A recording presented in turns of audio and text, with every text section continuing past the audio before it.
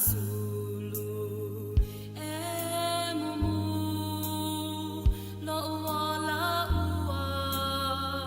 ua fainei ia ofolinga ia Yesu ila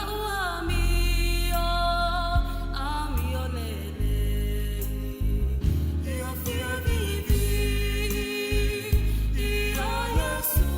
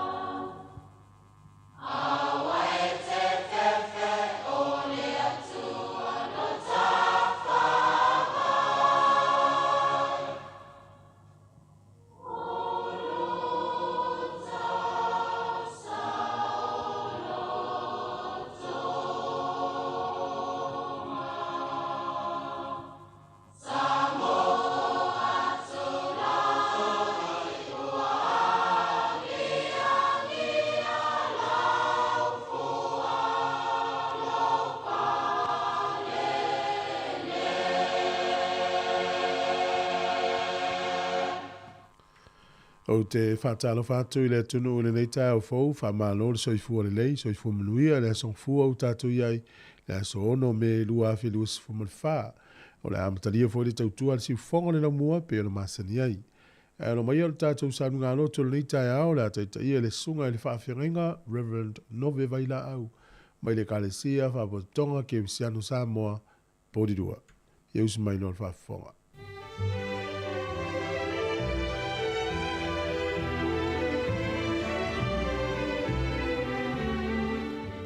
O te whatalofa ma whawhelo I atu I le whaafonga anga o tātou tunu. So ngai whawhengainga ma whalitua so se whatawhaitau langa. Ia nai o tātou te māma tina mātutua se ia o lava I whanau. Ma loro so I whamaua malalangi ma. Sa tātou tā oto ma momoe ma malolo le pō ma vai. Leo whawhangu ina mai le tualoto so I fua malo wala. Ia mau tātou sauni foi whamoe moenga o le nei aso le amatanga o le nei foi masino fau. Ia ai alo mai o le tātou tāpo inga I le nei tai au. Se o tātou tatalo. Mātou langona lava le nganga whawhatai le nei tai au. E nau o mātou wala whai mai. E nau whina ngalo alofa oilo mātou atua e te whangu ina mai mātou mai na mātou malo longo le pō. Wa mātou foi on tāpen pena ma sauni uni whamoe moenga o le aso. O mātou wafe atu I a te oe. Mātou te whanono manu atu mō o manuia e te malutia ma leo leo ina I o mātou ola mō whamoe moenga o le nei aso.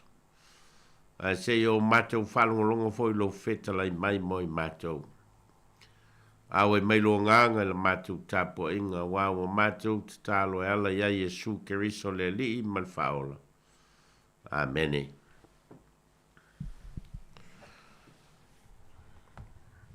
Tus whai tau le nei tai au wa maua mai le tusia pauloi Lona atari whale nganga o Timoteo. Timoteo e lua I lona tau mua. Au te whaita wina mai whai upo e tolu e whangata mai whai upo e sifun mal wha. Au te whawhitai atu I le atua.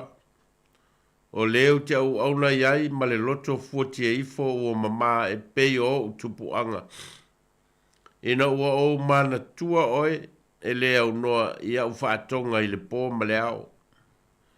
O lo o whanau nau e whei loa I ma oe a wā ua o manatu I o loi mata ina I tumua iau I le oli oli. O manatua le whātua wha maoni wa ia te oe. Sa mua I ai a loi o le tina o lo tina a toa ma e unike lo tina. O lau tāofi o lo ia te oe foi. O le melea o te wha manatu atuai ia te oe ia toe wha mumu le mea lofa mai le atua o lo ia te oe lea I le whae e atua ulima. Wa ua le fo ina mai le atua ia te tātou le nganga e matau ai. A le nganga e wha malosi ai, malofa ai, mapu lea ai o tātou loto o le nei. Aua e te mai le mōni maulo tātou o lii. Bo ono o au, o lo ono tia ono ia. Ai e ti ngā whātasi tātou, ono le tala le lei, e tusa ma le mana o le atua. O le na whaola mai, ia e tātou, ma vala au mai le vala au pa ia. E le tusa ma tātou ngā ruenga. A e tusa ma lona lava fina ngalo. Ma lona alofa tū noa. Na foi na mai ia e tātou, ia Keriso Yesu, talu mai le vavau. Au whaeloa mai nei I le whaalia mai o lo tātou whaola o Keriso Yesu.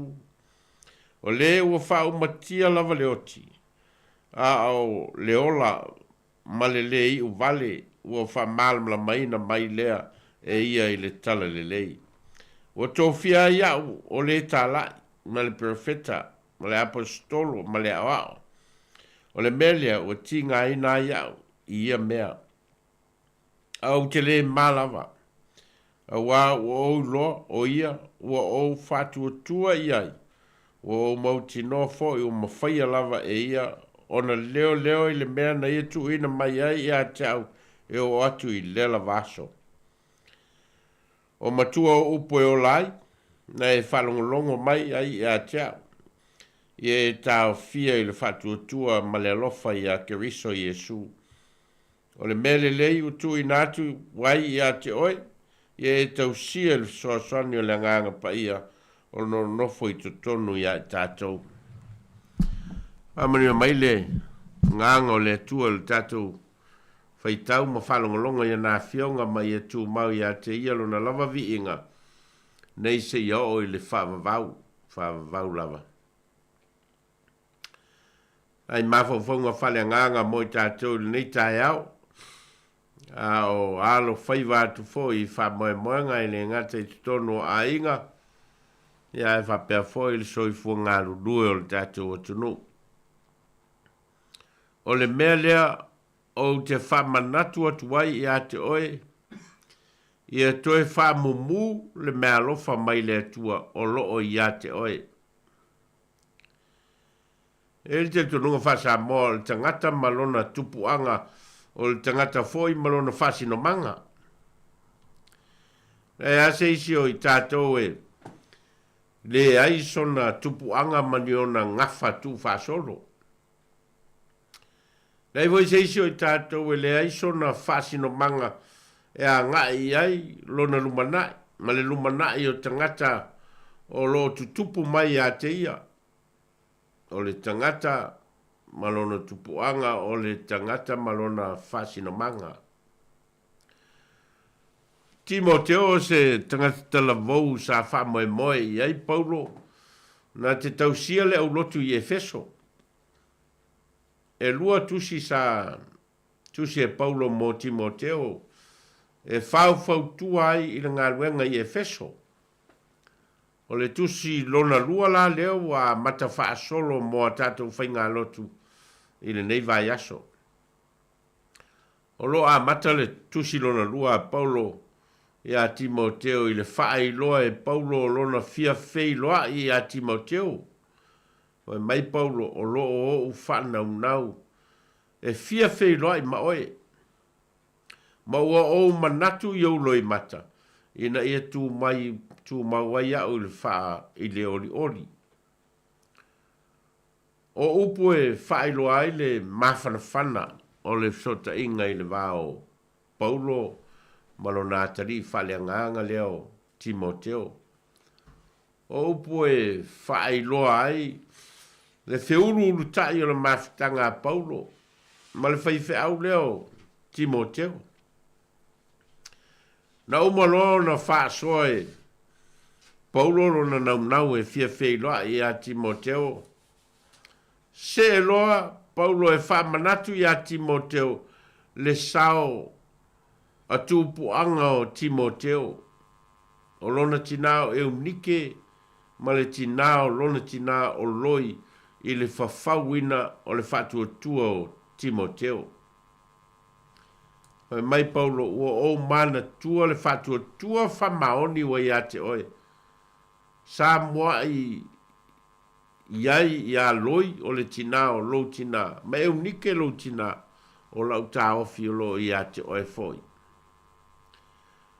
O le toe langa ina mai e Paulo o le ola whatua tua o tua ao Timoteo. O loi ma e unike o se whatupu malosi le malosi au ai i le whaife au tala vau leo Timoteo. I lona whea ngai ei mal ngā luenga tā lai te tonu o le kalesia i Efeso. A tonu a mata o na tau wha vai le ola ngā lue o Timoteo i te tonu o Efeso. O na ua mautala ua whawhale pui ina Paulo i te tonu o le whale pui Roma.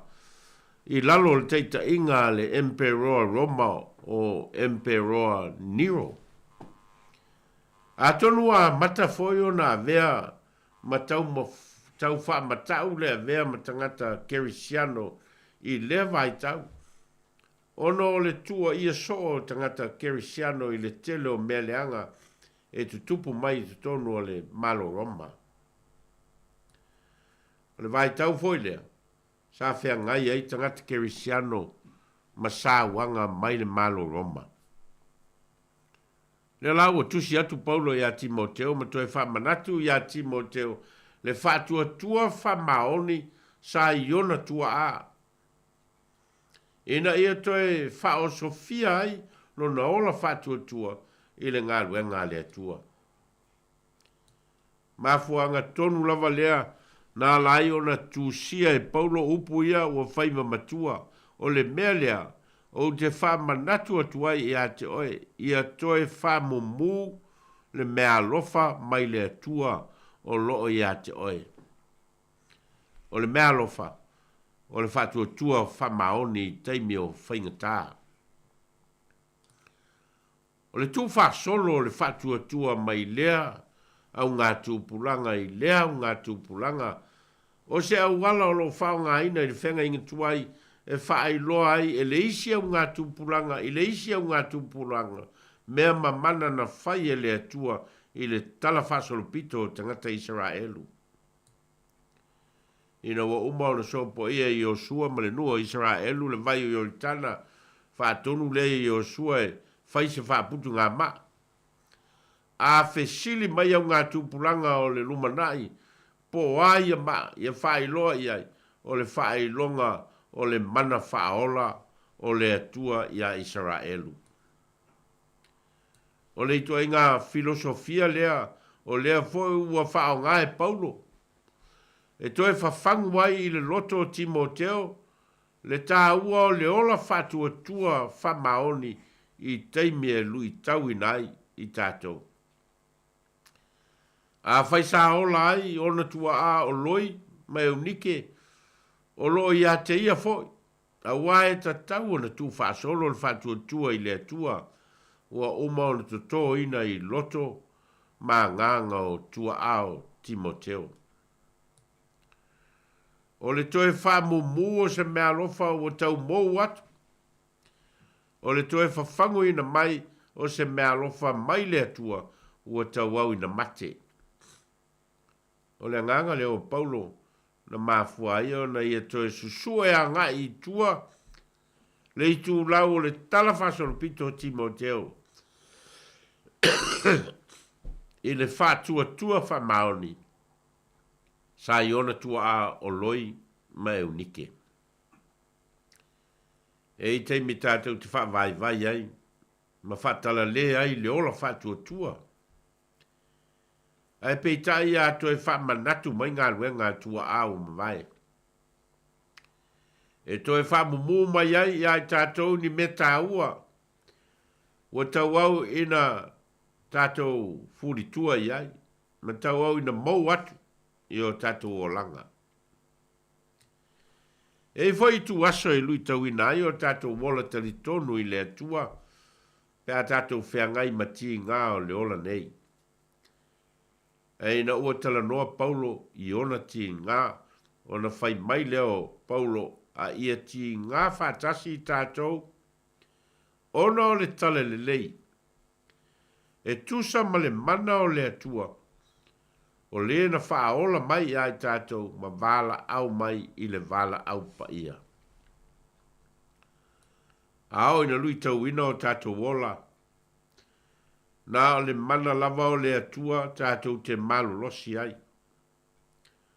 O le mana fo le na te whafangu ina, ma toi wha mumu mai me alofa o le whatua tua wha maoni. I o tātou loto. A whai tātou te whea ngai ma whainga tāo le nei aso.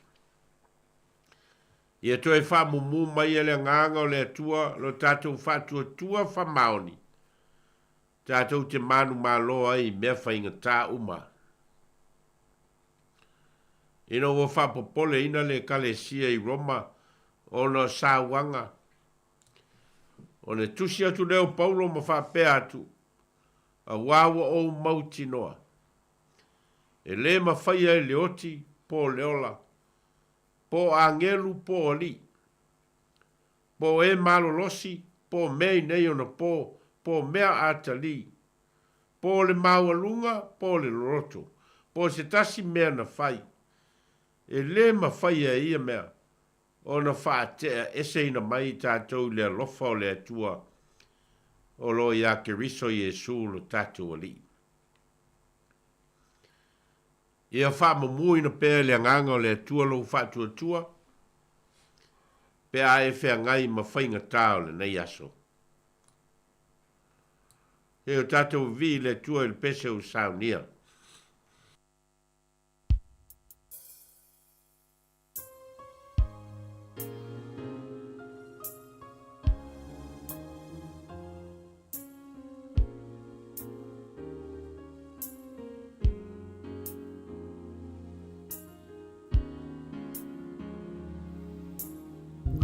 Ia fai masulu e mumu lo wala ua fai nei ia o folinga ia Yesu i la ua mio lele ia fia vivi ia Yesu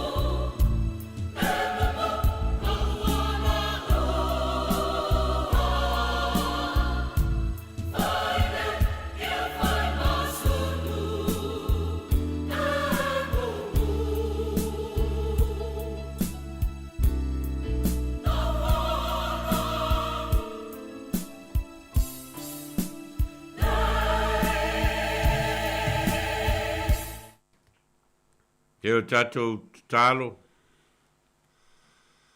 O loa lofa lava malowanga le lei, wa e te tofi ma vala wina ai mātou. E a vea mau so. Mātou te moli mau i loa lofa tū noa. Tei mero solo le lei. Tei mi fo i e lui ta wina ai o mātou wola. Mātou tālo. Se i e whamanuia mai, i ai mātou. A moe moenga umau le nei aso, ma le taape atu. I so se tiute ma so se whaiva, ua e tutofi ma vala wai mātou. Ngā luenga whale malo, wha company. A oro mātou ngā lulu e fōi mai tutonu o mātou wainga, mātou tutalo, ia e whamanuia mai. O mātou whanau le ala usu atu. Ma le ulu whale atu tono o potu wa onga o le sailinga o le poto ma le atamai. Mātou talo mo au whamanuianga. Se e whamanuia le nei, wa lesi whasalalau ma lana ngā ruenga o le taulongolongo. Se e whamanuia le nei e tunu. I ona whainga malo, ma ona company, maona o fisa ma matanga luenga ngā lulue mo le leilau tele o tangata. Mātou talo, se e whamanuia lo mātou o tunu o Samoa.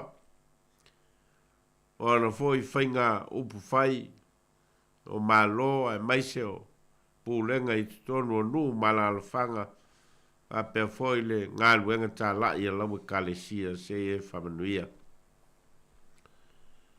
Mātou talo mō tōtū ngāo le lorolangi. Tau o mawhiwaiwai inga e whapea whoio.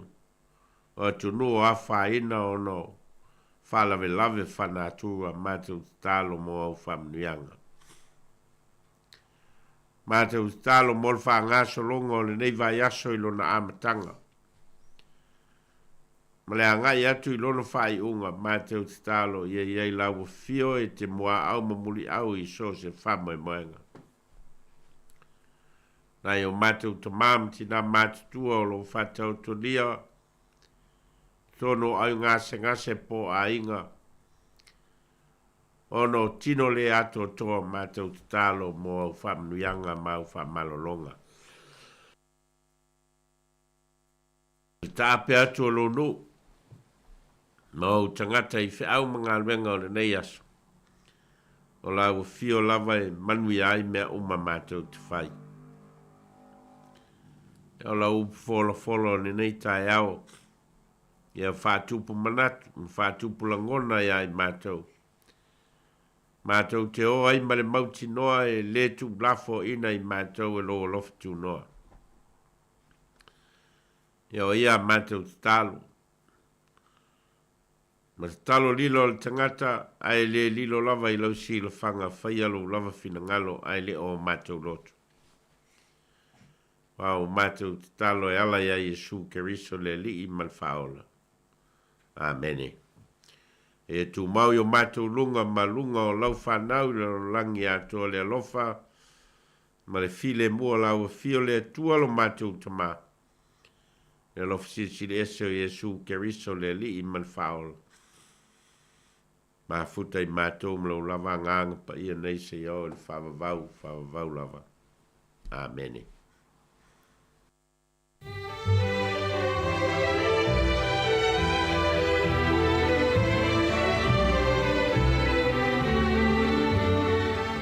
Ua whawhonga na tino i le tātou sauninga loto le tau nei, na teita ia le sunga le whawhingainga Reverend Nove Vaila au, mai le kālesia, whapotonga ke wisianu Samoa porirua.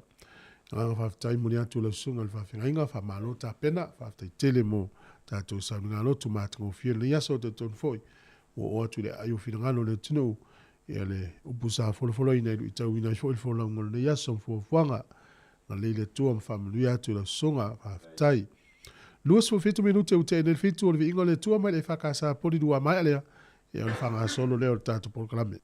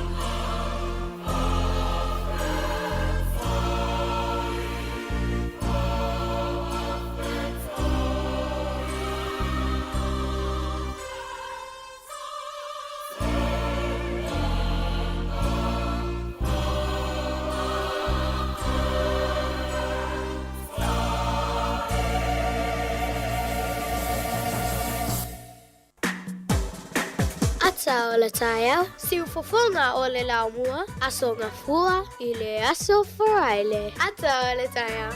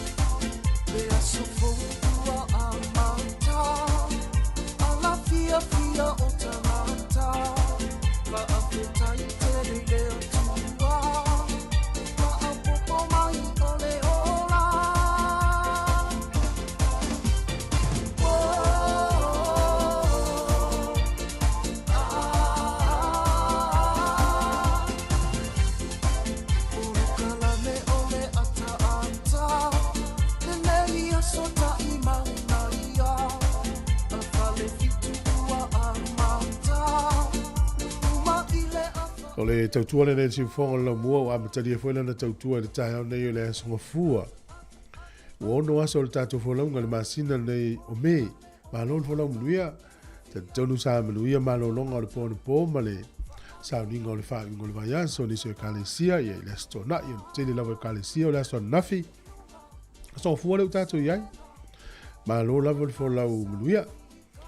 E te tonu foi o ia inisi o tato tau ainga o lo whanono nei taimi o no tau fo i leo langa i ana i e pele i tātou, i po utu ua le mafutanga, i a po nisi fo i o mamai, o ni tala whanono o lo mawo. I ana mele, so so atu fo le polo kalame ma mafan whanam whano tele atu, o no le polo kalame lama nei o le atal tai au ia. Heng tā tele na tali e mwhaini stala o lo o mafutia, i se o ainga le mele ia. Ma alono sa, ang le atu le tua ma, mau file mu ya oe male ainga le tai au por kalame atal tai au ele la tato e vai foi ma tal no tau tu lava se fulu o sui le tato por kalame ale temi le ma lo soi fu le tato tu ta lo fa lava ya o mai ya le Wellington e mani sila lo amata foi le sui le tau amata tau malu mai ya tonu ya le tele lava vai ngole tu ya le lalo lang ye peo le fai tu langi le matu le wanga i utou i le tau mawhanwhana ia whi ma Amerika. Ia, mahana ia tele. Au ni lewa ia ua tāpena fo lea tunu o i le tau malulu. Talo whātu i sunga i whawhengenga mwhaletua. Na i ta māma tina mātutua. Tupu mai o lea tunu o le i tuwai o tina. Tāpena fo i lo tau asa i le sa le vaso nei. Lo lawan fo lau. Tupu langa talevou mana i whanau. Ia, lea ua tāpena fo i moa onga nei aso. Nui e tele a onga le whanau. Lo le tunu i whiau mga luenga a mata o le nei aso, whamanuia le tua i ngā luenga. A pia foi na tau lo le whalpui pui, whalimai, nisi o lo ngā lulua i lungo o wala, o le a lava po e malanga foi, pata alo whātu poro kalame whamanuia atu ni tātou a inga e tunu mamau. Australia, Amerika, Hawaii, Samoa, Amerika Samoa, pia foi Alaska, Kanata, Malaysia, Afrika i Saute, lofa tele atu poro kalame, tina yas sunga se lina ngal vao lo fatu por clame sa i folau pe fo ile pepe swalka sunga pesta mani lo fatu pesta fenga uai tina fo ia famona amelia sina leo lo fatu por clame fa fte le lava fata lo mai pe fo ma fo ya luia ta Livingstone e tu i vasa sunga fo ia suli se fale tina ya tala sa lu lo fatu por clame Terini, Emmanuel Taiao, va pe foi profiti. Ya, mane lo le tunu le fa talo fa mai fa fi lo fa to tu lava ni Taiao ya te oi. Ala tatu watu i se fa fi fianga. Foi mai fa fonga le talo tau mo swing o le tupe. O le tau le mo o si fonga lo mo Wellington talo fa lava tunga. Cho fa dua ta mo le liu.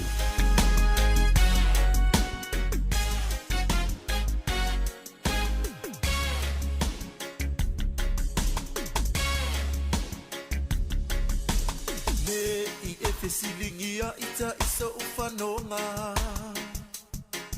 po ofea so ufa asino manga o italofa ea ngatonu o manu ape a efa pofonga a ese iyo fa amatala ina osio mafio anga matse mai e oe po ofea le no foanga Lena pu e mua hai lava le atatifanga Le ali o ke le kupa male toe fo I le paradise Le wafa ai ngoa hai lava o si o mata anga Sima o sono fata pati Tama ole ai nusami Se e mai malalo Ole la usalanto Awale si oa oto ota manolo Awa etene ime I oto ota mai tene ti pili pili Sapa angai tama ole ni ela kilo olama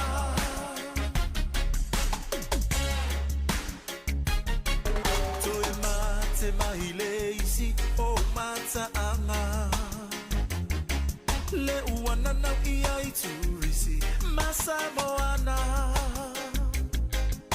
Le matare valea ua fai mau umita mitanga Le solia sosai lava ona yota te tangata A e fia eva manatua lo ufa alupenga Le a fio sua fa ole malu male mamea Susu so ali male mamalu yesa lele ali Malo witu malo ole fangota mamaya ana Siba osoma fato pati Tama ole ainu sami Se e mai malalo Tene ole lau salato Awale si oa oto ota manolo Awa etene ime I oto ota mai tene ti fili fili Sapa angai tama ole ni ela kilo olama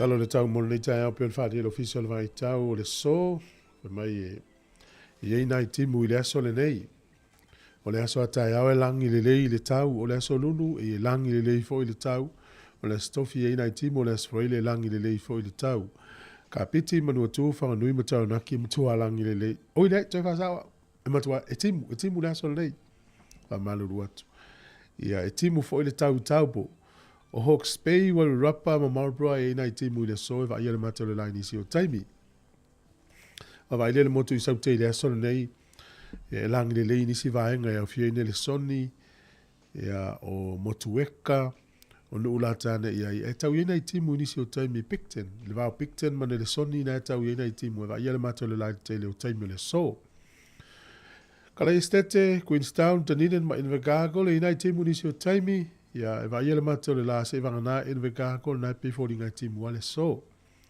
o le atelengo le tunu ia o le tu le kis penelang le tau o le tele vai ngale tunu e fisu isu ia i na timu e lani si o taimi O le vavai apia le nei aso, o ia le malulua le motu i sautiolo o ia i le o. Whaasolo i nunga le whao, ea mawhanwhana o ia le iwa whaasolo i nunga le sifuru valu. O na vavai le ia pia i le so i lua sifuru iwa le fuole vela le furu fitu le mawhanwhana e whai titilia le asolo nei. O le angoto ifo le lai le so Wellington e lufu 5 minute te ele lima na le fiafi e oso a ele la tai au le sifuru 2 minute te ele fitu le tai au a tai au. Fuole malulu i Wellington e manu tua o yolo iai i le o asolo i lunga le fitu. E a mawhanwhana lo iai le sifuru lima nga i atu i lunga i le sifuru fitu. Tala o le tai ne yaso mo la to e whangota i amanu ia whai ngā whaiva. Wellington e pe le tai lata le iwa i le tai o nei sua le tai i le toi 5 minute le tolu i le awa uli. Ea ona toi pe le o le tai le iwa nā nei. O poli lua toi 10 minute le valu le tai o nei sua i le tai. Pe le tai i le lua i le awa uli ona toi sua le o le tai le te o le valu nā nei. Tala nao le tau ma le talo le tai. Iau lia tai au tatou. Ma ole o le talo le tupe mo le si le fie fo le tunu. O lava no wha manuanga wa soifua pe wha peo neilo wa soifua. O le utatu iai le aso ono me. Aso ono me le utatu iai. Ya, manuia tele lo wa soifua le yaso. O le tusi fai tau o maua e le tusi le a kolose mtau pe tonu fau pe sifuru lua. O le nei a ofu au tau le alofa muti muti vale, ma le anga le lei, ma le loto maulalo, ma le anga malu, ma le lusai. Fa pei o e o filifili e le tua o e o pa ia ma ua alofa ina. O inga o vaenga e o le soifuanga e. Se le tā ua le o langa le tātou te ia. Ia, o le nei a ofu au tau le alofa muti muti vale. O le anga le lei, loto maulalo, anga malu, no sai. Fa pei o e ua filifilia e le tua o e upa ia ma ua alofa ina. Ia manuia tele o tau waso i fua, e se leo filifilia e proklame familia i tau waso whanau.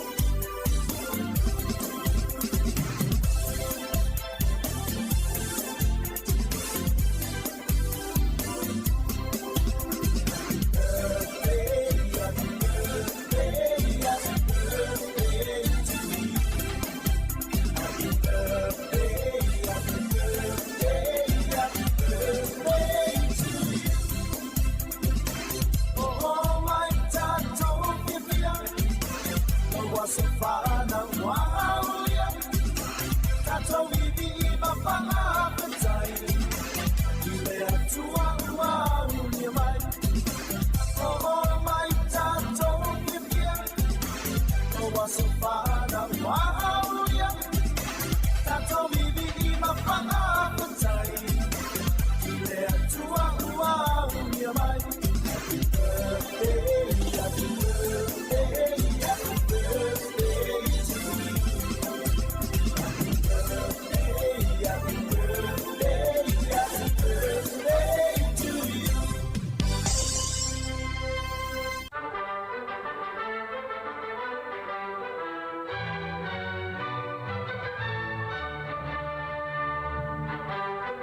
Ia tala falava so me whafonga o tala mena tupu lo langi le yasa o tātua rie le aso ono o me. O le aso nei tausanga tasi valu lua na pasi el tula fono Amerika tau le Chinese Exclusion Act o le tula fono lea ia e le talia ina intangata saina i tono le malo o Amerika. Na sainia la le Palestine le o Chester Arthur i le tausanga tasi valu lua le aso ono me. Na toi te tula fono te siva o lua ia mamata ena fai pe mita o tangata saina o atu ton e mase lava ila tau ia o leipa po tangata i o atu e ngā lue fo ie fai ngā luenga mamafa o le asol tau sanga te si valvalu iva na tatala ai le tawa te le lava lea po le fale umi lava le tono Paris i falani e tau le Eiffel Tower na tala le asol tau sanga te si valvalu iva o le aso nei tau sanga te si iwa te si o na se e ne aisi osi le lima ia e fai matupu o le malo Peritania ina o maliulon tama o Edward le fitu. O le sol tau sanga e tasi iwa wha na tatala ai e Queen Elizabeth le lua ia mal Palestine o falani na taimi o Francois Mitterrand ia le tano lea na so o ai atunu ia lua o falani mal malo tele Peritania. Ia le umbi el tano nai whamtalaina o tulava 5 kilomita le umi. O le asol tau sanga e lua afe maritasi, o le ase singa pope Ioane Paulo le lua i tono Suria, ia o ia le urua i pope ua aluma urufale atu i tonu o le malu tāpua i le au Musalemi, ia ma tāpua i atu ai maia. So le urua i pope lava le ua urufale tonu o se malu tāpua i le au Musalemi. E tau sanga luafe maritasi nitupu ai. O le asana nei tau sanga luafe sfurutolu, ia lena mau ai ia fafine fo ia to tolu lena saufo i le news.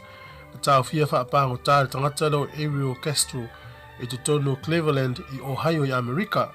E na e mai moam tātou matamata umai le news, ia ina usola i tua le ista mai tai, longo loma leo, ia o mai leo, tu sa ova ma sfuru tau sanga o tau fia le nei alii, ia neiti napa o nita mai tai to tolu.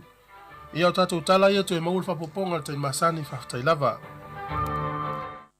O le whawhonga le tautua at siu whonga lo mua le teimi le tai au, ia, to e o whoro whātua por kalambe mwhamelui atu, a lo lava le uspori, talo whātua whawhawina, pe whorisunga ia John, mafutua mai au kilani, pe te le usu tuwhainga luenga, ia i o malo lolo whātua por kalambe a tautua i o mia, pe whorisunga ia Makewita Wati, ia malo. Nua usala, manase sole o nate Samoa, ia, ne ta ua o lo timu tātua tino. O le tūlanga lava naro i le tau le tātua tino lo whai ama timu. I o le tele o le timu, o le toa fo i nao le suava i no fuanga fo i e le tautua fua i namu, i tautua nā fo i matata o le amalanga le vai aso.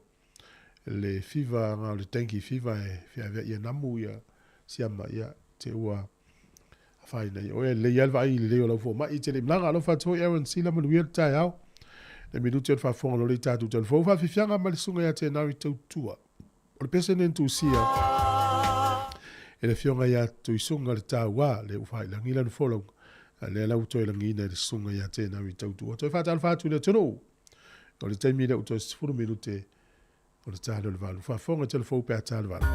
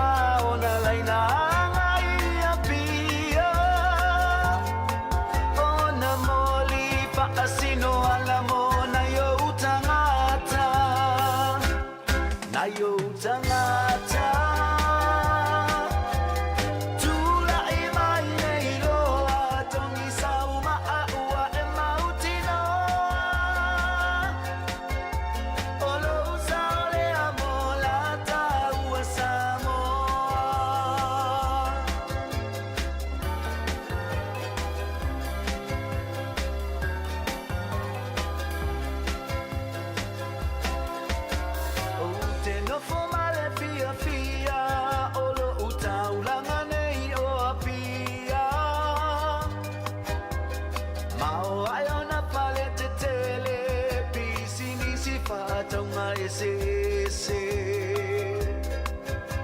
ua whaatulanga mea uma pale ainga tama le computer o lou taulanga le Samoa mo aso iluma tula I mai nei loa tongi sa uma a ua e mautino o lou sao le amola taua Samoa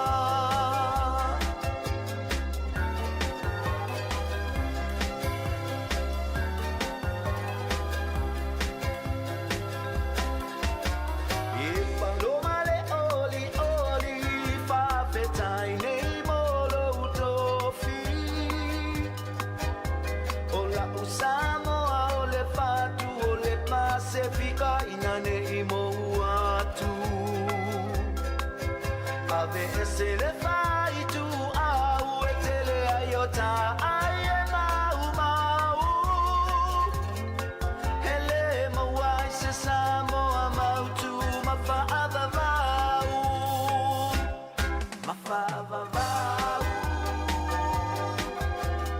tula I mai nei loa tongi sa uma a ua e mautino o lou sao le amola taua Samoa o lou sao le amola taua Samoa o lou sao le amola taua Samoa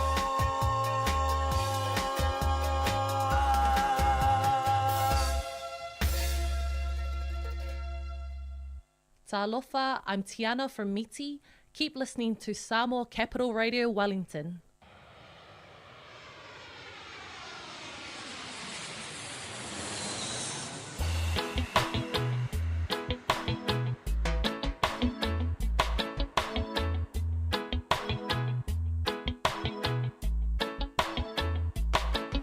Namalanga mile toya ina saina ini usila Ola na sila ele leite le muse fale ainga Leala ua ya ineila na take away Ua pina fa amawe o maila wa yuna pone Na siya si mai fo I ole toya ina initia Ola na ia mause fale oloa imana omia Lea ua pine fa amau fo I Oceana Dairy Ua fa atawai o tangata I le vange o le taimi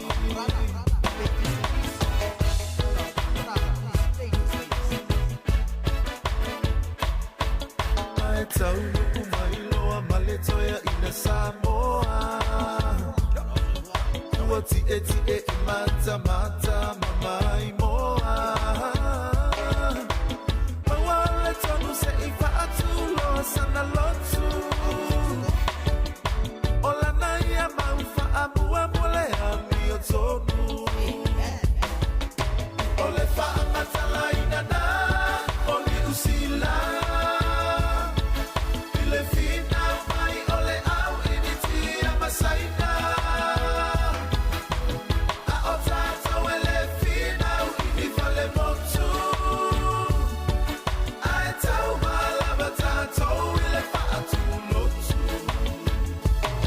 Ase I faila utala malie ilele paleni Tato o Samoa toa anga faatau ile dairy E ofo ila ile saina malana fale aina Ele misi tato e faatau ai so umalanga Ai lipi o lala o se saina ma se initia Se I alua fe mai I tatou e kalesia Uma ole lotu ai fasiloa ele tupulanga Nai initia ile fia ulama le fia inu ava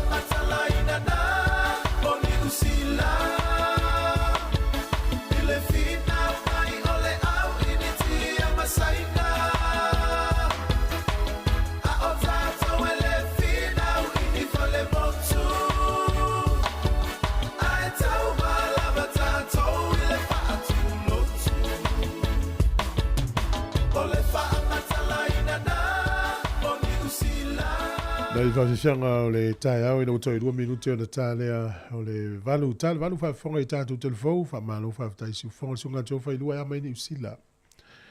Le tunu sa tātou sili i aso ia pe whape i lea tunu, ia leu tātou mai whai asa marulu. Tō i le isa u me whai e tau an tālo le taimi whengalu nga nofolo i lunga le whengalu. He malo le uspo, ia mga luenga le aso, mnui e whai a onga le whanau. La tau fo isa tau mawhai mene ia tūno ni usila o peo upori pese le sunga teo whailua. Ia nau mai ale nei tau mawhai ia leua. Whaasor solo manuia. Pea wisi a inga po o le toru au ngā tupulanga le i nei ni usila po o lata fo le whaa. Le fisuia inga na maa nei a tele. Ia le fo e maa ua le pese. Pea mai initia mai whaatua lato whale o loa. Mai saina whaatua lato whale inga. Ia mai lo sa mo whaatua lato lotu. Ia le se senga na pe vai sa mo i tu atu o me e faltino. Vai le nganga o tangata. Ia la utato ye le tunu ia wa. Tele na wa e ka le si o le tono le tunu. Pa wa le. Vai le ia o ia wa ye fo inga to inga wa onga fo ye sa ne ye alo mai sola ma o mai ai. Te wa e vai telefo isi fa fia o isi to inga tangata se le wa tu tatu tunu. Alfa longo tu ete la ngona tono lo loto me le sa o me sa o na sola se mai hele na te o maua o na ele ma uno te apolo ia la fa pe o se me o mala mala ma te le lo me pong sa la te ia ia menu ia ta ia o le uta valu ia ele le no si mai lo fa fonga o tu tu ne si fonga lo mota tu tala mai sa mo.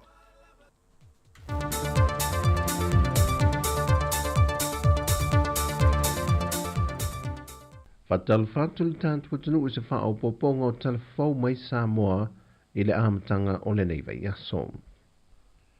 O le afa solo atu mtanga luenga o leo ina whaafaingo fia na ngā luenga sa ili. E le ngata o le tūlanga le soifua malolo ina ai whape fo le sa ilia lo le au soli tula fono e tango fia le ava malosi mafuala au whaasa ina. O le tatalaia ni masini wha apitua o wha mea lofa mai le whainga pa angal malo au se talia, malamatanga wenga o leo lewa sa moa, na wha alia ele nganga fia le fionga le minsta o wha atu angam whainga whaiva, e lalo o le au onanga le Strauss, po le ofisa o su enga wha sae nisi na whanua. O nei masini o le amawhai o na wha atino ai lava le au onanga i samo nei, ma e leto e tau a vea tato su enga nei e tau calibrate mai fafo. A maua loa le tangata ua masalomia ua iai tūlanga o lona afia i le ava malosi, ko la ufa saina ia maletele o tūlanga o loa afia i le tunu i whaavelawe. Ia ona mai sa o lole i nei le tātou Sross. Mai o se tai au fau le nei, o se tai au whanga e tia le nei le tātou whainga malo. Ona ua mawhai o na whaatino i Samo nei, ma ua whaatino fo i lava e tātou tama whanau. E wha malo si air whai ngā paanga le tātou mtanga luenga o leo, la ua fionga li komisina, ina ia mawhai o na tuwa wala lata le au nanga. E mawhai ai o na whaingo fie, ia mawha tuuina le tūlanga e momoli ai pēr le whiau le tunu. O la sanga tāua mo le lumanai o le vaenga o su e whaasae nisi a Samoa, fantasi malamatanga luenga o leo, na whae loa le watoe whaafowi nei le whale mai sa ie le medicine i a vele, e whaalau tele atu iei i nisi vaenga tāua le au nanga le lumanai. Lau fionga le komisina, ia naua si sila ua whaile la le tātou ofisa i le mele sa iai le medicine. O le laboratory tele le na, ua fua e whaalau tele atu wai tūlanga o suenga, ele ngata i tūlanga tau soifua maloloina, a suenga i forensics e sosoani atu wai mtanga luenga o Stross i le tato mtanga luenga o leo. I le ngata i lea wa tātou la atu nei le tau sa ili o DNA. Ia maisi suenga e ngafa ma tātou. I le tau sueina lava o tele o whaafi tāuli o whainga tātele. Ma umi ni whaasolo i suenga. Ia e manatu ele o moe ai le to whai apalauli ma mtanga luenga o Stross. Ma la tau foi komiti whaafoe. O lea wa whaasolo atu lava ele ngata ina ia whaisu suenga o manu mala au ma sio manga ma me uma ia wa taulon tato wanga i lesi step ia o le soifua malōlōina ona e tatou tagata. Le fionga o le minista whaatu angam whainga whaiva, le fionga la auli lua te plate Valfosi Schmidt. O le whai unga le vaiason te nei na suai na ile ele o se tasio ngā luenga tele le malo. Ma le whaamue moe e fausi ai se whale whaatari pāsese, ma se whale whae pāsese mō waalele la iti. Whai lol te mai tai pāle mia ila na saunuanga au tui lea whaamue moe, o le whale fōle tau nuk mei waalele la iti ma lātou pāsese whapea fōi le tu waa ese atu. O waalele e malanga i atunu o le Pasifika i Tonga, Fiti, Mapangpango, Tuvalu, Niue, le atu kuki, ma tātou i Samoa nei, i le vāo a sau mamaota. O le a vele ngā luenga telo le a fausia nei, o se whale au tū, ai mai se fwoi valele taunu mai mo le whontanga a te tai malo le tau pulenga, e le masino o ki topa, e whao ngai pakai waalele whape fwoi ma le whiwa e o tangata o le whono. Sau nofia me o ngā luenga i te tau na wha mai ina ia se te mo le tausanga nei, ma whao ngai le taunu o le whono tele ia o ki topa. O le tau ao wha i ato nei ngā luenga e tusa le ma le se 10 miliona tā la. E lua vaenga o le ngā luenga pia na wha i lua, o vaenga o tā ua le apron ma le parking, e a ngai i valele le terminal 4, lea e te tau o nei iai. O le vaenga fōu le malai vale le mawhai ei o na pakai vale le laiti, e watu i le valulo nao wha inga whape ai, ma se vale le tele litu ai ngole fitu tol fitu. Ma o le fo inga duenga, e whatu pe ina lona tau se 5 miliona tā la, o isi mai tā penanga mole fontang tele te ta i malo le tau pulenga, le o le au sui mai ilo tātou atano. Watu ina tu i ka peneta se fautuanga mai le komisio whainga pālota, e le tapena ino teu ngol tu la fono lena pasi e le leva tu nei, e mawhai e o na pālota mai o tātou tangata lo au mauia tuno i whawhatua Samoa, e whao ngai nei a wala whao na ponei upenga ta whai langi. Ta ual kom sino whainga pālota tu ia Filolo John Stanley, o nisio fautuanga o tu inatu, e au fia ele te taupe le tangata Fiorestana le lola pālota o lo au mauia tanu i whafo. O na whaavanga se hawa noe malanga mai ei Samoa e pu ele ata ma lo lomi tamai 5. E na ialangu ta si ai male awala o lo whaonga i na tangata o lo au maulea tanu. O stasio vaenga o whautuanga, e na ia sa idia se awala e mawhai ei on te tongi le sala le tangata o lo au mau i whafo, e te tau na pālota, ma wa mai a fo ona restana le lola pālota, ai le i whaati nola na pālota, ma le awala e te tongi mai eila na sala, e pe ona wai ai lano o le tula fono. E whamau maunga ale ofiso numero whamauina ni usila lava la tawia, o le au whai o tangata Samoa na whamauina o lo au maui ni usila, e le tausanga lua afe se fulma le valu, e se lau valu se fulma le lua afe fitu se lau lua se fulma le tasi. O le tu pao lii, e iwa se fulma le tasi afe fa se lau fa se fulma le tonu, a o te mai tai, e iwa se fulma le tasi afe lua se lau fitu se fulma le 5. O lo fata a milo le au whainga luenga lo fiso le kumsino whainga pālota i le atunu, e wha au wau le restalaino lo tātu tangata pālota, a wa whao ngai nai mamasini fōu wa tau nuu, e wha tino ai le wha moe le whao ngai na o penga te whai langi. Ua savali atu nei le vaiaso o whaasalalau whaalau i tele mtanga luenga leo i lunga o penga te whai langi, le i tio ma televise, le sa i lia i leo le televou e swafa i ato ese tuwanga, o se tasi na whaafo i mai ni usi le sori ngā tula fono, ai olo o masalo mia le wha laventula i mai le fio ango sina monga i le i mamau atu. Na manu ai se televou se la au malosi, ma se tasi foi o mata au poea fi ai la au malosi mai la fio ango al mangoto. Wa tan sangai na tanga rengo leo le mamalo le atunu, e se tasi na te sili fieina peva aia, ia longoane se ofisa o leo la tane. O tala fo ia mai sa momo le nei fo iaso, faso i fo ia.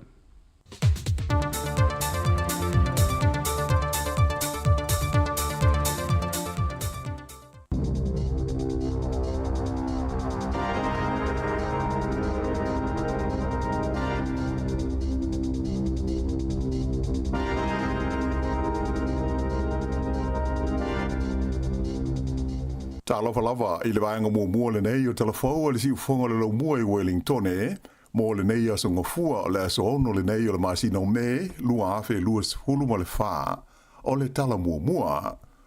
O le taumata o le so i fuanga i New Zealand le teimi le nei wailonga ona matua a whai na i le whaalapo tonga o le Salvation Army ma ana au nanga lautele na i lo seisi lava taimi lo na tala whaasolo pito.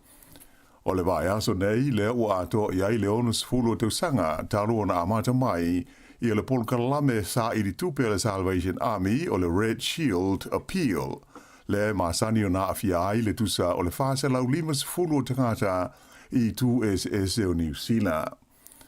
O se leni e maua mai ai le neisa i li ngā tupe wha le tausanga, wha o ngā ina lea mo au nanga mo tangata mātitiva ma lima vai e au fi ai i a mea tau mawha, ma feso soani mo fale e no nofwai, wha pe fo i ma polkalame fau ma ngā ruenga mo tu pulanga tala wau. Wha ilo mai e le li ofisa mo le tu malo o Kilani o David Daly, o le taunga tau le tau le soifuanga, ua matua si iti ai le a whai tangata a loo auto wa atu mo se feso soani mai le Salvation Army ma ana au nanga. O se tūlanga ua te le a whai na i o tupe maua le whalapo tonga mo ana ngā ruenga whai. Na ia ta o fhoi le atu ngalo le Salvation Army i le ono whai titia leo se le ni maua mai ana sua ngā tupe lau tele nei ona o tūlanga whai ngata ua whenga iai ma le to tele o tangata le nei vai tau ona o le taunga tau le soifuanga ma le whale tonu le tamau a inga o le to tele. Ta ua fhoi David Daly o le tausanga taruai e siri atu le se lau lima se furuafe le au whai o tangata sa ma whai o na feso soani i ai le Salvation Army i te tonu o le atunu u a toa. O le asto na i na wha mautui na i se malienga i le vāo le malo New Zealand ma le malo Siamani e ngā lulue whaatasi ai ma whelangorongo mai i Polkalame suenga whaasai nisi e whaia i le Anetatika ma le pole saute. Whaadia mai e le Minister vai whafo wa wasa manai o Winston Peters o le neimurienga o le asanga whaalele iaiso o tanga o whaalapo tonga nei lua malo o New Zealand whaapea ma Siamani e whengai ma suenga whaasai nisi a toa maisi a tinae i le kontineta Maralului saute. Sa mori mawina e Peters ma le tamaita e Minister vai whafo le malo Siamani o Annalena Baerbock a o iai isana asia singa mai e o Kilani le saini ai o le whengainga le nei le vāo tanga luengai lua i le astona ai. O le nei whengainga i le vāo New Zealand ma Siamani ua whaia i le tuana i ai o se whaalinga a le malo New Zealand ia Februari e whapea o lo fuafuaina le fia whaale leia atoa o lona no fuanga mo suenga whaasai nisi le Anetatika. Sa tala no ina fo e min stau malo e lua ia mea ia o lo tupu maali e mai de tonu o Gaza o le mata upu sa la ngā ai e min sta o le de tau leo na tau fia o le taua e pei ona iai nei Gaza i le vā o Israelu ma le Hamas. Ona na fisa whailo mai ei whala waitele le malo so whaatasi lana Polkalame o le sua waitau mawha mo le tu malo o Aukilani. Lea e whapea o le atau fia aise si tanga o i le luas furulima tesi ma le 8% i la fonga tu tongi ma le tau o le sua waitau mawha mo lea i tu o le atunu. O le Polkalame le nei le whainga malo so whaatasi whaingoina o le local water Darnwell na whailoa le Minister whainga malo whaaloto i whale Simeon Brown ma le pulenu o Aukilani o Wayne Brown. O leo i dilinga o leo Polkalame o le atuma wai o na pulea Aukilani lona suamai ae o le asiti ai le tau o le vai i le fitu tesi ma le 2% mai o le awhaingofia ai o na whaia i whaune ngā tupe e langolango ai ngā ruenga ma le ati na e o le vai e au noa ma le taungata ai mo la fonga tutongi po o rates. O se taimi o le masina nei o le a whaun whale ai i le parlemene e le whainga malo i a se pili e teu ina i le tu la fono le pulenga o le suawai ina ia mwhai ai o na whaatino i a lea fuafuanga. Pei tai la na whailo mai le partia le Labour e whapea o le lātou fuafuanga lea o le a sui e le whainga malo so whaatasi e na o le 2% le maurunga o le sitanga o raids ma le pili o le vai. ta ua fo'i e le lifai pule ia Karen McNulty, ese mau mana onga o kilani maisi tu o le tunu mai o se titanga o la fonga de tongi le lumanai e le tau ona tu o ai e le au de tongi la fonga le whainga malole nei maana suinga e pei ona amata i au kilani pei ona whaalia na nafi. Na poloka e leo wha o peka ina le au o le tele i Ponsonby Road i au kilani ana pō, ona o se whalawe lave e whapea na mani waise tangata i lea fo i pito nuu. O le lipoti a le walis whaase laua New Zealand, ta ua i lea a fia o peka malosi i lea whalawe lave na mani waise tangata i se vaenga iai i whale o loa whapea ma whale ainga i Ponsonby i le vālea o le awala ingo o le Douglas Street, ma le Ponsonby Road, pe tusa o le afole se fulu i le pō le sa. I le teimi nei, o lo o whanga solo se su enga leo i au kilani, e winga i le tinu maliu se tangata, na maua i se ele whaasawina i au kilani sifo i le aso nafi. Whailo mai i leo e whapea na maua le tinu maliu le nei tangata, i le River Park Reserve, pe tusa o le afole se fulurua i le waudi le sa, e le o mawhai o na whaamatalaina le mafuanga o lona maliu. O le awhaia se tautonga whaapitoa e whaamautu i nai le mafuanga o le maliu o le nei tangata a awhaia pea i aisu e suenga. O le isi whaalewe lawe na maliu waile isi tangata ina ua lavea na wilafi i le pitonu o kihi le tu malo waikato i le afiafi o le asto nai, mai ua whaamania mai e leo e le i aise isi ta'awale na afia i le whaalewe lawe o lo whaia pea fo i ai i esa i linga. E iai nisi o lau whainga loenga le University o Aukilani, ua whaalia lo lātou le fia i se whaai unga le pūlenga o lea University te leo New Zealand, e tāu fia ai le whaia lea o se tonga la wapi e tau maitia onga i le tonu o le University le nei, e whaalia ai lo lātou langolongoina o le aia te tau o tangata o Palestina.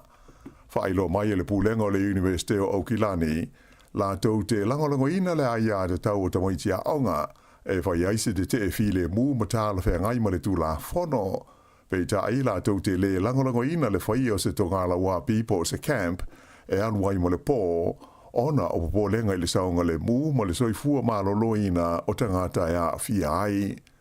Ta ua hoi se lipoti tusia mai le University, o le nei whai unga ua whapeo nā mana iai, ma se whautuanga alo ia na tu inatu iai mai le ofisa o le leo. Mai o lo ngā lua whaatasi fo i la tau, ma le vaenga o lo whaaponga i le whai o le nei te i nisi a wala ma whai una whaatino ai i ale la tau mau. Pei taila, o se tusi whala o i tele o saini ai tangata e o i le onus furulima la whai, o le au whai ngā luenga whapea ai manisi o tama mateini a onga, o le University o Aukilani, ua whaali ai lo la tau le fie i manatu malangona whaali o le pulenga, e tu sai o le nei mata upu, ta ua stasi o loo saini ai le tusi le li whaia onga si nia e mata upu tau le tu la fono, Dylan Asafo. E whoringa mai e le o le lei i a whautuanga ia o lo maua e le pulisidi o le University po le Vice Chancellor, e tu sai o le mata upu le nei a le University o Aukilani. O le tangata wai le tu malo o Tago, na malo i le tasi le miliona ta la o le whailonga mua o le loto New Zealand i le Paulast o nai. O le pepa na malo sa whaatawina lea i le app o le My Lotto. E le imaua estasi le whailonga mua o le Powerball, le ua o tuai nei i le 5 miliona ta la, mo le sei o le lulu. E whapefoio na le maua estasi i le whailonga mua o le Strike 4, le ua o le fase la ua feta la, ai, e toa se furuma le wha isi tangata na lātou vai na le wha ailonga e lua o le loto, na mawai lātou se leni, e sili atu i le tairuas furuma le tolu a feta la a le tangata. Ai toa tasi i le sa i a maua le wha ailonga e lua o le Powerball, na mawai lo na wha ailonga tupe, e fase furuma le 5 afe 5 se lau iwa 5 ta la. O amata i le so o na leto i aise telefou le TV New Zealand se furulua i le wauli e pei ona masani mai ai tau sanga tele o tuana ai ona o fuafuanga le whalapo tonga e tau fia nisi ona polkalame ma vae a nisi o lana au whainga luenga. O le masino mati e pe o na silifia, sa whai loa mai ai le TV New Zealand, e ono se furu valu la whai o na tangata whainga luenga o le a vae ma wha malo lo, mai o le atau fia fo i le toe wha awa wina, i a nisi o na Paul Kalame e au fia aita la fau o le auli, wha pēr le Paul Kalame o le Fair Go, ma le Paul Kalame o le Sunday, i pō o sa, ato ai fo i ma telefou i le po le late night news. O le asfarai le taruai, na whaai ui nai i a telefou i le awauli i le se fulu ma le lua. O le aso o lo ilo i nai i le whaamasnonga o mata ubutau ngā luenga, le Employment Relations Authority, i a se talusanga mai le uni e tangata whai ngā luenga, le e tusa o le nei mata upu i le vao le TV New Zealand, ma na tangata whai ngā luenga. I tālonga, o lo tu mau pēo na le whaia ina le Pulse Wellingtone i le tawanga o tālonga ni tipolo le ANZ, pei o na whanga soloa i le teimi nei. O le tālonga na nafi, a le Pulse ma le Northern Mystics i au kilani, na malo ai i a Wellingtone e 5 i le whase fulfitu, e ui ina e tā le malo longa o se fultasi ai o lo sili ai le Mystics. O le tālonga mulimuli o le vaenga e tolu, le Round 3, o le a whetau iai le au o le Magic ma le Tactics i Hamilton i le poa nā nei. I le kapita i tō fitu o le lalolangi, ua tau whai manu malo au uma e lua New Zealand i le vai Singapore o le kapita i tō fitu e pei ona whai ui nā i nau pō. O le Black Ferns o tama i tai na malo ia au se tālia i a i tōlus fultasi i le luas fulmole tasi, ia mai ua siampini ai malatou i le taiminisanga o le nei whaitusanga, ai o le auali ina malo i le laso e ngā fusi ma ai alani e se fulu mo le fitu i le se fulu mo le wha. Ua tūlanga tolu ai nei i a New Zealand le whaasalonga o le taiminisanga i le nei fo i tausanga. O le aua Argentina le esa tūlanga 5 i Singapore o siampini mo le teimi muamua i se taiminisanga le kapi fitu wha le wā o malo. O le whai unga le masina le nei, o le atau wai au e wanu pito i lunga po le top 8 o awali i whapea fo i ma aua te mai tai i le sua ngā fusi whaiu le grand final o le awhaia i le ai o Madrid.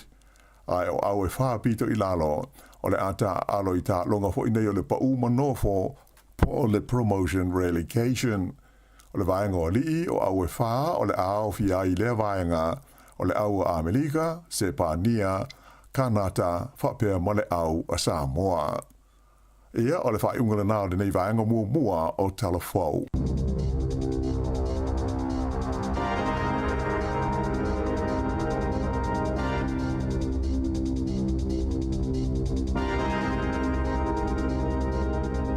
Te whafonga la tenu i tātu ta fau le tai o nei lava i le tai o nei iwa si fonga nona lau mua o luas futasi minute wa te nei le vanu wha manolo na sai.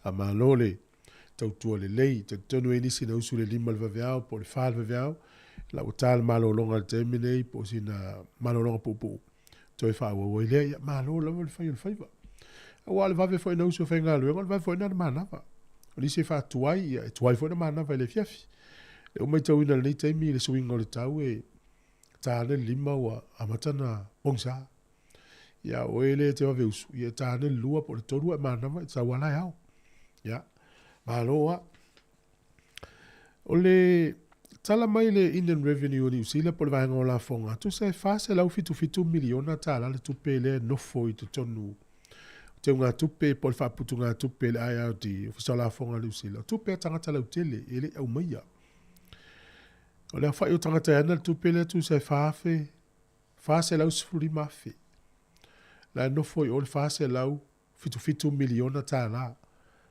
ale au whai o tangata i whase lau sifuri mafi tangata. E mānei fo ia i meli iei pe te talanoa iei wana iei lau My IR account. Ia na le lafo ia lau i meli iei tono lau account lana. Fa iei pe leo iei lau ingoa i le liso i latou iei.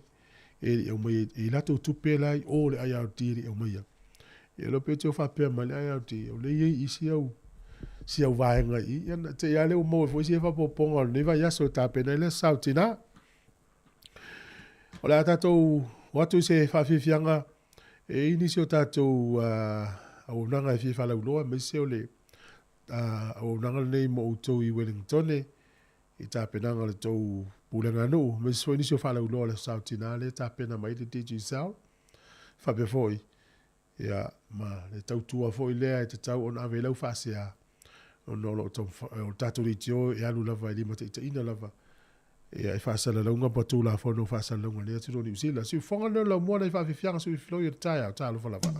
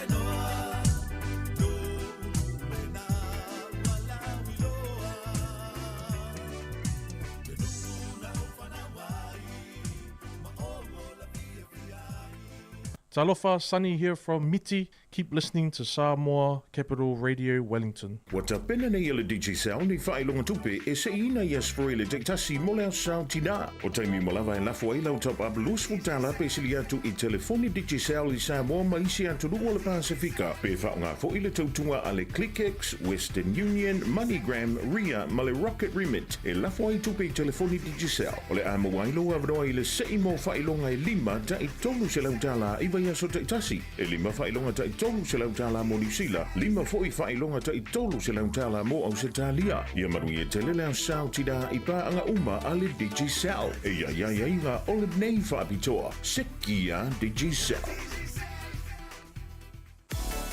It's time to have your say on Wellington's next 10-year plan and budget. How much do we spend on fixing the pipes? Do we introduce council wheelie bins for rubbish and organics to reduce landfill waste? Do we sell our airport shares to help manage insurance and investment risk? Formal consultation on Wellington City Council's long-term plan is open until 12 May. So have your say on the future of our city by visiting wcc.nz/LTP. O le whaasisilanga tā ua. E whaamanatu atu i le mamalo le tātou au whaafonga, e iaila wa ia te tau i lalo le tulafono o le Broadcasting Act tasiiwa valuiwa, e whai e sau whaasea po o se whai tionga i mata upu, tau i whaasalalau ngai lunga le Samoa Capital Radio. O lo o au ili lalo le upenga o sota inga le pūlenga o whaasalalaunga, po le Broadcasting Standards Authority, bsa.gov.nz. A ia inga mo le whai o sau whaasea i se polkala me whaamanu ali ai lau whaafonga anga. O lo o au fia i vaenga nei, o le ale teime mawhaiona whai se whaasea, o ai tu ainga polkalame mawhaiona o whaasea ai, o ai e whao o iai la o whaasea mō le teime mua whaftai. Mano whaftai lua sifuru vana minute te ai le valu. Afa a tāle iwa o tātou telefou, afa le iwa o tātou telenoa nei tātou tala o tālonga. O le vai taimi nei le anga e tūle vaso nei o le ata tala i fo i le vaanga leo ta alonga mwhai ngā whaiva i mo meo ta alonga fo i le whai ngā whaiva ma whanawhananga le whanaina o le manu lea o le pato o le nuu leo te puke le fo ringa mai o ina le te le na o tātai whanai te le no pei sā moa e alo whain me lea a o le te le o papalangi ma le vaanga le fie whanawhana pe o le taimi nei o le tausanga e anga i ei fai tau fies furu afe ia manu o le pato e fele lei solo inai i vai tafe na ia e ta whana la uri. Utato ilo le ano le pato o mtua mana ia. Ia ila sa mo o ia i au te ilo e te malama lama umal tu la fono le whana ino le meola nei.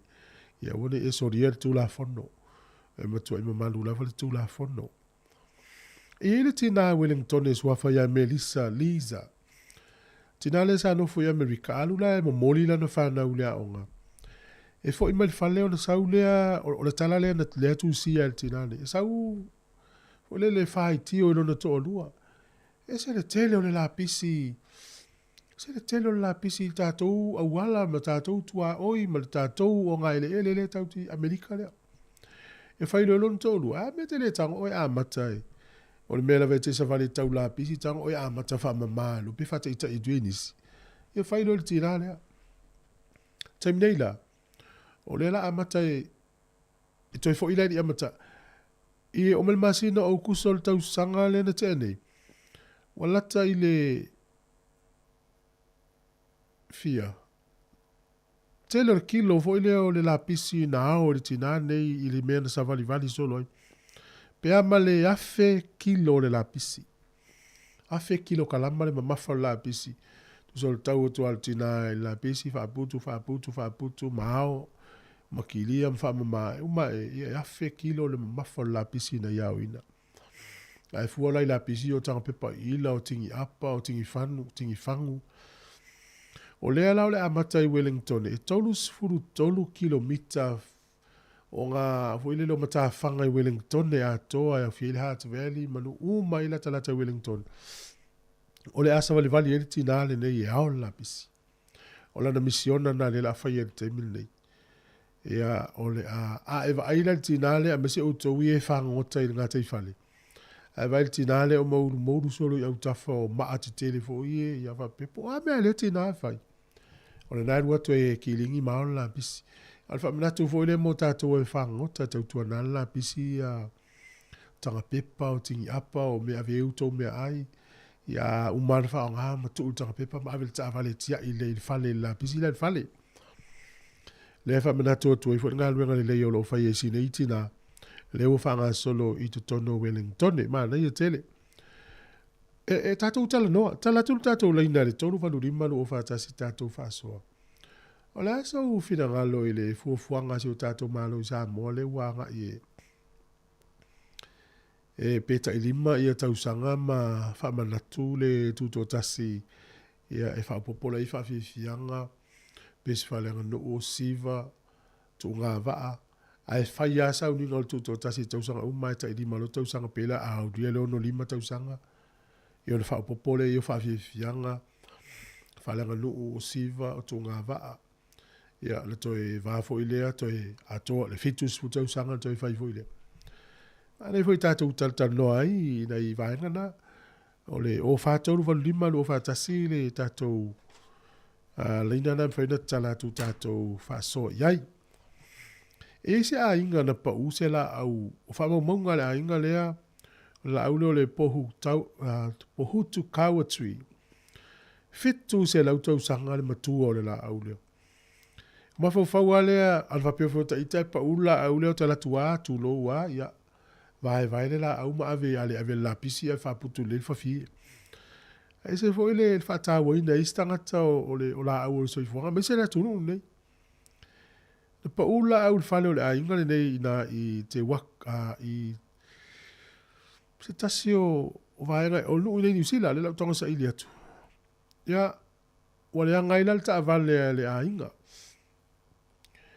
Ele fa le ngai na le ainga le la au. Ana la tau va ai pole ase me fai ai. Le la na tala al fai ungol vai aso le va atele a ilo se va fole fola u sam. A le va ai fai mamata anga e ta atia I lungol pala e tu ia ina o tanga te mata mata. E fa ngala ile la au le fitu se la tau sanga le matu o le la au. O le ummi o le ola o nei la au so. Ma fau ala la au le o le arasi, le sa tu spa yo la arasi mai le panona. Ole va vai foi tala angol la au nei na vai ne le fu ale panona na ile ata o le la au na. O le la au na ngol arasi. E mita mitanga na o le panona no la au e umi fai ta wa fe ma fe ta usanga. A fa weni me a fale. E o tu ale fi a fe ta usanga ile pala la u fa pena foi. Pe a fa wi va. Yo pe o tama fa wala la au le a maori le po la au le mo ni usila o le po hutu kawatui. Fitu se lauta usanga le fa wilva le. Tele lo fa ita po la se la au sa moe umilo na pe a fausi ai ni me a fale po le fale se la au sa ma le foi pe fa so ma yai. Me se la au matutua. Ila au sa moe ananga ta umilo na toanga. E fai la tala ta te o lanta ita I si o ta inga ta vai ai le mele o le tānoa tu I koko ma le tānoa fai mea ai. Tānoa paru awa o vai ngai sa ta vai ita ita lo tupu ai. O le matua umia ia a vai nai le nā taimi o mal taimi nei tūlo o lai wha o ngā le matua ai ngā le tānoa tu I koko. Au te nei lola au le tai. O vai nai le lewa tele o nei vai nei. Ana I hoi pia hia tala no ma yei la au ananga tā sa mo po a tonu la au e tā ai lea vaenga po. O ala vale se senga o vaenga o le soifuanga me se me whai ngā luenga i umkuka me whai ngā luenga whaanga e tātou whaanga I la au. Ya, tolu valu limalu o whātasi pole o wha tolu valu limalu o whātasi. Waina e vili mai I tātou tata no whāsoa I ni tai au si whonga lau mua nei whawhiwhianga mai a Annie Grace siwa mai leo tina Manuia lo tau a sai la sa nei.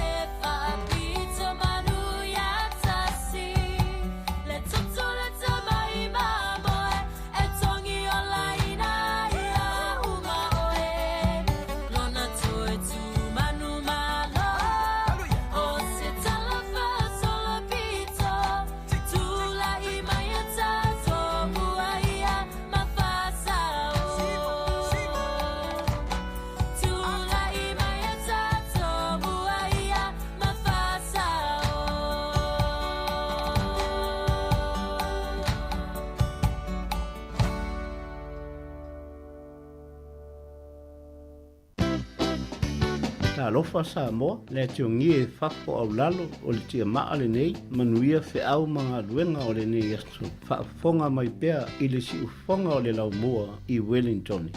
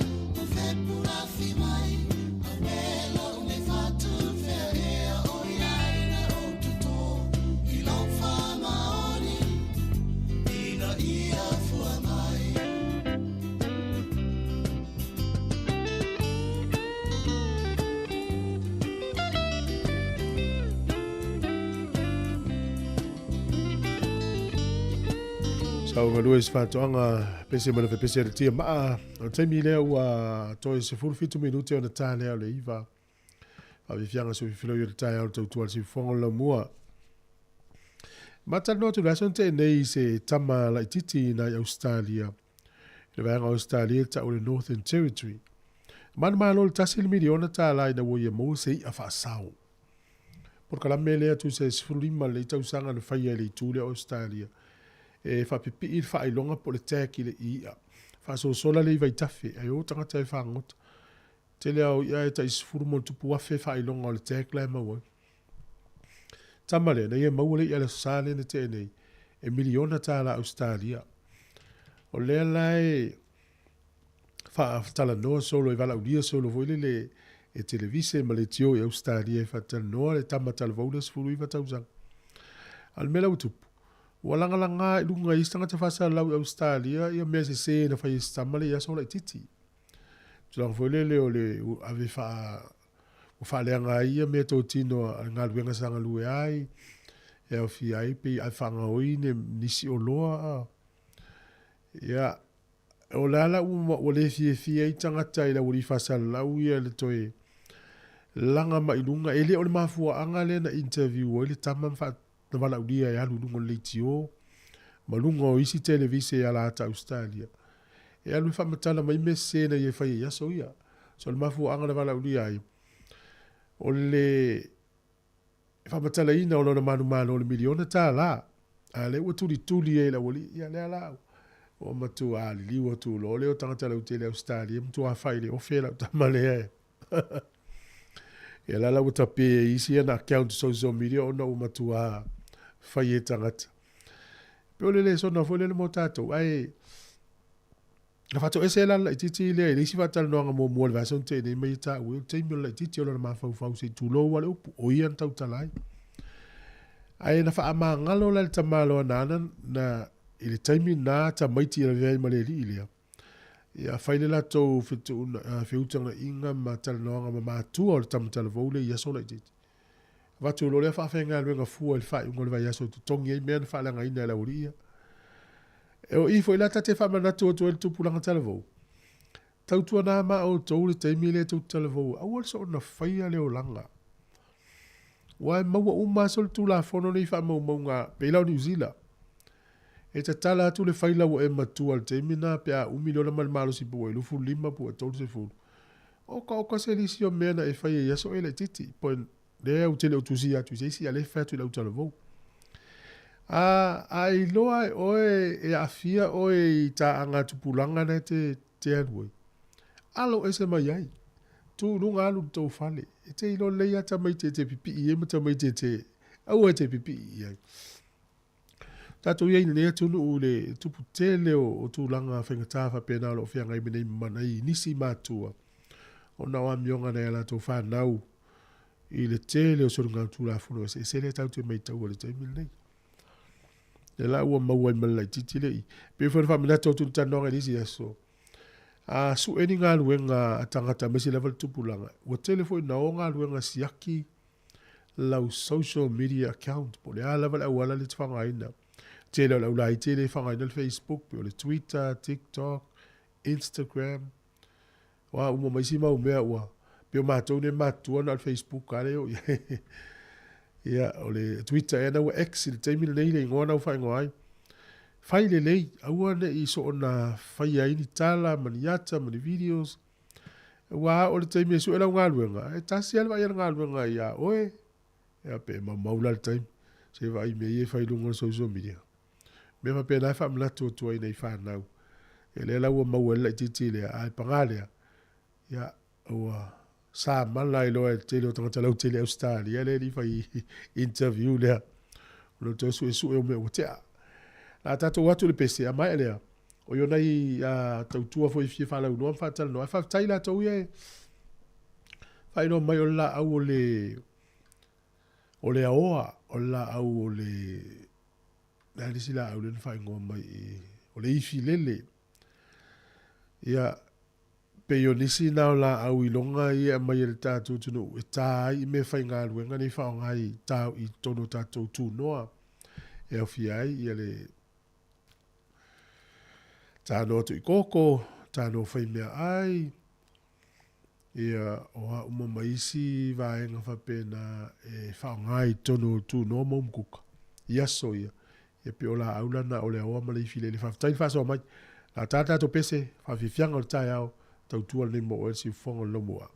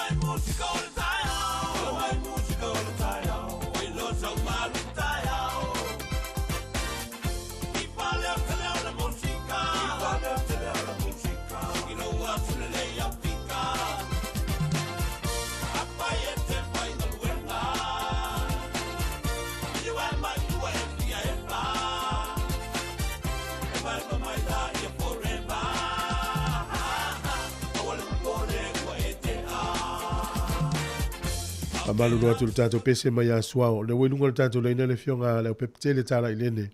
Suyo tiji sao. So ifu mwenye la pepte talo fa malo so ifu le ta fo.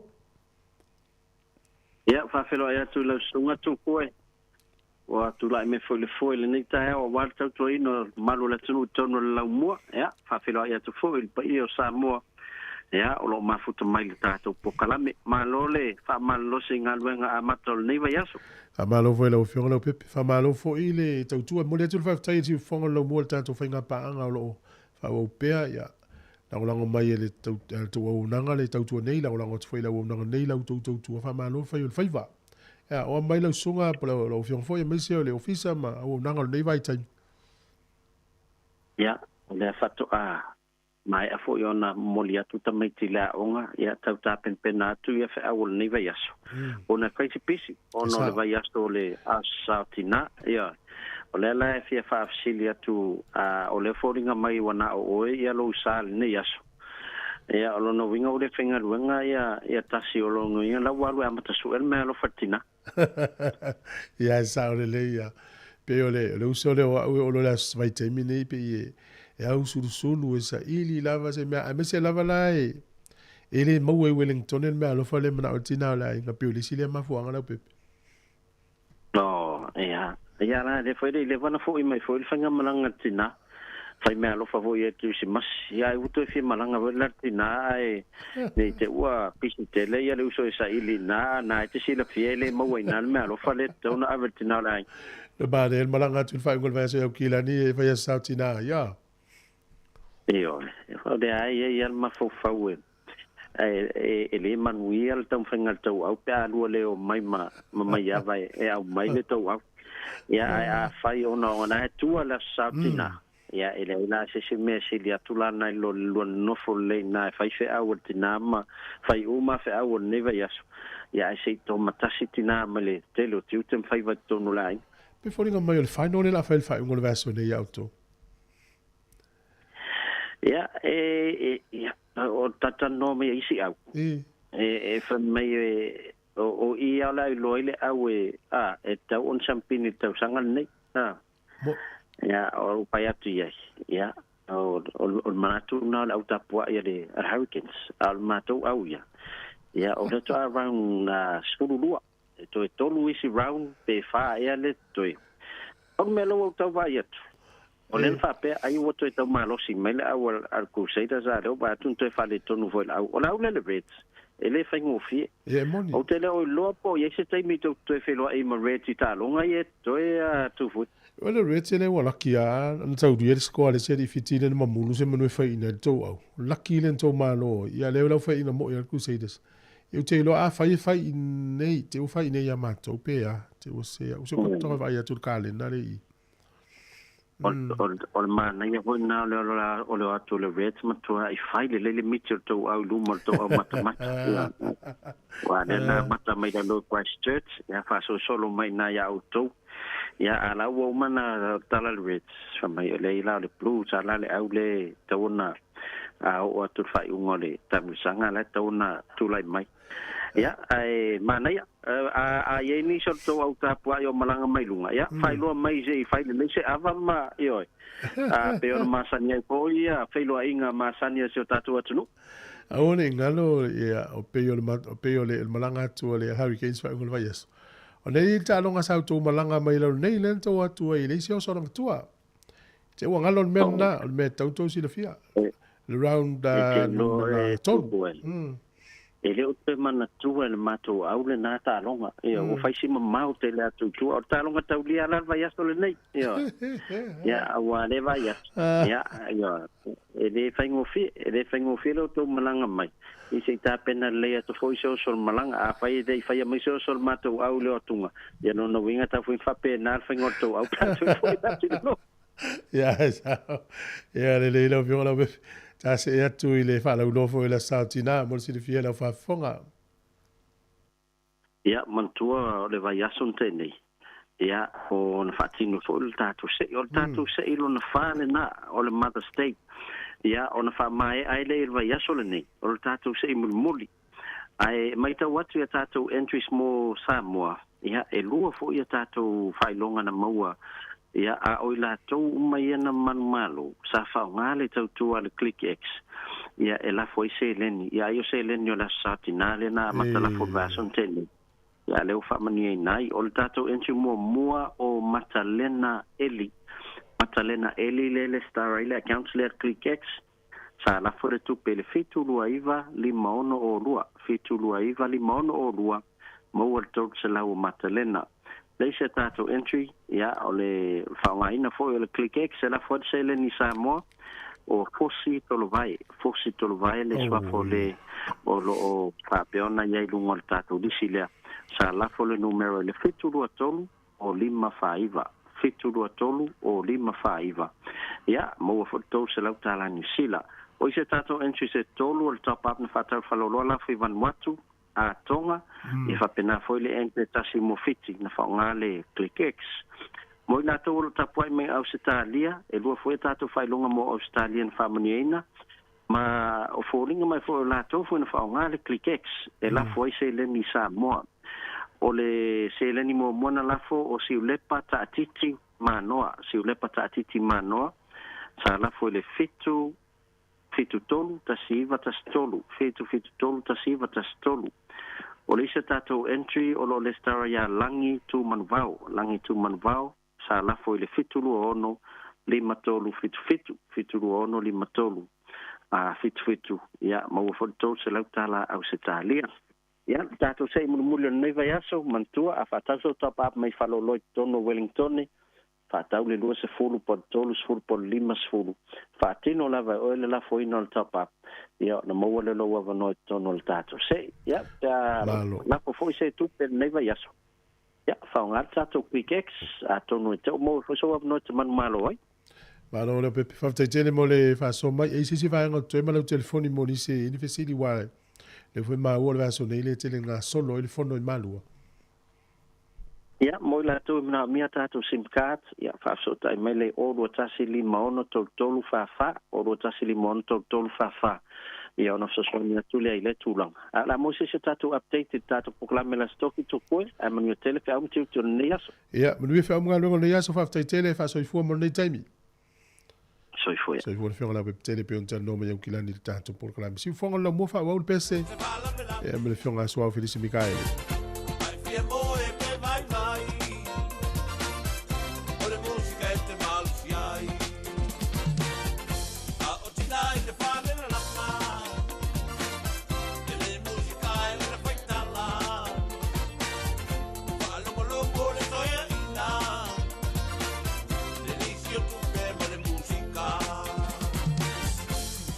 Música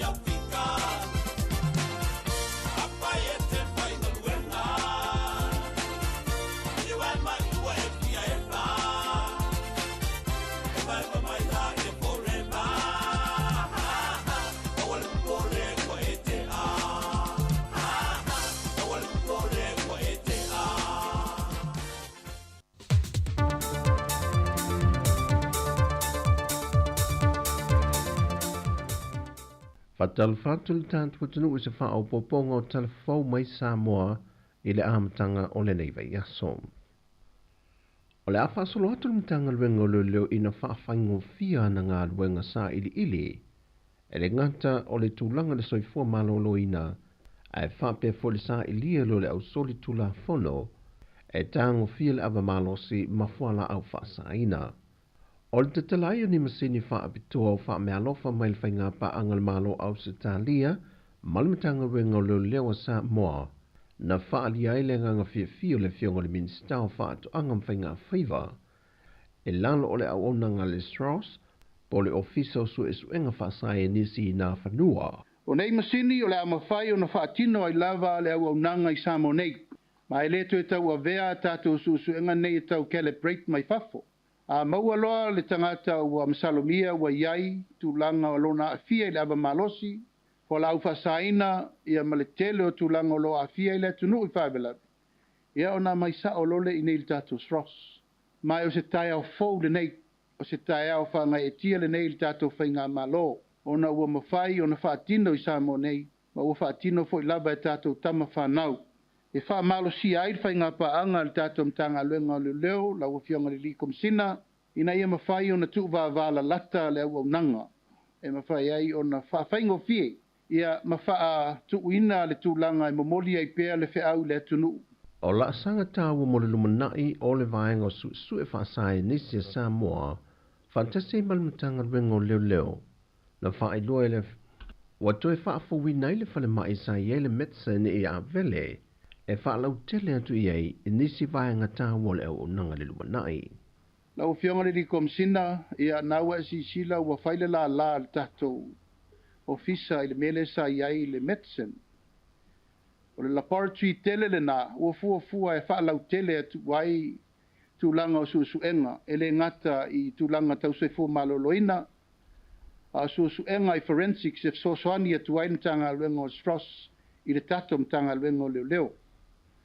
Ele ngata i lea wa tātou la atu nei le tau sa ili o DNA.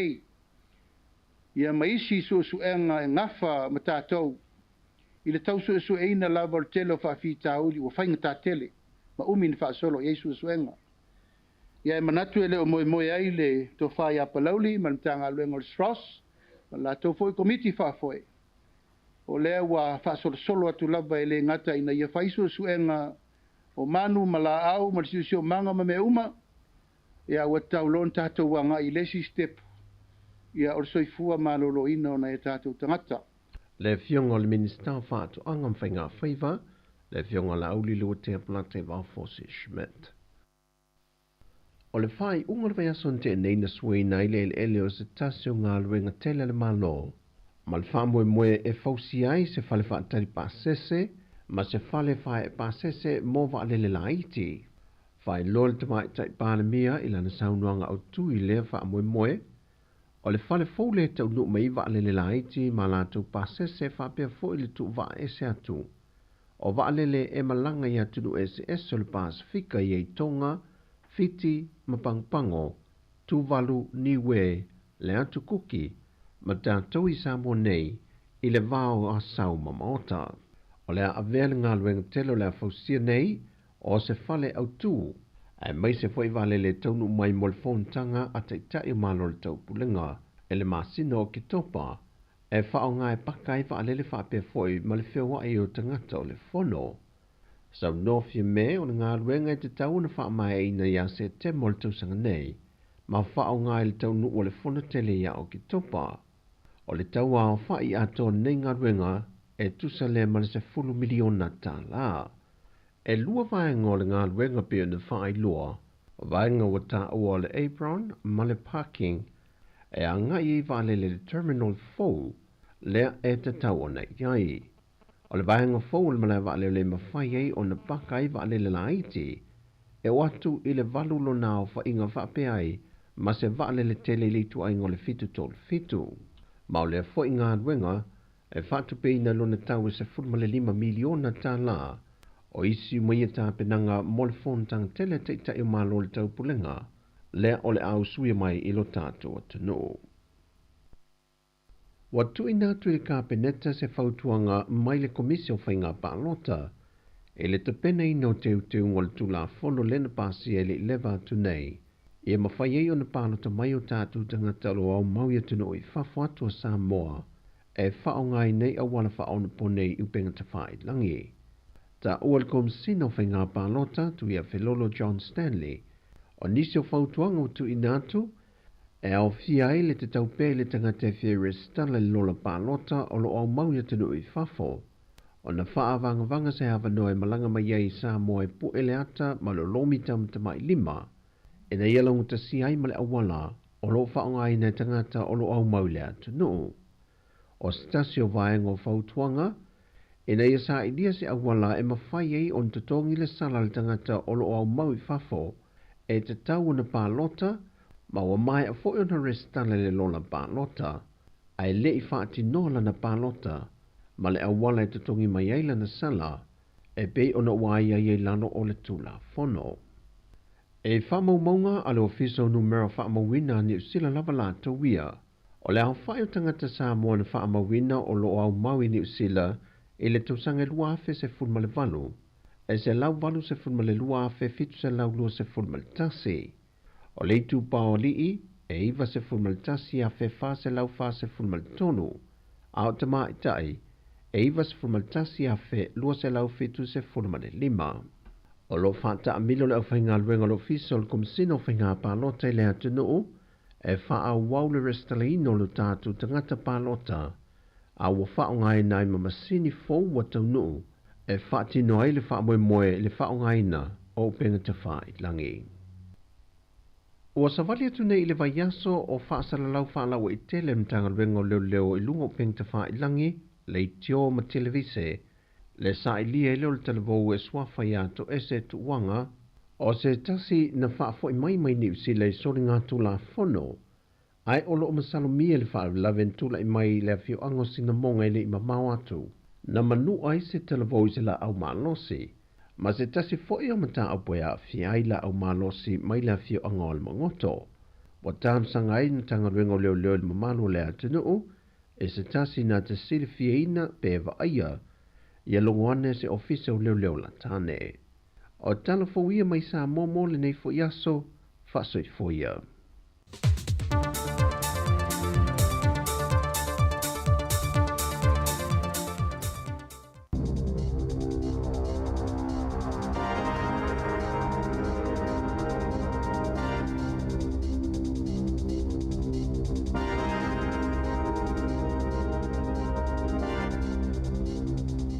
Ta lava i le vaenga mua le nei o telefou le si ufonga le lau mua i Wellington mo le nei aso ngafua o le aso ono le nei o le masino me lua afe luas hulu ma le wha o le tala mua. O le taumata le so i fuanga i New Zealand le teimi le nei wai longa ona matua a whai na i le whaalapo tonga o le Salvation Army ma ana au nanga lau tele na ilo o auto wa atu mo se fesoswani mai le Salvation Army ma ana au nanga. O se tūlanga ua te lele a whaina ai o tupe maua le whalapo tonga mo ana ngā ruenga whai. Na ia ta o fwoi le atu ngalo le Salvation Army i le ono whaititia leo se le ni maua mai ana sua ngā tupe lau tele nei ona o tūlanga whainga tā ua whenga iai ma le to tele o te ngā tele nei vai tau ona o le taunga tau le soifuanga ma le whale tonu le tamau a inga o le to tele. Ta ua fwoi David Daly o le tausanga taruai, e siri atu le se lau 5 se furuafe le au whaai o tangata, sa ma whai o na whesoa soani i ai le Salvation Army i te tonu o le atunu u a toa.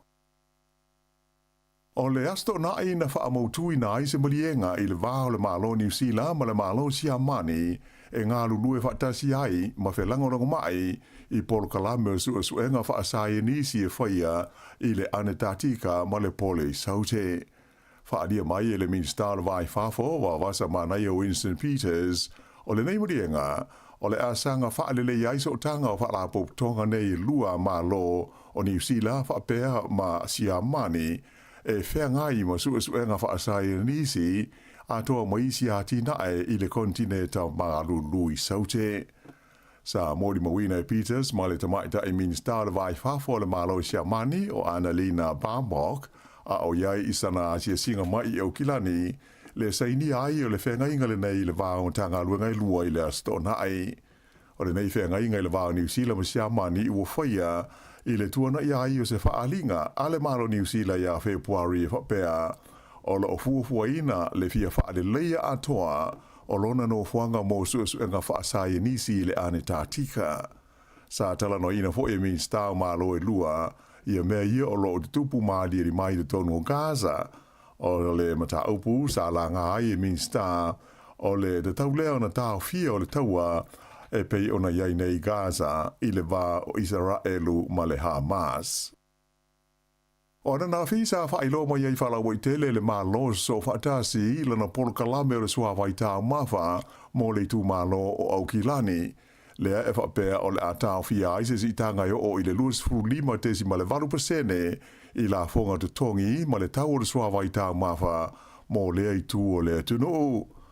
O le polo kalame le nei le whainga malo so fa tasi fa ingoina o le local water Darnwell na whailoa le minsta whainga malo whaaloto i whale Simeon Brown ma le pulenu o Aukilani o Wayne Brown.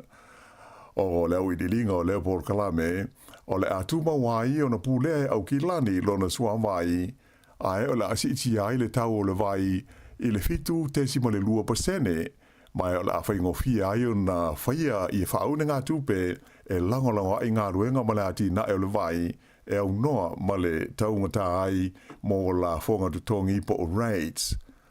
O se taimi o le masina nei o le a whaun whale ai i le parlemene e le whainga malo i a se pili e teu ina i le tu la fono le pulenga o le suawai ina ia mwhai ai o na whaatino i a lea fuafuanga.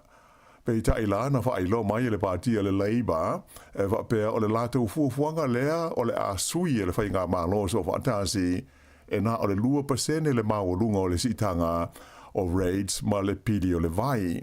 Ta ua fo'i e le lifai pule ia Karen McNulty e ese ma mao mana onga o Aukilani ma isi tu o le tunu mai o se sitanga o la fonga de tongi le lumanai e le tau ona tu o i ai e le au de tongi la fonga le whainga ma lole nei ma ana suinga e pei ona amata i Aukilani pei ona whaalia na nafi.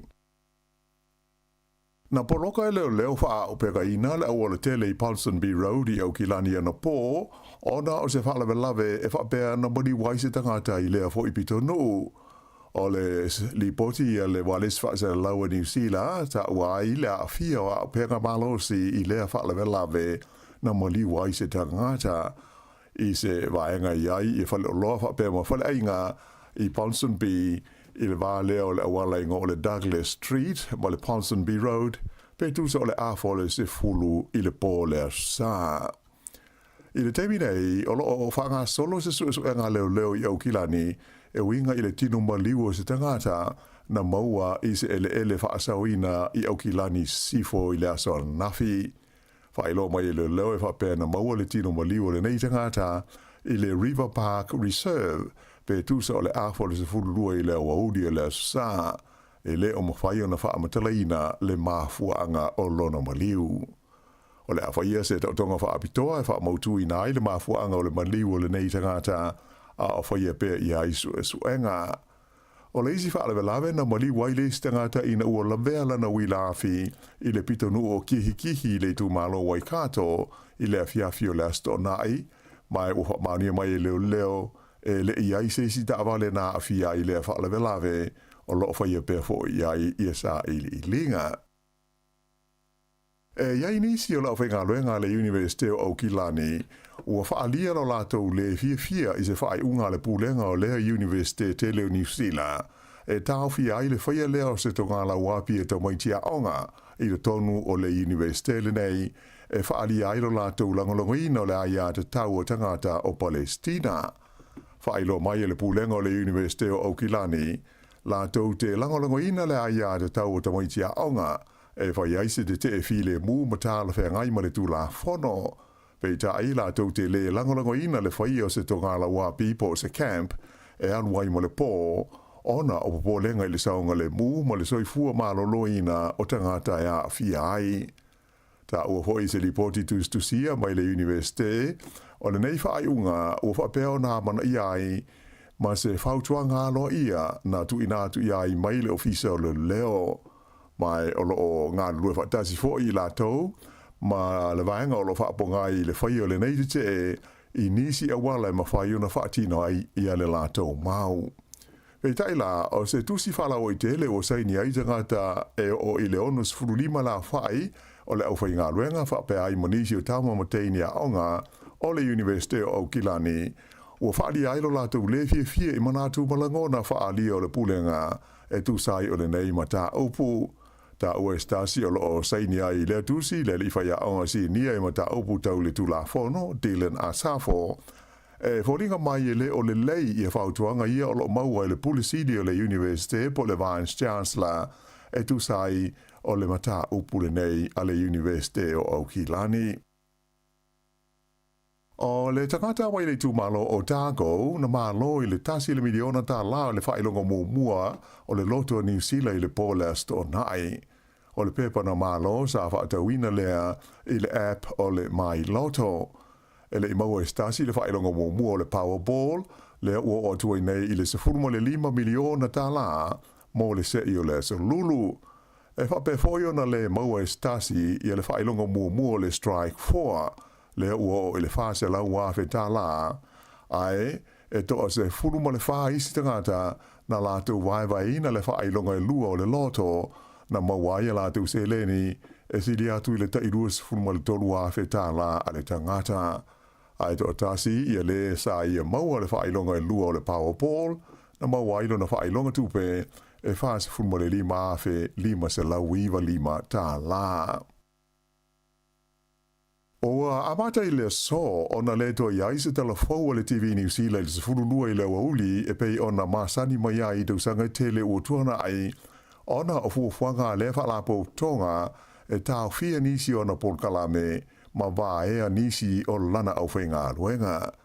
O le masina o mati e pei ona silfia, sa whai loa mai ai le TV New Zealand, e ono se furu valu la whai o ana tangata whainga luenga o le amaea ma wha malo lo, mai o le atau fia fo i le toi wha awa wina, i nisi o na polo kalame e au fia i tala fau o le awauli, wha pea le polo kalame o le Fair Go, ma le polo kalame o le Sunday, i po o sa, ato ai fo ima telefou i le po le late night news. O le asfarai le taruai, na whaai ui nai i a telefou i le awauli i le se fulu ma le lua.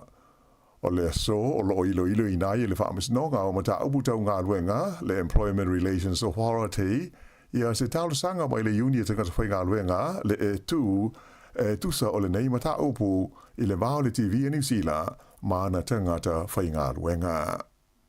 I tālonga, o lo tu mau pēo na le whaia ina le Pulse Wellingtone i le tawanga o tālonga ne tipolo le ANZ, pei o na whanga soloa i le teimi nei. O le tālonga na nafi, a le Pulse ma le Northern Mystics i Aukilani, na malo ai i a Wellingtone e 5 i le whase fulfitu, e ui ina e tā le malo longa o se fultasi ai o lo sili ai le Mystics. O le tālonga muli o le vaenga e tolu, le Round 3, o le a whetau iai le au o le Magic ma le Tactics i Hamilton i le poa nā nei. I le kapita i tō fitu o le lalolangi, ua tau whai manu malo au uma e lua New Zealand i le vai Singapore o le kapita i tō fitu e pei ona whai ui nā i nau pō. O le Black Ferns at ma i tai na malo ia au se tālia i a i tolus fultasi i le luas fulma le tasi, ia mai ua siampini ai malatou i le taimanisanga o le nei whatusanga, ai o le awali ina malo i le laso e ngā fusi ma ai alani e se fulma le fitu i le se fulma le wha, ua tūlanga tolu ai nei i a New Zealand le whaasalonga o le taimanisanga i le nei fo i tausanga. O le aua Argentina le sa tūlanga 5 i Singapore o siampini mo le teimi mua i se taimanisanga le ka pifitu wha le wā o malo. O le whai unga le masina le nei, o le atau wai au e wanu pito i lunga po le top 8 o awali wha pēr fo i ma aua te mai tai i le sua ngā fusi whaiu le grand final o le awhaia i le ai o Madrid.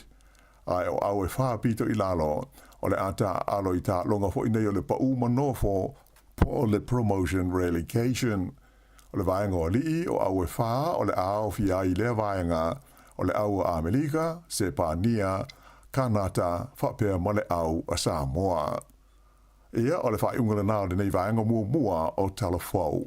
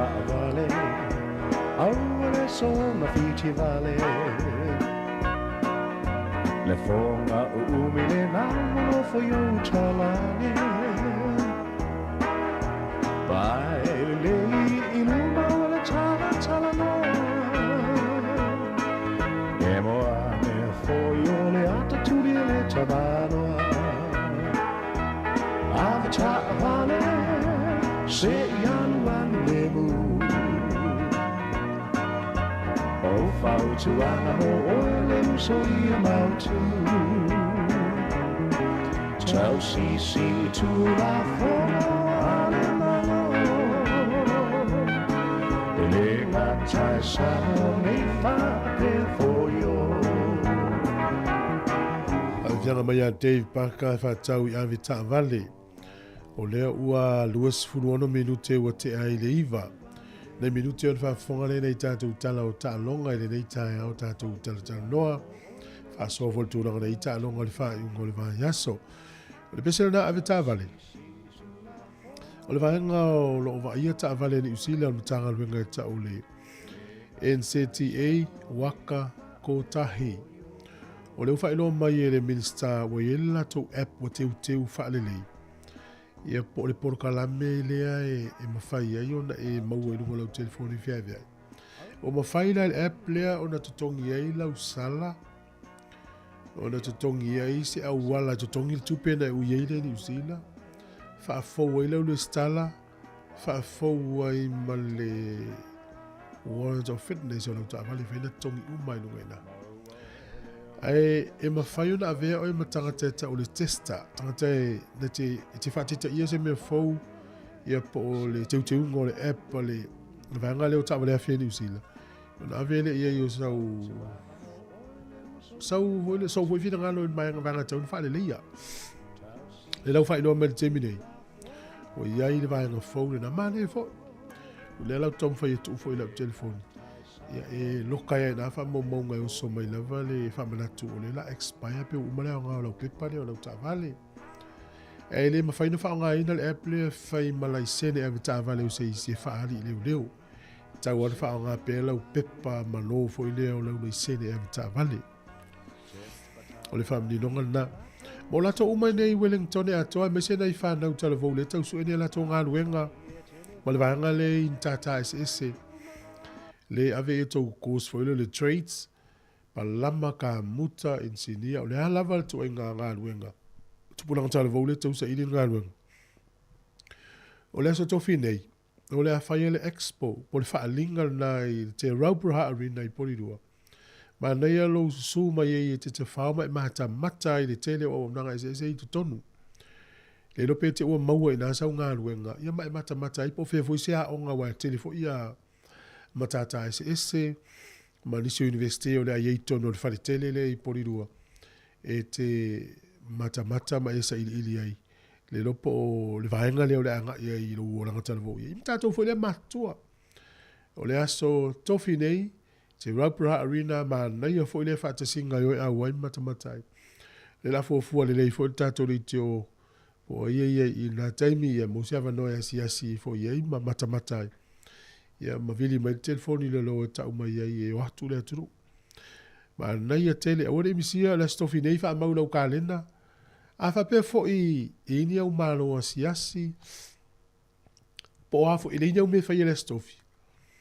Ma nei ia me fai no fa ngai no o le tafa fa o tafa fa i ma o e mata i le tele o fa la uno apisi ni si fai tono le hole e le se tongi taimi o le tai au amata i po le iva fa solo i le fiafi ma nei le o i pa wa le ne te wa le se paka ia pe mo mori o lo ainga o te piki o stai tu lang fa pena a me le tua ia pe tu le tai au o le si vai nga wa to e fa au li te Raubra Arena i le astofi nei i le iva i le tai au fa solo i le fiafi i le taimi o le expo po le whaalinga te lele whai e pisi ni sim whanau loa mana ia o le si whamanatu mo le tātua tunu o mo le usila atoa ua toe o omi atu i tua le isi lua vai aso le umi e whaatari e lau tu sifolau fau pe a whai tau tua nālama o e se malanga le tau ainga le tau sanga ia po expire fo lutus fo lau e mana ia le vave fai le taimi nei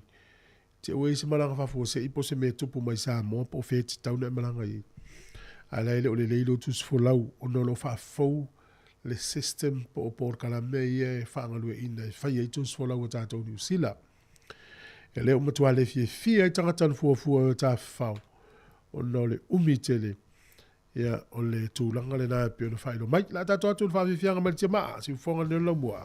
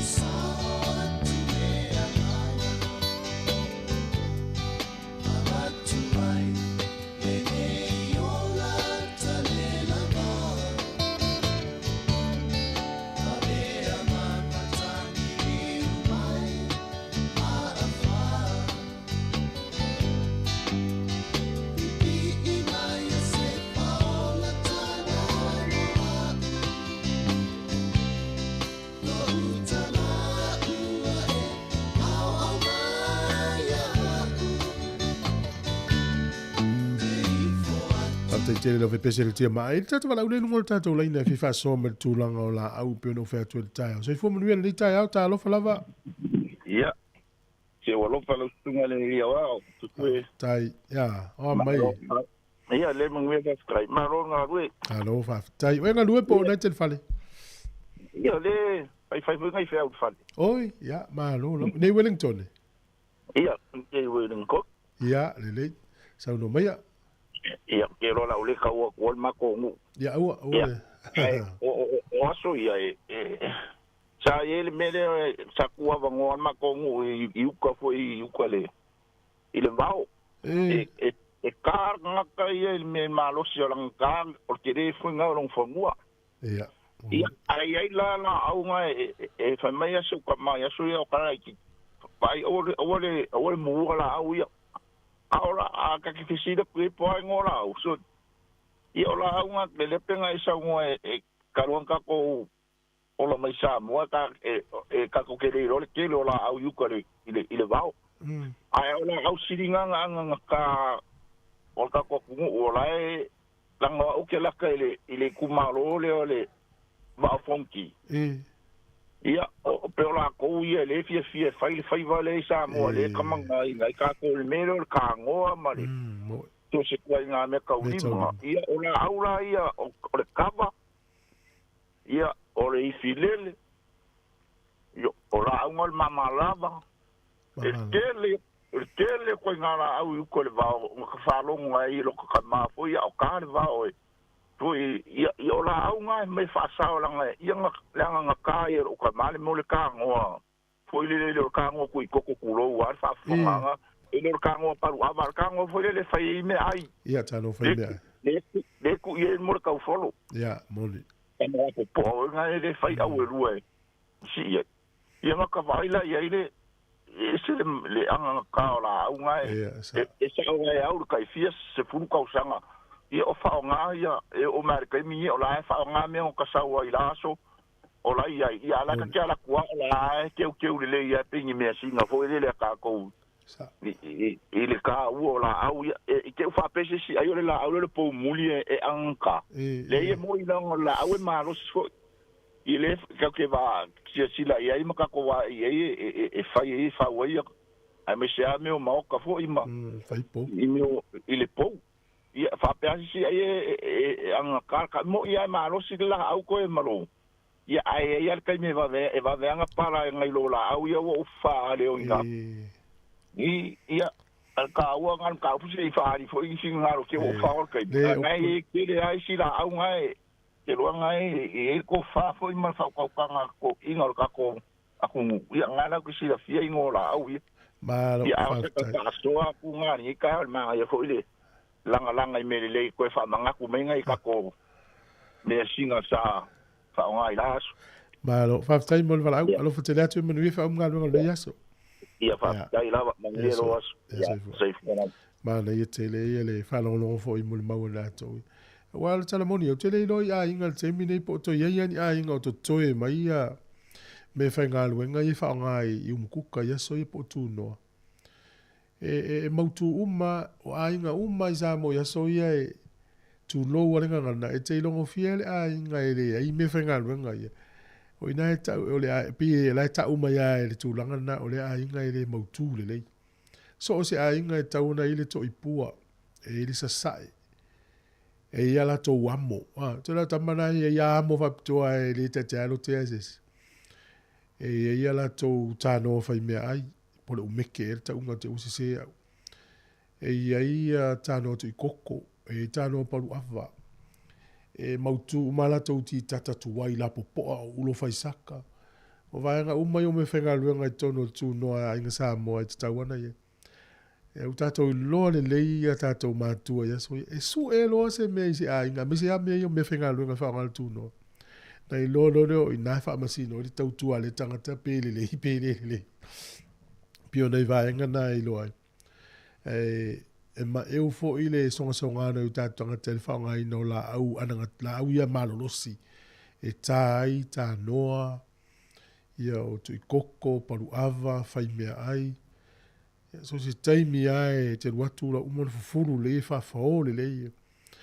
e matua e te longo fia le tu noa e matua i le leile ua pe tani o ke nai e matua i le leo na whaatu langa le lei mea uma e na fu e ta uma iei le to inga ainga i ainga lea wa inga na sa tawa i aso e le ngalo e la to e tape na ina whaatu langa le lei mea uma ia e ai a sau foila le tangata tautua le mkuka ele me e tasi ala wa iwele me o misi o le si tu le telefo aingo yaso ia ia fo ia la to tan ipu tau ava o disi ainga tu mau fo ia la to ipu ia fo yaso el pepe o le au po pe o me umana sa tava i fo ite yaso e fa tu langa le le me tatiti ai me fenga lo ngale e misi lo vai lo avesis e pe wala tan no to el town nei ono stasio la au tele le na pa u se fale se ainga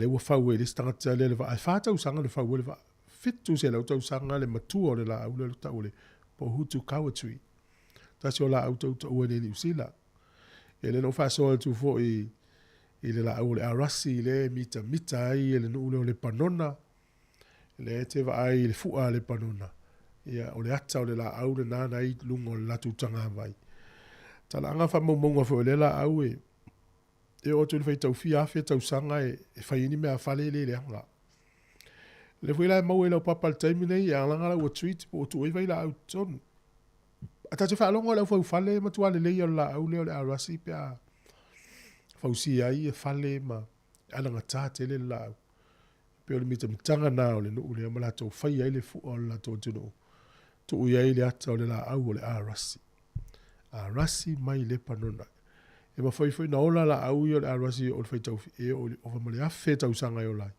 a fau e foi va a fau i la lau o me a fale e o al fia se lau fia le umi ele pala tamai a tatu atu nei tala ta longa le tao tala mua te to fitu le na fai Singapore le ta lo man Samoa ya o le na ma ua ele o le unga leo ta longa sa ele puru pisa tau vai Samoa ta longa mua ta lo falani sul fitu Samoa le isi ai ta longa lo na lua ta lo ma Afrika Saute sfulima Samoa se fulu ta longa lo na tolu o Spain e fa se fulu Samoa e limon ai te o se tua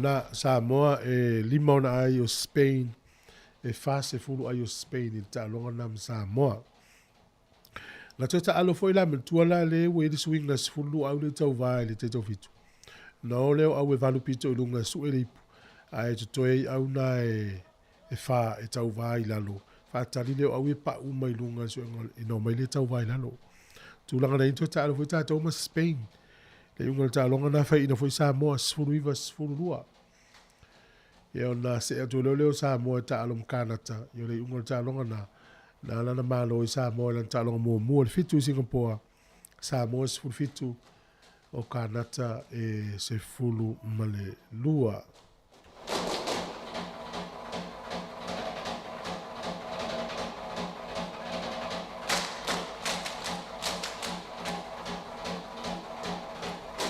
Tire lo pula me o tupu tatoa.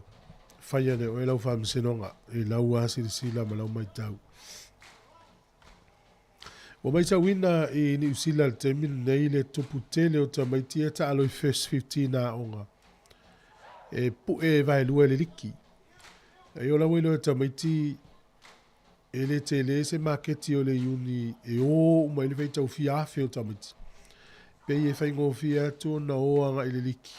E ui atu i porkalame au la iti le Warriors in under 19, but under 18, but under 20, under 17. Na watu lole inata alo ima amatau na maunu atu. Fawa sena ubole maunu a. Mai lo kalapu me Australia wa se fulu ono kalapu Australia tau vale NRL. Mai lo le tau fai pu e tamiti nei fa fai lele la tau talo. Ya mama we lo kon kalate ilunga le NRL lo no winga. Te le atu le marketi o le laka piliki mo fana wa onga ni usila pe a fua ia Australia le lata mai.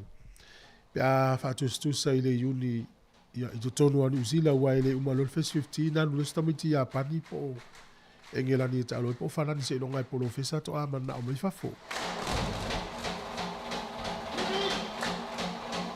O le la pe vai atu i le vai ngale vai la urku seida se tauna la tau vai le leita mai TFS 15 na onga. La to manatu falia na la kapia New Zealand.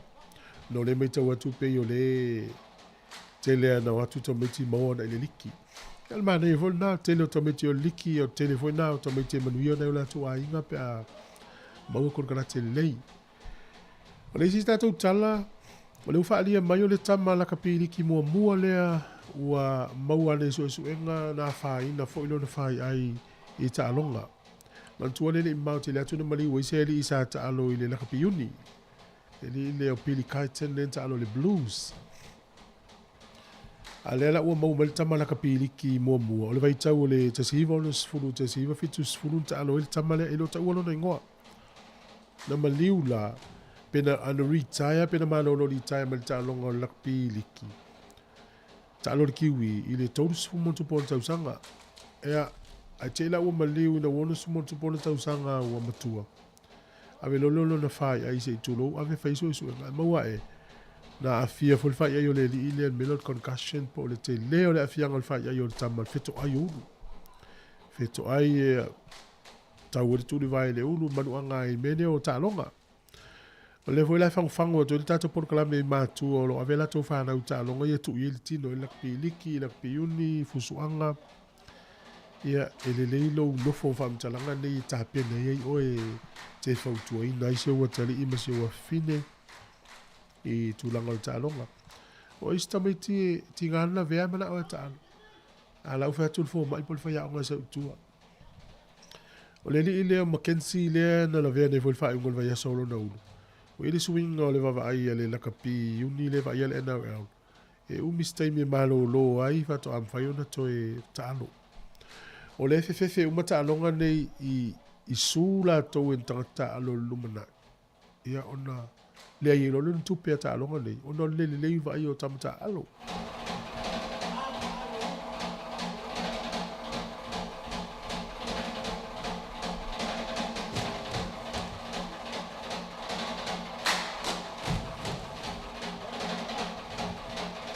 Pea tatou lolo i eri sua le tele o tamalaka pi longa laulangi.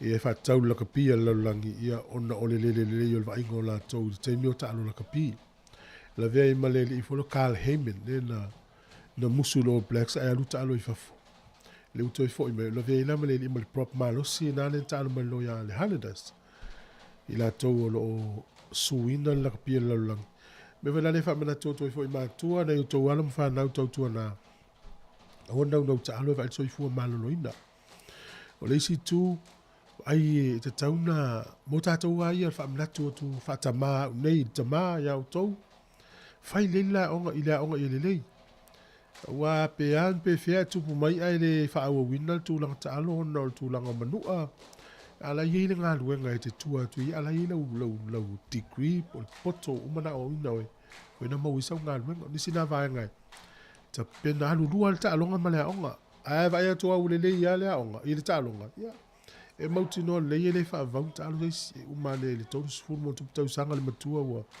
umano langa tālo e tauna isi na unga luenga te tua iai o le unga I o taalonga o le lakapi NRL sa ilfa unga o le vai aso ia o le la piti sfuru lua fai ina le Panthers e fast sfuru lua o le tamisanga iwa lea o le liki o tu lua sfuru fitu tamisanga I le tausanga Raiders e lua ono man malo si Eagles e lufu fa. Roosters e fast furu man malo le Broncos e sfuru valu. Bulldogs e lua manu malo I le Tigers e sfuru fa. So longa le lei pele alo Bulldogs tanu nalu tama le Crichton e ol Bulldogs. O le Storm e lua fa ina le Titans e lua sfuru ta longa mata ina le walaki so le malo le Storm. Dolphins e lufu valu man malo ke Cowboys e lua ono tau tia fo le au lea le Dolphins on. O le Sharks e lus fulu manu malo le Dragons e te fulu. Ia ma le Knights fulu fa manu malo le Warriors e vanu. Fe ina si au o le Warriors. Ta'alonga le whaiunga le aso nei. O le Warriors na ta'alo i le aso sa, i whafo i le fiafi. Ta'alo ma le Roosters. E se i aulia le aso lulu na lau atu le o tūlanga o whaanga longa. Ta'alonga i, o le taimi nei ia umal ta'amini sanga iwa. Lana rao le Sili le Sharks, lua le Storm, tolu le Panthers, whalo i le Dolphins. Lima lo ia i le Sea Eagles, o le Roosters e ono. Broncos e fitu, Bulldogs e valu. O le Warriors e le upa uma le sfulfa.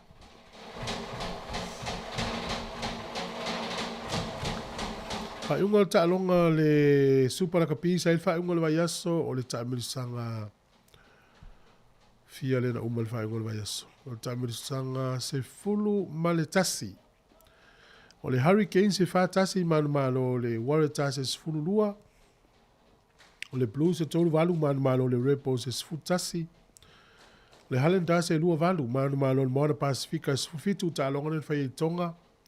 Reds e tolu manu malo le Crusaders e lufulu valu so le ta'alonga le Crusadari. Chiefs e lima ono manu malo le Force e fitu. Ia ma le Brumbies e lufulu valu manu malo le Fijian Drua e lua sfulu. Ta'alonga le whaiunga le vaso nei le Australia ta'alo e le Moana Pasifika ma le Chiefs. Ia o le se i toi lau atu la isi au pea o le lata le Australia. Ta'alonga mata ina le Stona i le Afol Fa ta'alo e le Blues ma le Hurricanes. Ta'alonga le whai au kilani.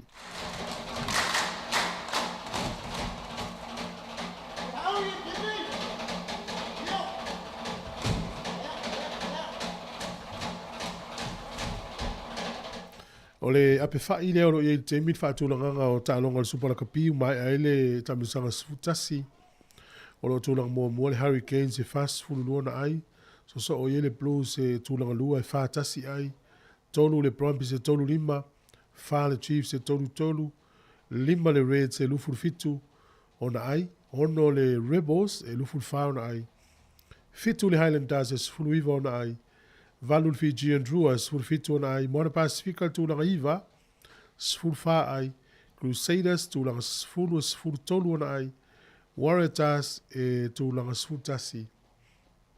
E se fulu lua o na ai. Ma le Force e tūlanga sfulu lua e se fulu o na ai. Fōringa mai le top 4 lava ia po au e whapito o lunga. E tolu au ni usila e tasi le au Australia. A tō maila le top 8 le maanga valu pito i lunga. E tasi le au ni usila le ise tūlanga. Na le au le Crusaders. Alo i lunga le top 8 au ni usila e lima e wha. Hurricanes, Blues, Chiefs, ma le Highlanders. Ia na watu loi maisi au lea Australia e tolu o le Rebels, o le Reds, ma le Brumbies, ma le Fijian Drua lea valu i au pito i lunga.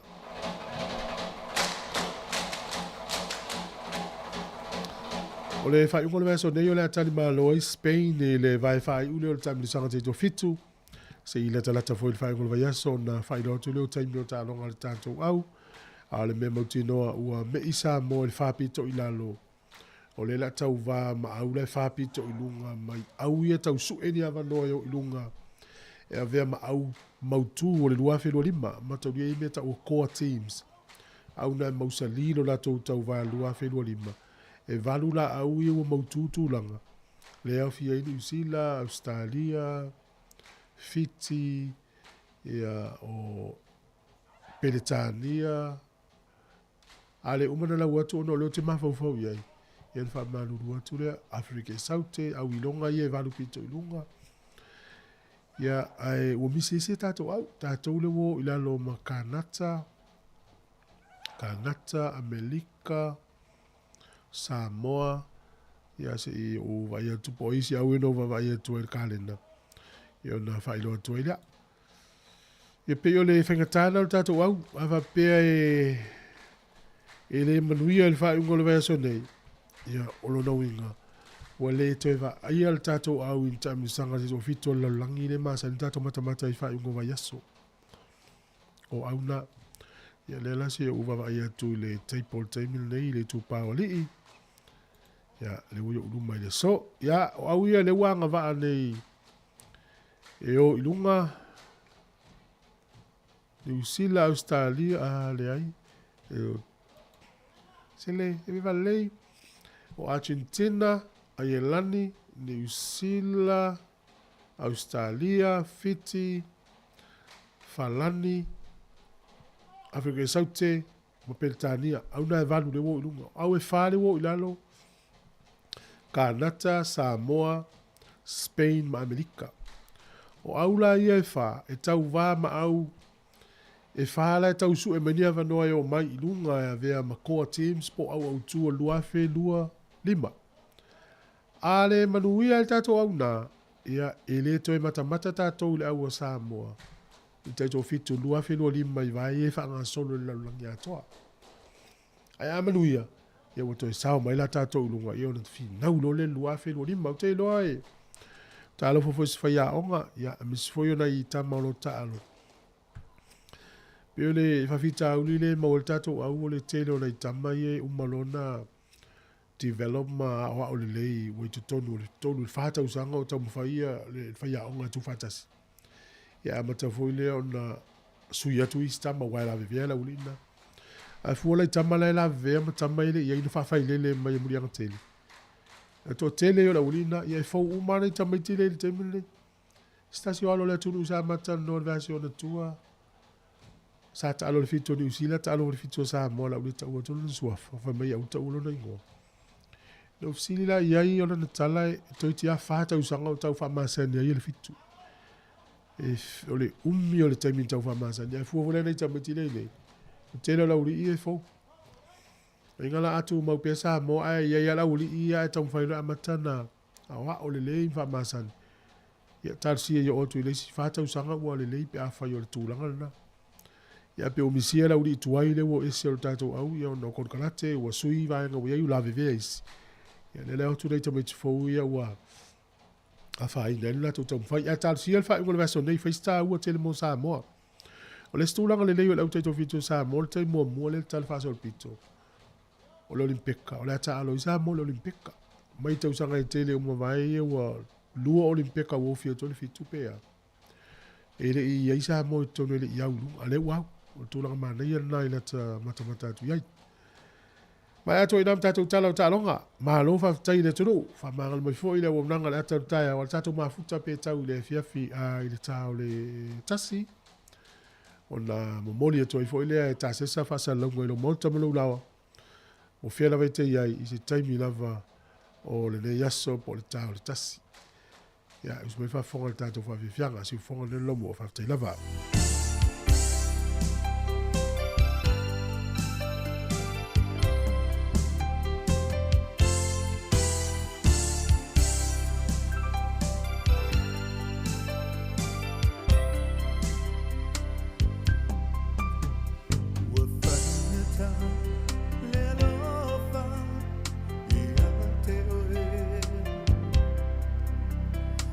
Vai, vai, ai, lo,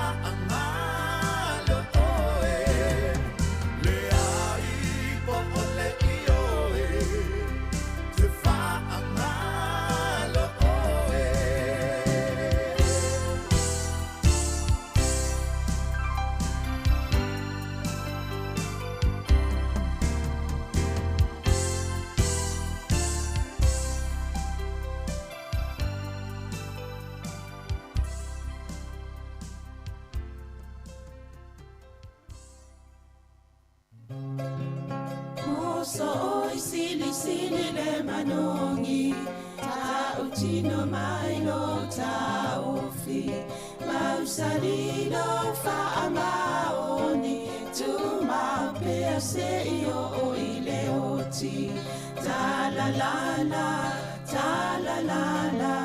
afio o e ai aluita tu ye o vai no tava tofa ina soifua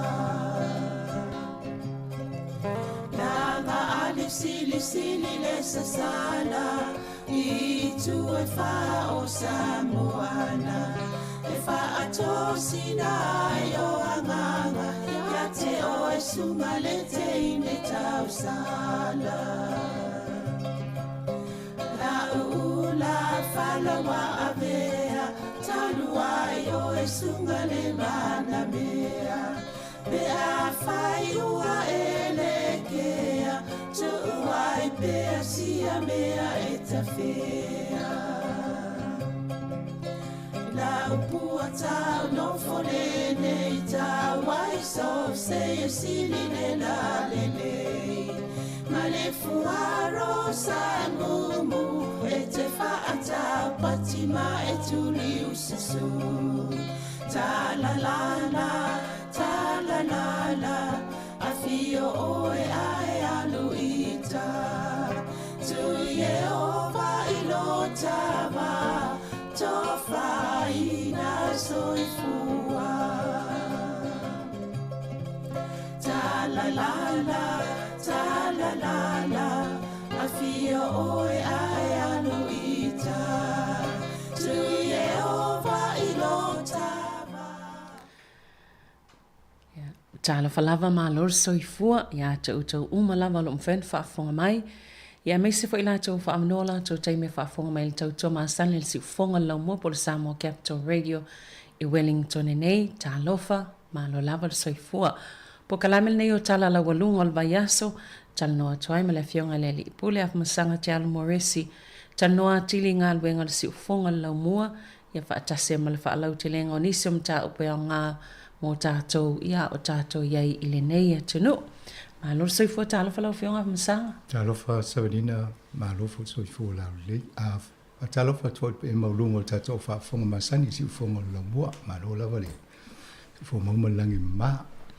Ma lo saufa malulu ia ai.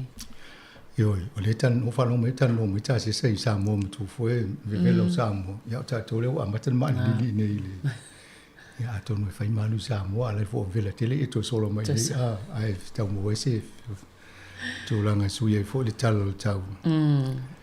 Ma lo a se I amata tu ni so vai ngia a Savelina o le Mai aso nei a tonu mawalisi o tole whatanoanga ma whamtuainu Tino Pereira.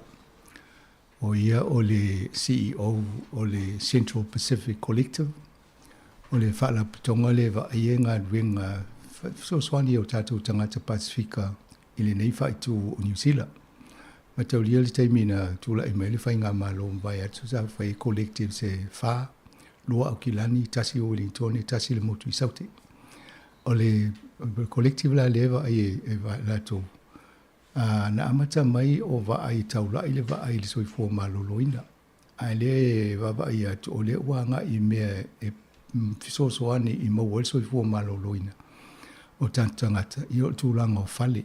Mai o le temi mua le ue se polo keti o wha matu o le malo ave se wha la putonga si tupe e wha atino se polo keti mo le whawina o fale e wha tatau le tusi i fale mo tātou tangata Pasifika. Fale ta ilua, tolu, wha, lima i o tulawa le ono po tu moe i lau talitonunga i le tanoanga na whai. E ma whai o na whau wha fofua i mna onga o tangata Pasifika. O le kainga ora malato whale i whau nei. Ia mai whau ta ilua po tu moe tolu wale tele. Tau le eini sta i wha po tu moe. Au tato ainga Samoa. Ia e ma Pasifika e mana o mielen no wha tasi o ainga generational. E generations e no wha tasi o ngatupulanga e no fu i tonu whale. Mela na e mana i ele wawa il polo keti lea lenta ua e whamtu ainu se lau su 5 miliona tā la le tupe e whaanganga e whawai whale. Ia o le tūlanga na i ele wha moe moe o lea la ua wha savali la tō polo kalame e ngā lue malitato le tio e wha lau loa. Awa e tolu se lau whale le o wha moe moe whawina i te tonu o le polo keti lea. Ai wha pitoa lava mo tā tangata Pasifika. O le swinga o le nei wha moe moe mai le tūlanga le e kaingora. Sasa i lia fina ngalo o tangata Pasifika i nei pōrua. Pe wha pe i le tūlanga le e whale ia aena mai la tō mo la tō mana onga. Ino e tu ai ngā whale tauna whai mo tangata e talawhea ngai mo tātou. Wow! So i tangata Pasifika. O le la o iele le lato tusiata manei ana o whaluona o le lato ofisa matalata noa fo i whaatau le lato wha moe moe. Manei o tangata o te vai le ofisa whamtua eni o ele economist o Samoa. E se teimi un tōwa vai mele ia e mai moa pe whaamulonga mai fo i whaatanoa tu lunga le tato le tio. Ia ma le lato tusiata. Ia sa o ngā le architecti o i Harvard University le Fulbright scholarship. Mai se alo stasi fo i tina Samoa e palangi tama i nei pōrua. Ia e misi teimi tō whaafonga mai fo i le whaatale no atu. Le teimi mua no iei o ai te usaufa mai pe te mana o se piti no wha pia ul palangi le o te wa ia e wha Samoa mai. Ia pe on mana ia na alwa ia tu a o lomi mui o le teini le na saufa pia ul teine i whaipti. Ia a o ia o le architect. Ia mana ia te le e le la tō whaalinga le na whai i le potu i pōrua. O nasa iei mo niso ata iei whai vaenga lea. Ai pe o le wha moe moe na le whaatanoanga e whaamtoa inu ma le pōkalame le asonga fua. Le tūlanga wo iei le polo keti na pāsia lalo le whainga malo le leipa. Nei whaaftaia fo i ngā ruenga ma le langolango malosi au pito William Seal. Ia ma le langolango le minsta au tupe lena iei mwaya to Grant Robertson. Ia o leo na maua ile awa noa e whau i la tau whale. Ia ai whaaftaia fo le whainga malo o iei nei. O leo o whaawau la tau na o whaapopole i te ua mai le whainga malo le sui a tau fo le polkalame lea. Ai le o la o tu a manoa e whai. O la o lava ai, a le leile whainga o le ngapolo kiti lea, a tonu i te ua whaape mani malo, a watu manisi whale e nai pōrua e whau o tau. O ai, lea o lewa tala noa, te whaunta apu nei whaalinga Jacinda le lua fesfuru wiva. Ia, lua fesfuru wiva. E tu sa e tasi tesi ma le 5 biliona tā la le tupe lewa mai whaametu o mai malo. E whaale le iei whale nei le Eastern Pōrua le vaenga le i tātou o ne poto le o sui ele ngua. Ai e ova le luas fulu pea ma le luas fulu lusu 5 tausanga e whaatino le ngā luenga lea. E au fia e lama whale fau e lua afe i tutono le tupe lea. Ai ese mai la whale i e tōse lau lea tala noa i whaamtua inu. Ia atonu mo tātou ai nei i le laumua. E mai tauna ave fo tātou whaaftaima le whaamalo ia whaamtua inu. Se aia longono tangata ma lātou fo e ia whaamtua inu. Ai puto ngā polo keti whaapea. E de eini si tō tele mwhai o no whaataltano se mta apum pāsi e whai ngā malo. Ma whaamatu o mai se tupe. O le tele au me whaapene mana o ngā community. E whaui mai i al whainga o mta apu nei tonu se maengo le malo. Se mta ngā ruenga. Ai ese la le mele ia i sausa o le collective. Ngā lolo collective mta ngā le community. Ma whau whale. Wana o whaapea te whau i lalo le Ministry of Pacific People. Ia le ua ngā rusa o alala tō. e mana e fo e tanoanga whamtua inu, le fo e lau tue wa il whaatulanganga o le lato komiti wha fo e wai o le uwa aini tu anganga ruenga e mo umia, e mo meo o tā leni po skill set e talawhia ngai meo tu ngā tupe tele ni. Ia wai le la mata i tū le fo le malo, pe ma whai o na ngā whatia tā tōna whai se puro ki te le whapeni. Ia tā tōnu lai lava fo le tō whaamal si whia whamtua inu e whai ele vahenga lea. Muli ani le solua sa fatal no atola ia Reverend Nove Vaila au ia le o ma wat fo ia Nove Vaila au ia le po atala vai ale vaenga le ale so ani fo ia fam to aindu ma la to vaenga le ala tala no ia le fono mo e taita ia le maftanga sa moa i te tono porua e taita i fono ila ia Nove le songa ia Nove Vaila au o te tono e o to ape sulima tau sanga o tau fa tino fo la to ia o lisi a vaenga le kai ngora la tala no le luas fulu le ile a fo lusu lima tau sanga ai a mo tato au ka muta le leima au trading sa moa Pacifica le o te loe vave na uma fale e tol se la tonu se fulu ile se fulu lo tau sanga ia pa le le fanga solongo nga venga o le fono la na le wa vatu te minei mo la to o lo yel fa na witi uta i valu pe iva tau sanga ama fo lesis fu tau sanga ia e fa popo le tau sanga o to wa o si ta mai ti wa fainga venga a me si ta mai ti le wa ama tel kolisi te minei ia fika mamao pe on ma wo ma le tupe fa ta wole fale na le stala le o ai wol ma fo te minei fa pe ele te lava se ma tupe ama tana ma fo lesi se fu tau sanga lumana i was fu lima tau sanga ploketi ia o tue whainga renga isi o walo ia tō whata stupe o na mawale i o lewa noi whata wai whale. O lesi wahenga le leile na mai tōna whamanga a whamtuaing e whapea fo i malisonga ia Nove. E ele whea ngainga ese mai na whai e collective whamtuainu ma le taita le CEO o le tangata ngati tō nei i porua. E lisi mai le whanua le la whai i lunga whale. O lona winga, e lai titi tonga le lisi, a whailo whale o e wha tupenga le whaingo le whale, ai te le wha tau le whanua. Ia, o lesi vaenga na lea tau matai whale aso nei, a sau le valu se lau tau afe tau le whale, pe a le wha tau so whale motu. Ia, o si a taimi pe lu se lau, le tau le whanua, ia, o lesi paleni na eno o le tau na le whale. Ia, lea la la whau le whainga i o whale ia whai tau se lau. O le whanua lisi mai ngati toa, fau ole fale tu tonge oe. Ia awa pe se fulu pasene sa ili se tau ole fale.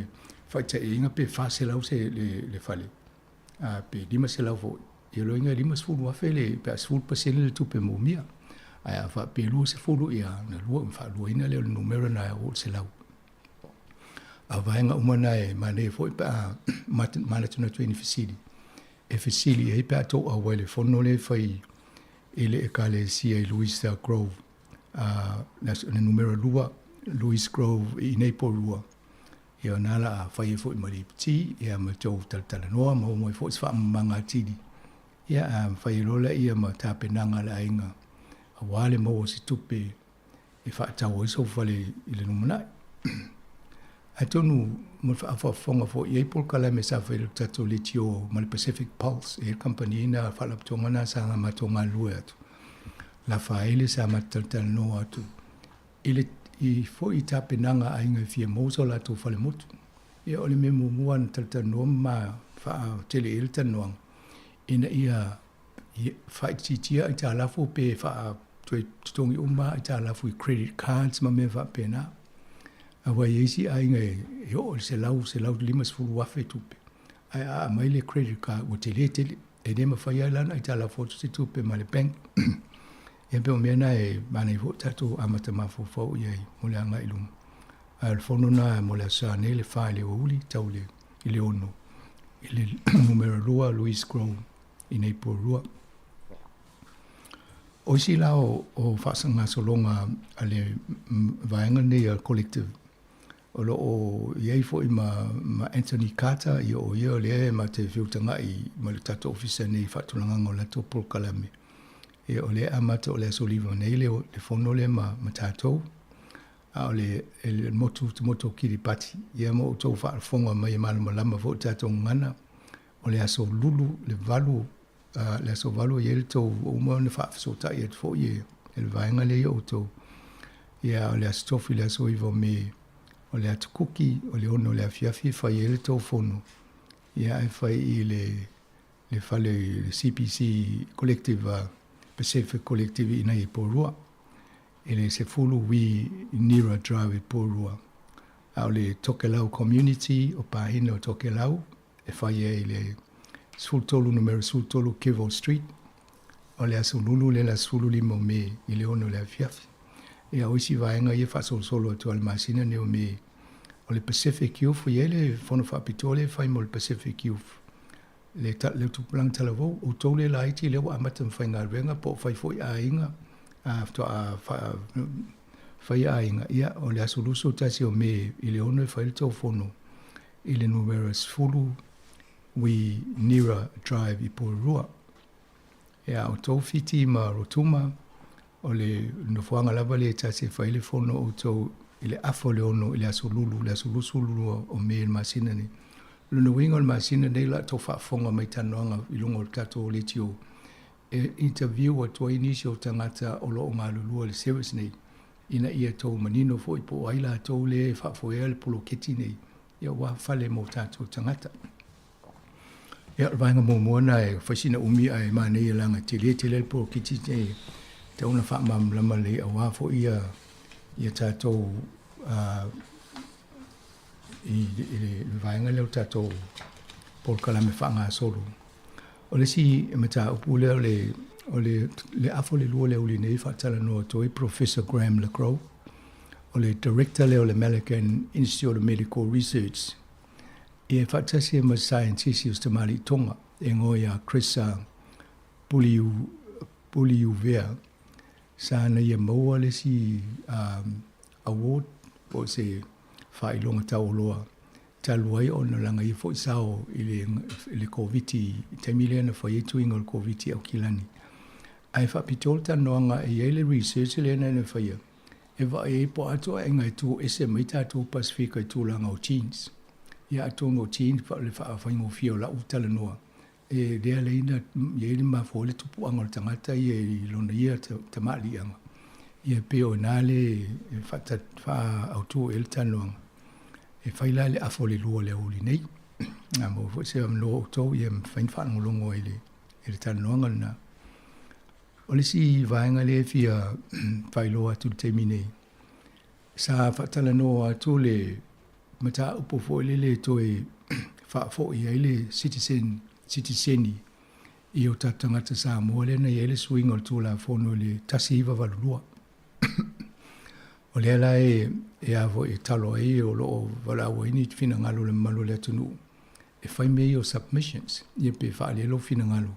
Pe te langolango o atunu a vaenga e wha autu e le wha mawha o langolango. Atunu le meta ulia i whai lau submission o te awai e wha atu e wha fōle wha sao le vaenga lea. Tu sa pe le tele ni o tala.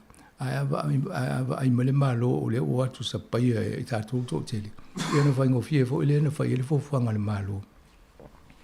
O le me le ele vai atu ele o tu ia ele o awai le national.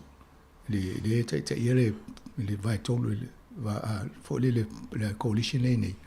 A le na lango e Winston Peters i fa pe ma David Seymour te All Act ma le te le New Zealand First. Ia tau sia i fa wa pe la to lango pe o le si fa tau ngolo lua ma lo le tolu ai mo lo tolu ai pasia. Ia ona ui lo le i sa ilipo la tonu al me e manuia i la to le na maua le ava noa, I think, e pea le mantua e o mai le tausanga tasi iwa whaiva ia Januari. Tangata na whanau tonu periota na sa tau o British subjects, pe tangata o tātou e citizeni New Zealand e anga wa aila le tūlanga na. I o nai tamu whai e maua le ava noa na.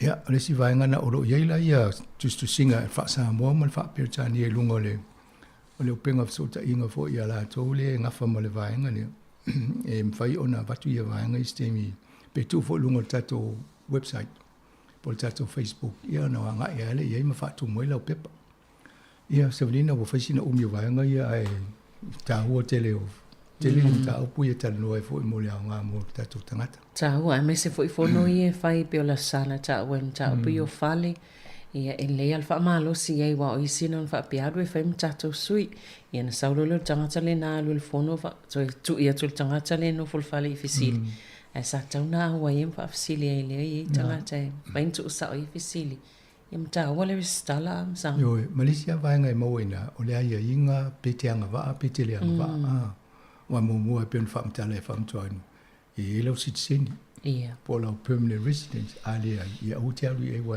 tele nga va na manino vai ngana ia le ai se i fai sta malolonga ia ona toi fa wa wele fa tai lava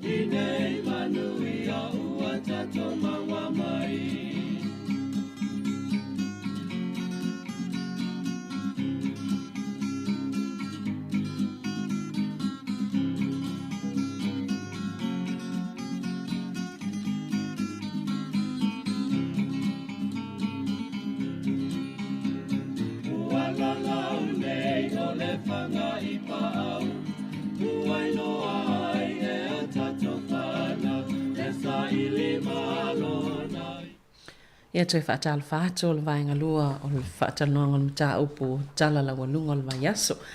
Ia tele o mta upu e meise lawa i vaenga o upu whai o le malo.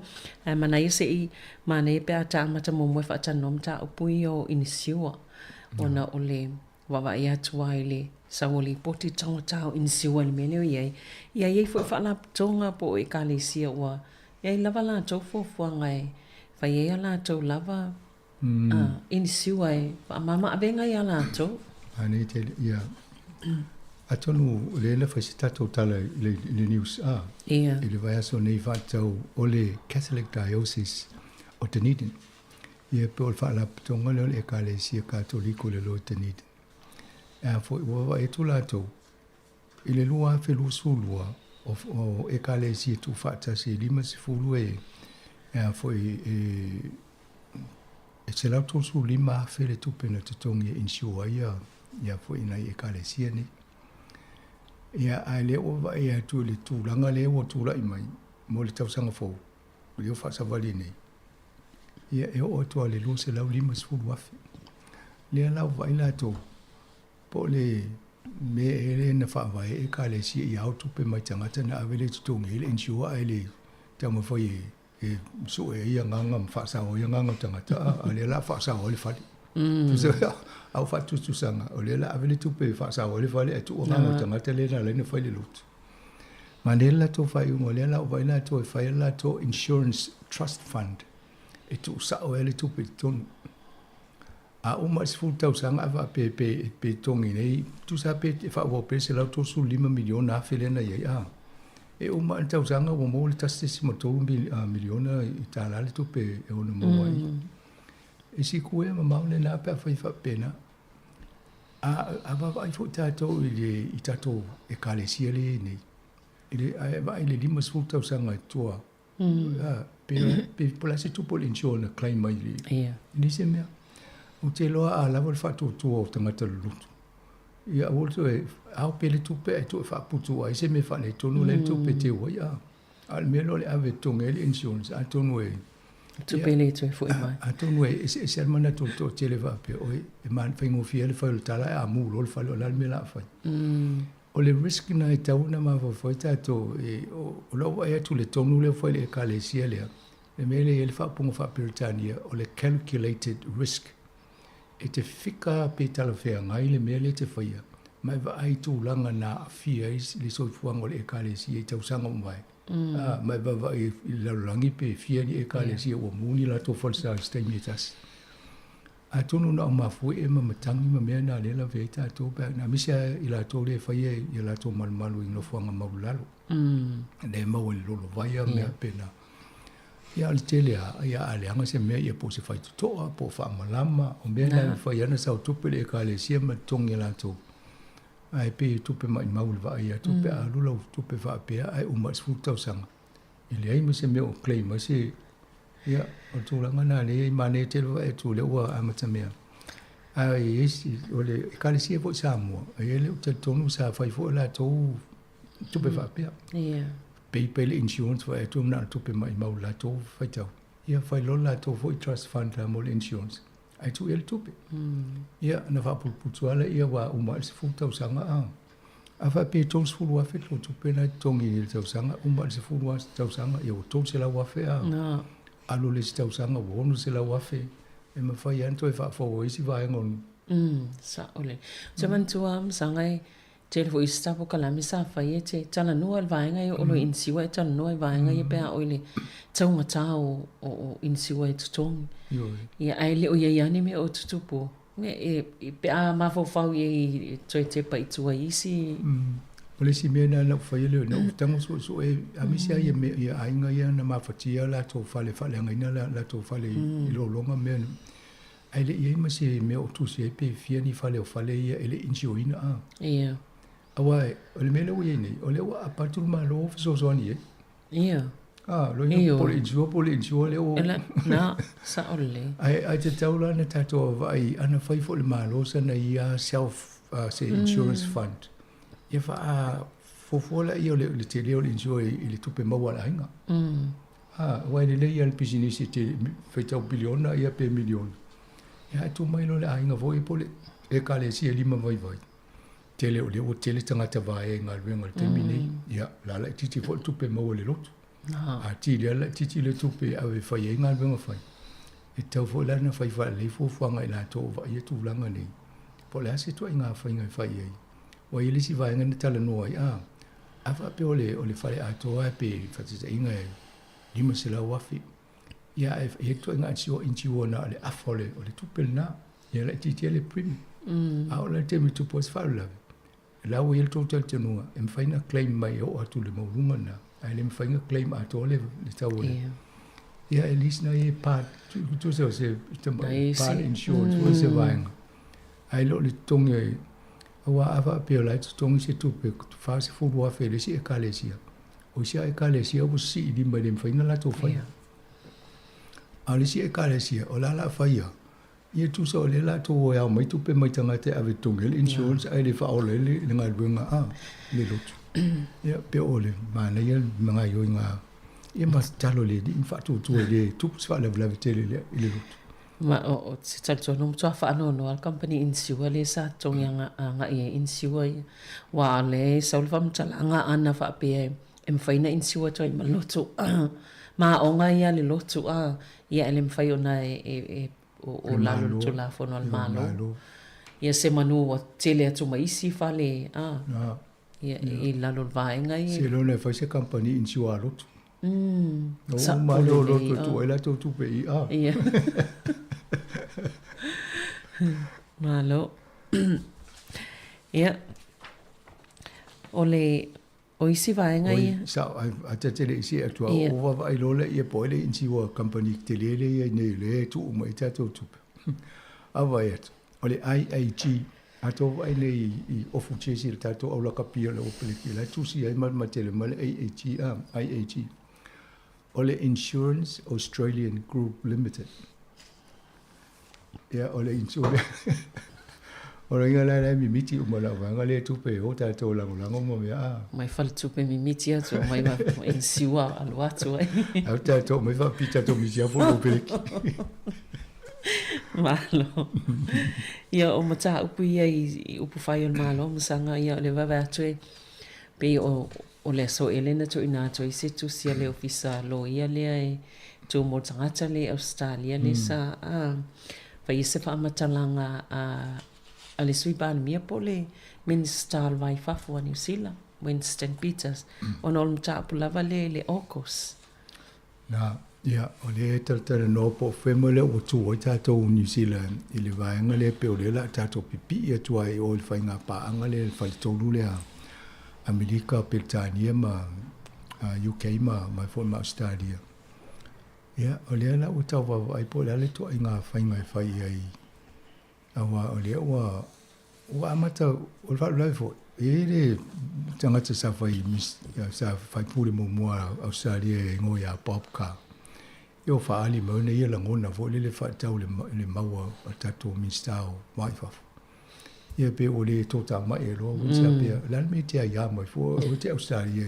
Le whainga le piso tangata I tonu loto I whale New Zealand. O le mai fo tō whawutana no mai. Ia nālana inga e loa ia Winston Peters ia wawasa mana ia ma whailan tala. Ia na la fonga na tūsa la ua pe ua tau whaleanga I pia wa ai sia. Ia la o sauli tala ale li le mai ia le la a vele o le tūla fondo. Tūsa o le defamation na ua mai le tau whaleanga le tūlanga le. Ia ai ang ngofo fo ia Winston ave pe tūsa la tau whaleanga mai le li le na ia me e whai. O le whaila ni ngā ruenga tūsa I mulana wa ai malwa ele malo. Ia langa e se fina ngalo. O le maua nisi tai pe o Helen Clark. Mai si fo I o le au whainga o le whaiaonga University. E tā ua I o le mele na tū New Zealand I le anti-nuclear. Taimi o longi. Mai la tōna. E longa ia New Zealand e loa I le rangi le tūlanga I tū ai. O le mawaisi e te tau ona tātou tō e se mai le vaenga lea. Ai tōtou ai ni tō ai ngā polisi mani a wala e whātua while mu wele lalo lang. Ai ahol tātou e lango me ia. E ana o tau wale me so ai wai alana whai mea nei e whātau tō ai ma saina. Ia o saina fo I o maa lusi tele le pao saina le taimini tūlanga lonta mao a inga. Whaitau e over le piliona lea whai on tangata. Ia alai vevesi tātou whamai lewa amatan so solo mai saina I Pasifika ia le tau whai ele. Ai e se fo le langono winsa I lau whanua pia. E lea o ngā le tō mana o e lango mai pa pui o tō isi. Ai le sau. O lana talana. Ia le whamai e le o tātou le pila one. Ia atono le whaasa mo le pila o le poutu. Ia. O ma whaawai le whai ngā paanga le whale tolu le ia whale poutu mo mua. Ia laia fiel whai ngō manuao ma mea nā wa moru wep alu le whai tau a. A le sila pou lona lua le pila tu. Ia leo le hele I madino po le ato wale mena iai. Te u tato at. Ia ma len tata noa tate le mai po le ato no whakti ia ato no poutu tato mai New Zealand o e fusi le po. Ai wai se fe I lunga e o tato katau vio vile poutu o pa uma ina loa. Ia e mau si lei a wol tato la talate I tato tu mama pou ia langa o pila si e ua na la vea tu e me tato. O seina ia o lai e le ofifia seina le vai mai a New Zealand le la so me le tauna ia. O lai e le tato nonga seina ia tato e tuto tasi a New Zealand whai non whai unga a. Mai e whanango lango te le fol tato tamau a inga le tato pa anga ngam seina. Ia a vai mei ne la seina le la tato so te lo le o la vele mena whai seina ia Australia na tipi umau export fo ia seina ia Australia. Ia wha le tong. I le teimi nei ia fo I o loa fo mini rale Australia le ave I saina. Ia la fo o tele na tipi mai saina isi vaenga na. Tele fo la fa le tono o mena o maina ma. Le elia ia wa o le lopo fe fata wela to loa ia. Ia o tūlanga wa pēnā e whai o ne esu e inga pe a le fifia mai si. Ai a tatu tūto tasi. Ia e mwhai ana whai e tātou tonu mena o tau PTA i le whamtalanga Helen Clark. O New Zealand tau o na tūto o tasima wa aia like a peacemaker. Yeah. Ai ei whale tonu tupu ia na mwhai lena e alu fo i le United Nations mai tano whai so. Mai e alo ia fo i o tau wānala e mwhai tō lau tala. E te lo pipi i tō i ngā. Pe o kengi me ia la wai. Kengi. O le neta uva pe o atu New Zealand fo po. E te o lope o atu amo le po. O le apito sile lang chinga ina ina ana. Ya amo le la po. Ele se me tupu le sis fuk tau sanga e uma to ele me foi to. Le me foi. Malo. E so fina le fi fai mata upu ia le fo ina ngingal verso nei le se fulu pasene le la siti ai to tongi o fai pule i tono il parlamento New Zealand. Mo wai o la o mana fai le fo le fai tu la fono o le ele komisi o la to e fai le ai ingo tu lango tu tongi. Ata tia la fai le tu ngal wenga ina mambai matalia. Ele se me tu pota ele piseta to te mini alfa la. E sta usanga mai ia fai fina ngalo palmia le ai. Na le talia mena ia te ia le o tafi amatolia. O tangata so i fo tangata ia o la fo i whainga luenga. Le lo pe te le atu whainga tāo ngā luenga le whai pule po o le pale mia lo ngā luenga tō te le. Ia ai misi fo le taimine social media o so i te leo le whai tiola a vena i tangata ni. E tau fo lana so so ni tupe le te kawa le ti ngala ia i whai tio ngā tangata. Wa po lalo sa o fia po le fia ai se whai tio le te lia la tō. O le lai e moni la e fai le tala na e yo fo la ya lakse o fio o lo fo ya lakse lo mai le e le tali lo tong e ave se charity fo le se fa la tong e wa le na ve visita le la na lima sulu a fe fo le la na le on se le na mo lo fa o la fa e le la o atono na le o muso sto ina le to tali le tu pele ai e mane fo le fina ngalu stasi no fa longo fa o fa ni e te tau na whaia si tanga i kai tolu tau sanga ma whai. A wale umina le te. A leanga le whai tau sanga. Wai le ropo la ngā ruenga tanga te whai tolu tau sanga o le siri umiane sau a lusi ngā ruenga. A tato wa i whai pule ia le na wese ne matofi minsta. O le ana tu langa le tongi tanga tana. Na o tau maina e leanga wa si tanga wai le le whai ngā ruenga a. Ia sau nela le to inga si tanga ne whasolo ato. Ia e laki e matangata ia. Pangana o tuli se o mal parlamento ia na ele to mo le ai le ai o te tona o se e tawana tongia e vaenga ia mo nei ia man so foi le fa pesa ni si tanga le na ta o fit time foi le o le mai lava il covid sem fin tai en fer ai male tu no sa ta o fi ci sinda le si tanga na mai fa mai la fo va ia lo fo te lo nga luenga ia ta o fi mo le to ia nga luenga ni ele matango fierva ai mai o nei tanga twa pia o le o va e mga luenga ta fia o mga luenga ale si lungo tongi o pale mia ma fai pule ia nana ta fia le temina ia o me va pia ia le temia ando folola e to catch up e muli ani ia pe ia la ele lusi tongi al tanga ta ia na lusi nga luenga ele se catch up a e pe la to langa va pena ne la fa ali le manato o Chris Hopkins ele talia ia le fai ungal palmia na fai ta ulo te sinta a mai sa le tawa ona fai mo va pena tawa na ta tia pe ton me fai nala na fai komisilia o la to fa to langa mai ton a mai ia talia mal fifi ia mai se foi la le taimi le nei o na le fa nga solo le vai amal fa malo nga o tanga te nga wenga ai sa mo si tanga i te tonu ani ne na tonu o le me tonu te lo le o va vena ta fo fina nga lo o le pale mi fa pe le ai o te le anga le tu penala a ves fa la tonga mo mia i wa te le na i tu pe le se me mo mia ia le maoisi o le public service e le tau na va se tonga nala na yo fu te lo fa yo lo fiel so swan ia alanga e tu tongi fo le pidia le ka tanga te fa so so ani le va pe e ola le e fo na ia mana onga fa tanga te pe ia ustanga e tonta totaliem fa tai me si la sa we ofo mai lo na ia so so ani ala la valon ta mai male malanga va e tam fa so so ani ia ala ngale mai a to no fo ta to fa sa le le si alo to Sa ole. Alo po toi sui se fina ngalo le. O le pale mi fe toi foi. Ona o le saunga le pou le sa fai i taloi nei ale One News. Ale TV tas. Ia o matua. Piu fate ia e lato. Yo, o le pou mo le atonu tele o tausanga wa afie fa pese fai ngā malo lima tau o i masina tono lana fai ngā malo.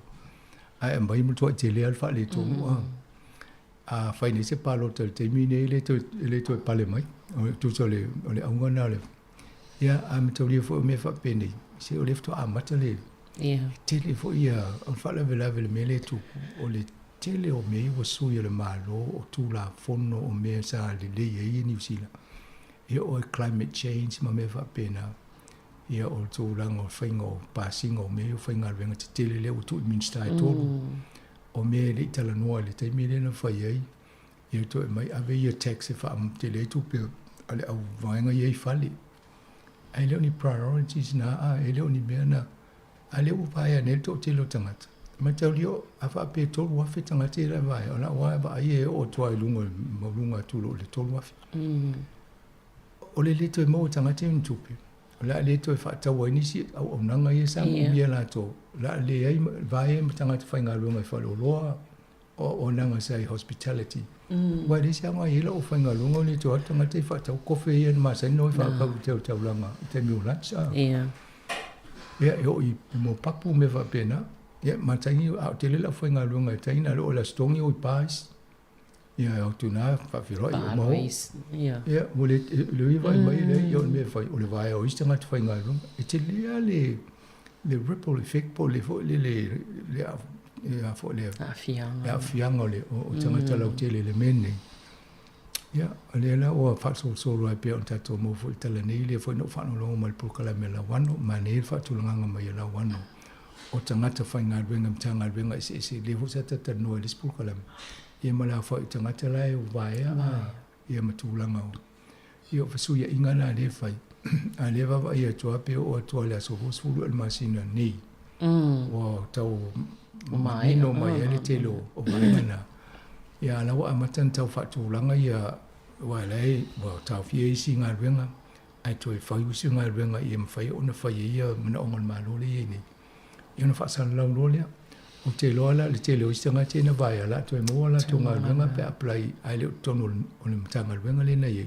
a si se fo mtanga venga ma o I tele ele vai ngale ta o fa Britania o le transferable skill ava pe e lava lo to mai isko nga ngalwenga ia polo fa ngalwenga lo officer o ma posisia o jisim tanga ngalwenga ia nga yo to mai na mo wanga va e fa tino ia ia atonwe e basena foi tala le opportunity closes another opportunity opens the door for you so e holo to vai ta to ile o mo tu langa le lo tu tele ile o te mo le tu pone New Zealand sa tupu mo fo ia o le temina e fo tanga tano I Australia o to mai nei fa level temina ele I manino pele leise polisi Australia talia tanga a nei la o ele suinga ia to lu e tau sanga mfaile ia na sit seni ba ia lo no wingo le tunga na le tanga te New Zealand le to fo I mai ba na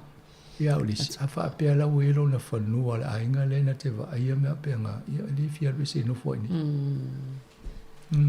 no ia ai mai se foi la va va ia tu I vainga ia ta no be I upfai o le malo tono balmene te le o mata upu pe o lo tato molmawina le foi sa va ia le fai pulele le green ila na ngayo nga sa fel time o tani nga fisili fa fi na nga I tono balmene man pe o mata upu o le fela o inga le na o ia ai fa tino to mai tai le Julian Chenta le to mai tai fai pule mai tono to malo o ia na so ia le vai nga le sa ia mo anit king ia na tomo ela ia po la e vo le ia ai le mo ia le avalo ia le usau mai na o te ilo ai tu TV ai fa ali mai lo le nga winga na fai au tafo tanga tele o le me mo no so mo pe ala fele ia le mo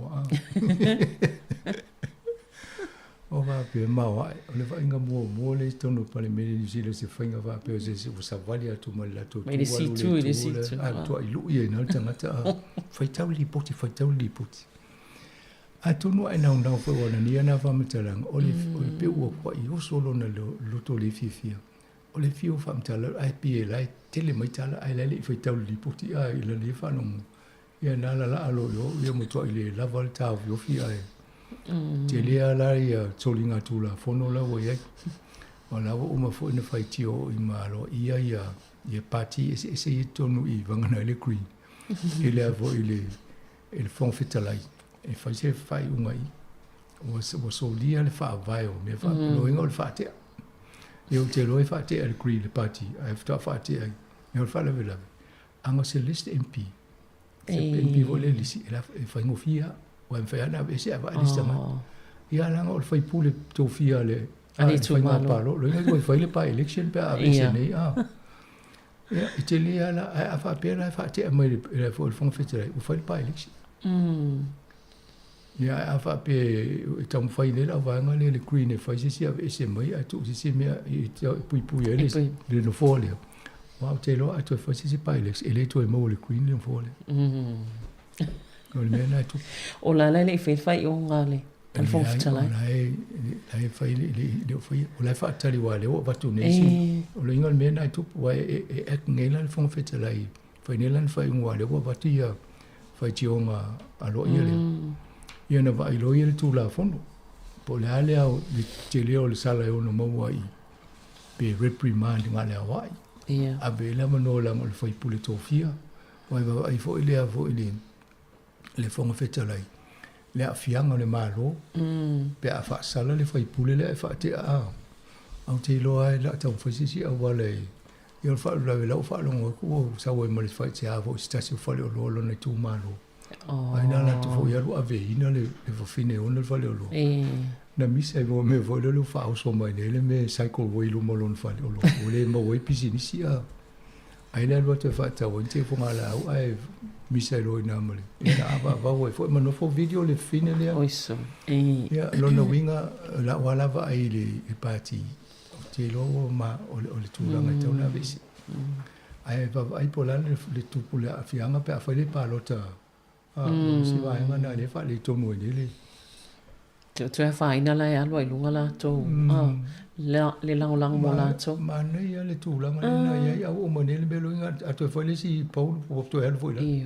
Man so foi le ntinga na nei le me fon to puista mai ta ile na le sa le fa sala ona o ile na fa fam sino no so langa ya le ngoi ala na sawa le wo sa le paul salwai nei le la ya lo lunga la ia te o sa nei sa oi am sanga to ya lo ila ono le me o tu pula le me wa va ene le me le wa to la ngai fa le tonu le parti le ku ala wo mo wa ma te le vo tata no le si ma fine ma lo te le ngole o lo to le fa la pisi ni si le na fa le tonu vo le fa inga le o lo na to le o le fa inga wenga na la mo wa o le ali fa si fa unga le me na o le na fa la to su wenga la lo fa ti o tanga la to tonu ya ale le fa yo pola mo to ina fa ele o mo ma na me to lo le i wala ina lo pisa sangal vaenga le Pacific Radiology le wa fa la to fa nga mal vaenga yo le hurricanes ma ne te le hurricanes ma le vai o le fiu tanga te fa tali la to po me se o fa ya la to tong fitinga ai so mai ala wa o le hurricanes na lo la vea tong fiti mo si de lo la kapi pe fi tong fiti va veo ya vai de o mo na lucky te le hurricanes o le to nga pa anga le fa pe a wa ta o le va ai le so fu ma lo ino tanga ta alo a ta to o le fa ta tino na ta mo ti i ta lo ngani yo ma ni te le pi tanga na le ale a o le hurricanes o te lo la ve ma le o te vai to na ia mala vanga le ia mala to fa ata sia ki uma me o lo tino to fai mo tong fitinga oi o le to ila ki o le a to no me fo na lai ma lo le ta to te le ma lo lai i le e mo is fai ina ta silen to le fo na Fa sala via ine. Sa o sala ki di fia mai fo me fa pe to fo tua le ma. Yeah. Mana ia tēne. E le vainga le wa ia tu I le fuafuanga le NZQA pe sei le la tō manatu pe mawhai o na whaonga le AI e sosoani e tusi e isu e ngā tamaiti a onga. E me se level whaonga ngai lunga le teknolosi. Mo te reo e mana o anga I pe I lunga.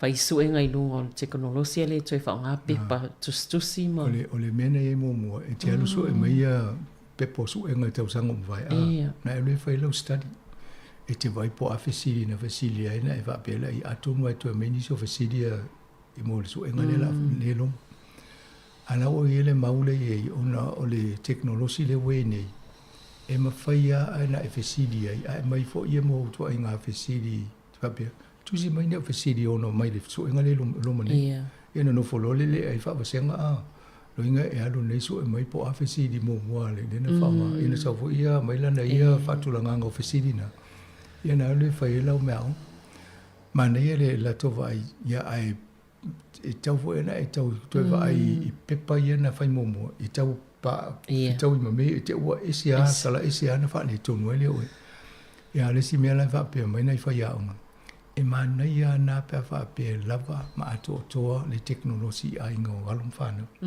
a ina a inga le se laptop e le se technology e le se data le se se internet fa fiela na fa ina tanga ia na pe pai e a tonu fana fa fa pe sa wo nai le internet pe se kanga o mi mai ia mai sprit mai ko pe mena se ia fa le tama ma fa mu mu sa on mai Ja, tu lang fa pena tau na fa ye je ta puna. Ia, ona tsai mi masanga o te lero pani talonga o le fo ta pena tu talonga al fai un nei vai yaso, ia. Ma ne ia lo fa no mo mai le o pe te lem te no me ta si la kapile e pe tau sua la vanga le o kilangi ma ta to. Ia ma ne o lai pe pito lunga ta to au te ni ma o kilangi. Ia. Toi fo ia le mena e asola pe ia o le vao o Kilani o Wellington ma le loa kala estete tau wa a whai tau wangai. Ia le oso mai ma le chief ia pe le o ma le o tau ato i le. A le o atu tau tau sau lunga le awa le ala loa le kala estete. E whai fo uma e se mani ia uma e o champini. A le sau li va. E le seu champini. E le o le amatanga al whai uma. Ia. Ia, malo whaftai lawa mole po kalame nei tai au. Ia ai tue mo fulu whaupoponga I le asfarai le asau nei, tai masane. Whaftai tele al whafonga mai, e whaasoifua ia mon nei tai. Soifua.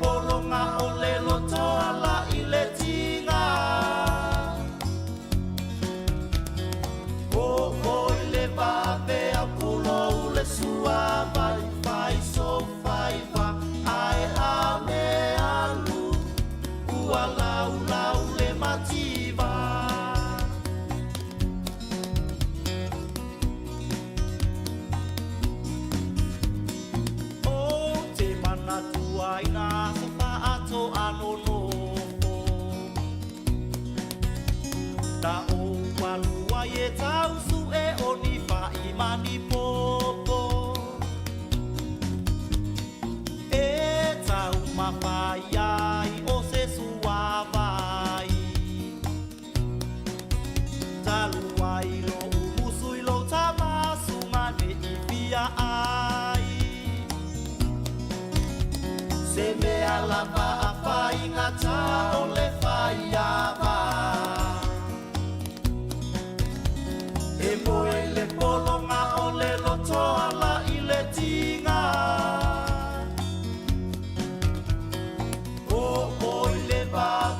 pulo le sua vai vai so vai va ai ale alu ua lau lau le mativa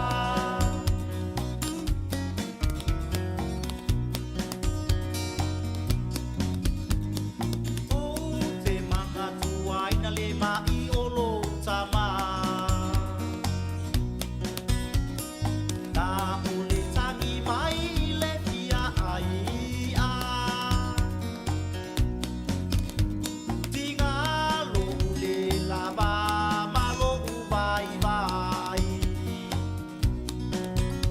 o usau o utamo i le mata au au i ngatai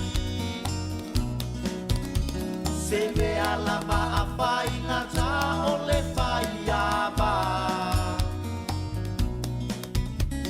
e moi le polonga o le loto ala i le tinga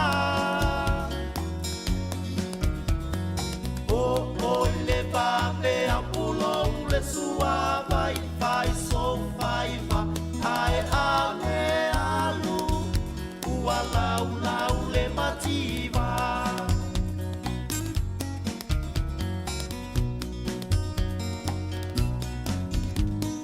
sa o pesili fungai nai o matua ina ia la ua pa asino mai ni panua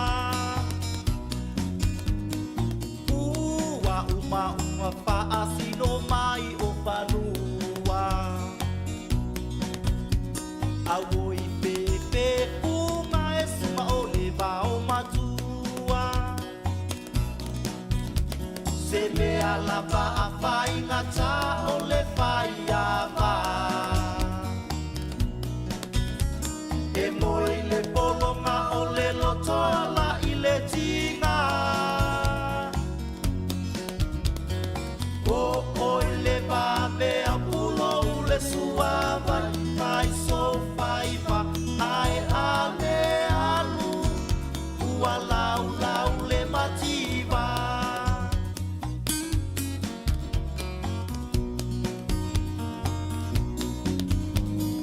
o te mana tua ina le ua o matua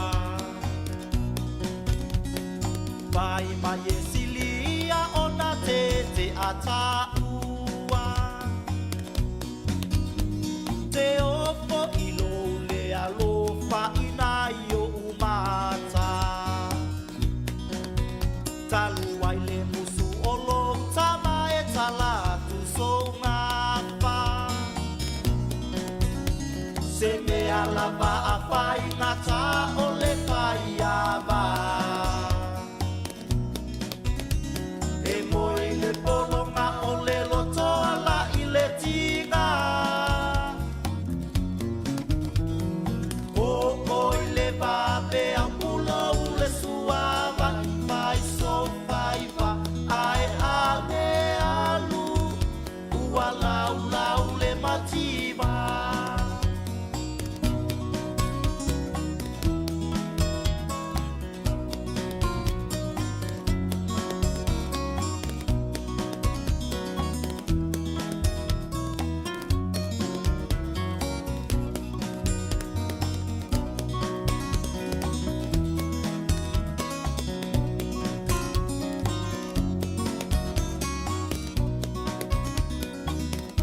le fa forma tau tua si fonga no mo le toi 2 minuti ona tala le se fulu mo le tasi toi fa sala wina na por kala me tala la udungo le vai aso na tala no toi le fion le pule afam sanga tala mo resi mo savelina Cassiano ile aso for radio le tia nei ai ole vai ngale an toi fa sala utu nei tu sai mal funu tanga le fa ile sa funu tanga na le o mai o le por kala me na toi fa sala watu mo si fie le tu no fa o le tato fa fianga he manatu ya mai al por kalame o le e fa fonga mai ai na to fa o le ne tato musika so fi loi tals fu luo tato telefo mai telefo tato musika fo i fa nga so solo le o li na kolosia to ele o fa sa longa sa mo le sunga ta se salem se tau tu mai tato tunu ile termina il tasia ya tu ile tolu ile afiafi ya leona usi mai no fa fonga le tatu programa le ua tapena mai la langi aso nei.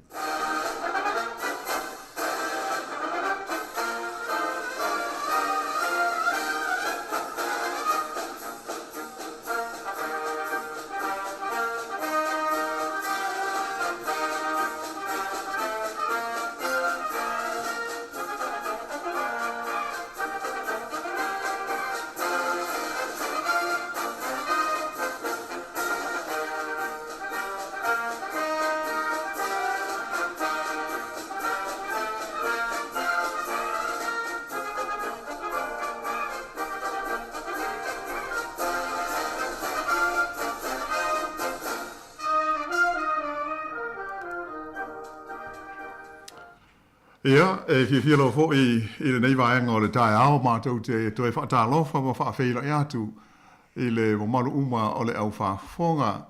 Ia, ai maise o pa anga masani a le nei whaaopoponga o le polokalame o le lalolangi o asu nei se vaenga o le tutua. Ale datu wale se whaasara lau le nei le si ufonga le lau mua whaamalo le langi mo maha ma le soi fua lau le lei.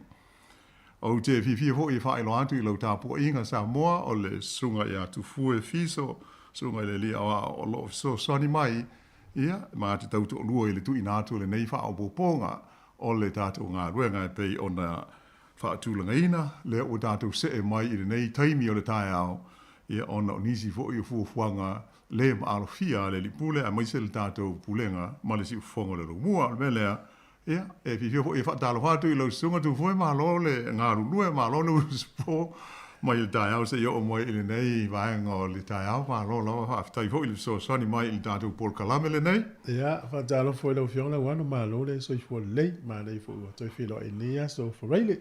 Ia, ta lo falawa, ma lo so i fua. Ma lo whaafitai, ia, i le nei whaapoponga o le lalolangi o aso nei, ia pia o na silufia, se pol kalame ia tau mwhai ai oto i nātu mō le silufia o le marua lau whaafonga. Ia nisi o mea onga hoi ma le tāua. E ali ni mai leitu, ma leitu langi o le kelope. Ia ai mai se hoi tātou i nei o tātou loto i whale. Ia ma le itu langi o le Pasifika o lo tātou o iai pe tātou soi fuai.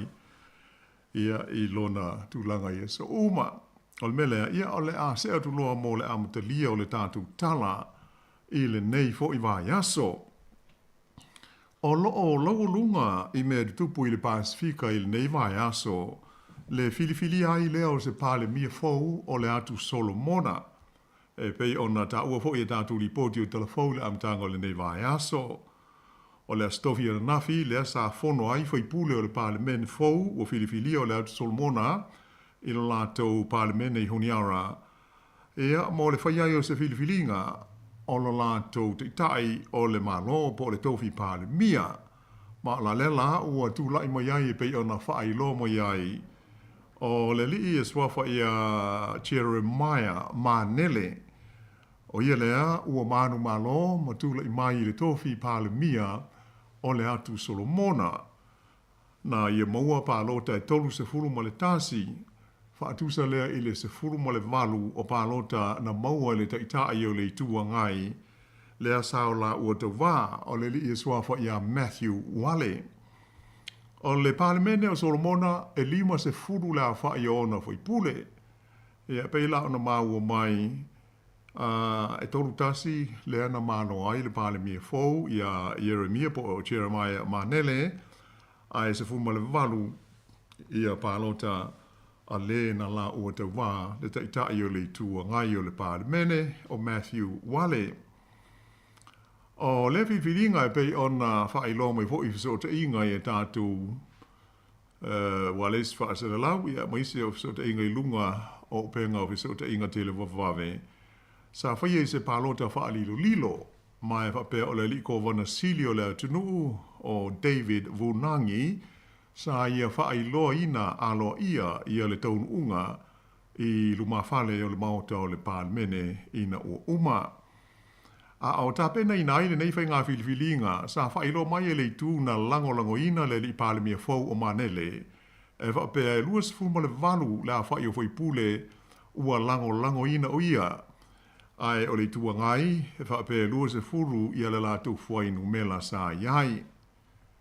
Ia vita i la o le na ua whaafonga mai le taunu unga. O le manu malo ai o le li nei o Jeremiah Manele, ua mautino ai le toe tūla i mai o le whainga malo, lea sa iai talua i nei e le atu Solomona, i lalo o le taita inga le li ina pāle mia o Manase Sogarave.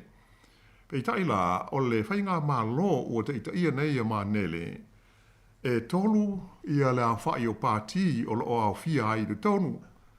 Tai peifu i o tātou i nei New Zealand e tolu ia vaenga wha o whai po o pāti ia e iei le tonu o le whainga malo se o whantasi. O Solomona la lantou o le pāti e le li pāle mia, wha ingoina o le awa pāti, o le vaenga wha o whai au pito i te lea i le tonu o le whainga malo fau. O le isi pāti o loo iai e ngoa o le People's First Party. Ia malona tolu o le pāti e wha ingoina o le Kandere Party. Wha iloma iai e wha pēr o le pāle mia fau o iei nei o Solomona, ia Jeremiah Manele, e lima se fuluono te usanga o le soifua. O ia o le whaipule mai le tūma lo tele e ngoa o Isabel Province. Mai o ia e whape o le urua i pāle mia leo le tunuu, ua maua mai le tonu o le tūma lo, ai mai se ai o lona nuu e ngoa i a Samasaudu. Sa abe o ia ma min star le mai fafo le whainga ma lo te luai nei e Solomona. Ia mata mo e ai o ia le palota te luai nei o se sui o le pātile nei o le awa pāti e ui ina sa a fia mua o ia i le pāti a le vaenga o le Democratic Alliance Party. Na mua i ulfale o ia i le tono o le Parlemene o Solomona i le tausanga e lua afe se fulu ma le whaa. Ia mai o ia sa avea ma te itai o le itua ngai i le Parlemene lona se fulu o le tunuu. O le li o mane leo se tasi e tele tausanga o ngā lue ma whai ngā luenga i le malo Solomona. Sa avea foi o ia o masui o Solomona i lona ofisa o tūri tonu i malo au whatasi le ai o New York i Amerika i aso ua mawai. Sa awa o ina le li pāle mia fau o Solomona i le Universite o Papua New Guinea, whapea fo i ma le Universite o Oxford. O le atu Solomona e pei ona silu fia, o stasi leo sui a wai, o le fono fo i le nei e taitai o ma lo le Pasifika po o le Forum. E mai atonu o lo manatua e le totele, e le mamanu o lau whaafonga, o Solomona, le sa i longa na ve sia i la to mai nei, i mata upu tau upwhai wha ale wao ma lo le Pasifika, ona o sana wha ai unga e whai pa anga ai ma le malo tele o saina, i lalo o le taita inga le li pāle mia lea ua le o te tūlai nei o Manase Sogarave. Ea mai peia ona whaafonga mai e ui ina le pāle mia Sogarave, ea e peia o le lana pāti lea ua au tū foi i le whainga malo fau e peia ona filifili ai ro lātou teitai le li pāle mia fau ia Jeremiah Manele i le aso ana nafi. Ia atonu o stasi leo mata upo o la amate i tū pēr e le fono teitai o le Pasifika po le Forum. Ia ai moise e lawa foi o isi mano o lo i tonu le neitu langi o Australia whape ai ma New Zealand. Ia e maua la le pāle mia o la Solomona la tau ana nafi a e lipo tia mai fo i le ve sia ai o lo te fale o le malo o le atu Kiribati la tau. Ona, oni whaafi tauli o ngaonga, e mafua mai le se whaai unga la tau mai nei alona Parlemene, lea na pasi ai se lafo, e wha malo lo ai mai luna tofi, le wha masino o le wha masinonga maua lunga le tunu, ma ia ti poti ese o ia mai le atu Kiribati. O nei wha unga le Parlemene o Kiribati il vai aso deluai, o wha matalai nei te suisi nia o le wha lapo tonga o malo au wha atasi, e wha pēr o se ngai o inga ua toe wha fo ia i tua le whainga o le wha masinonga tonu, a toa ai fo i ma le tūlanga aloa ia o le tūla fono i do tonu o le nei fo ia tunu o le Pasifika o Kiribati, ia po o kiripati e pei ona sa lawi loa ia so o ma vai. O le manatu o le sui wha apitole nei ia malo o whaatasi mo mata upu e a fiai le tu ma oti o le ngā rue ngā wha amasino a toa malo ia tamai ta ia soa wha ia Margaret Satterthwaite na ia whailo mai ina ua talia ma pasi a ia le pā le mene o Kiribati ia le whautuanga mai i le komiti leana tō fia le malo e whaia su enga e whaasanga i le li wha amasino o le whaamasino po pālangi e sua whaia David Lamborn. Ina ia whaamalo loai o ia mai o na tofinga i le whaamasinonga maurunga le tunu. Ia ma whapeona tipoti e se ai o ia mai Kiribati. Whaalia ai e Satterthwaite o le avesea o le li whaamasino mai lona tofinga. Ua solia ai tu la fono whaalewā o malo. Ona e le i maua so nā wanoa e whaaleo ai ni ono manatu i le neimata upu. E whapea ua atoa pe ua lata nei i le whātau sanga o wha ngā solo mai le ua ilonga o nā whaina i le tūlanga tūto tasi o le ngā rue ngā whaamasino i le tonu o le nei e tunuu. Ua umafo ia na whailo mai se manatu o le Societe Aloia a New Zealand nei e tu sai o le nei manta aupu na lātou whaalia i le whaapapoleina i le nei ngā yoinga ua whaia e le malo Kiribati e whaasanga ia lii o le whaamasinonga. O le li whaamasino o lo a fia le neimata upu, David Lamborn, o se papalangi mai au se talia. Ai ua whai paolo o ia i se tamaita i o le atu Kiribati. O lona whale tua o tamaita i sua whai a Tesi Lamborn, lea ua avea neimata i tai o le tua ngai i do tonu o le palemene o le tunuu. Ua sili atu i le lua se fulu tau sanga, talua na nofo ai i Kiribati le li whaamasino le nei malona a inga. Mai o lo whaatala sanga ina e le suia malo o whaatasi whaapere Societe Aloia a New Zealand, ato ai maisi tangata o le tunuu ia le whainga malo. Ina ia tu ina atu se visa e nofo ai pere nei whaamasino i le tonu o Kiribati e tāli ai le whonga ina o lana talo sanga tite e whaasanga i le whaamalo loina o ia mai lona tofinga, ato ai ma le tipoti ese o ia mai malona ainga mai le atunu o Kiribati. O le fo iwa whailo mai e whapea, o se manatu o le li ina avea maurua i pele stende o le malo o Kiribati, ina ua whaato atu maoti le atunu o Jeremia Dambai, ua ia tauai o le whaai unga e tipoti ese le li whaamasino sili mai Australia, mai te tono Kiribati, o se whaafi tauli ua le manuia tele. Na ia whaalia ua matua manino mai i tau mawhainga nei a le malo e ave se ai le li whaamasino e mafua ona o lona whale tua lea ita ia le tua ngai i le tonu o le palemene. O la stovi taruai lea sa pasi ai e le palemene le whautuanga mai le komiti na filifilia e su eina le nei mata upu e a fiai le li whaamasino o le whaamasinonga maulunga o Lamborn.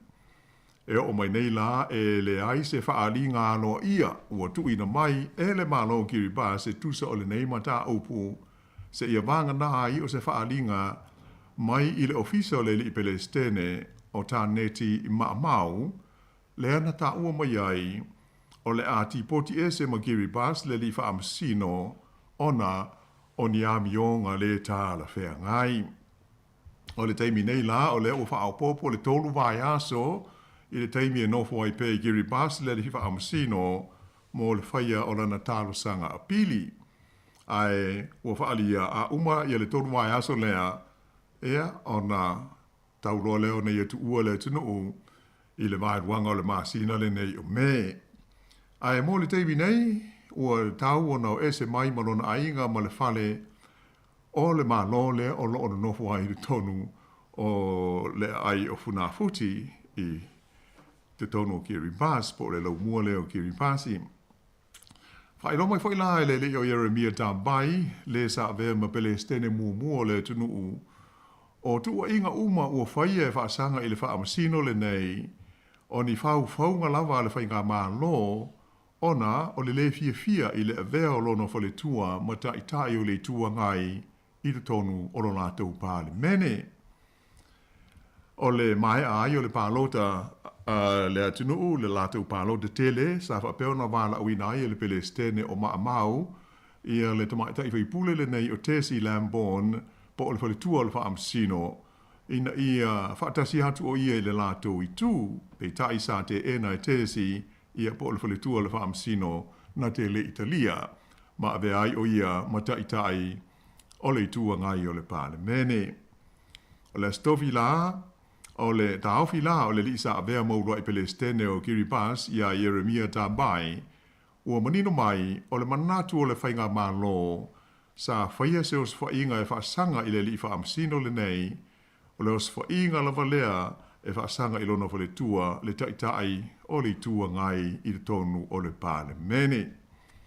O le taimi nei, o lo maisi whainga pālota Kiribati e ui ina e le i wha manino ina mai ma wha mautu se aso e whaiai ae na wha alia mai le lo mua i funa futi o le mai ai o le fontanga le palemene i le sfrede te ruai na wha peona tu ua i loa le Palestine o Maamau le lo mua ai ua malanga atu i isi motu le tunu o se malanga ua wha upuina e Jeremia Tambai ma le tua ngai o le amatanga leo wha atosina mo le palota o lo loma nei a ia fo ia tu motu le Pasifika i le atu Kiribati ia ai usi mai pēr le wha fonga.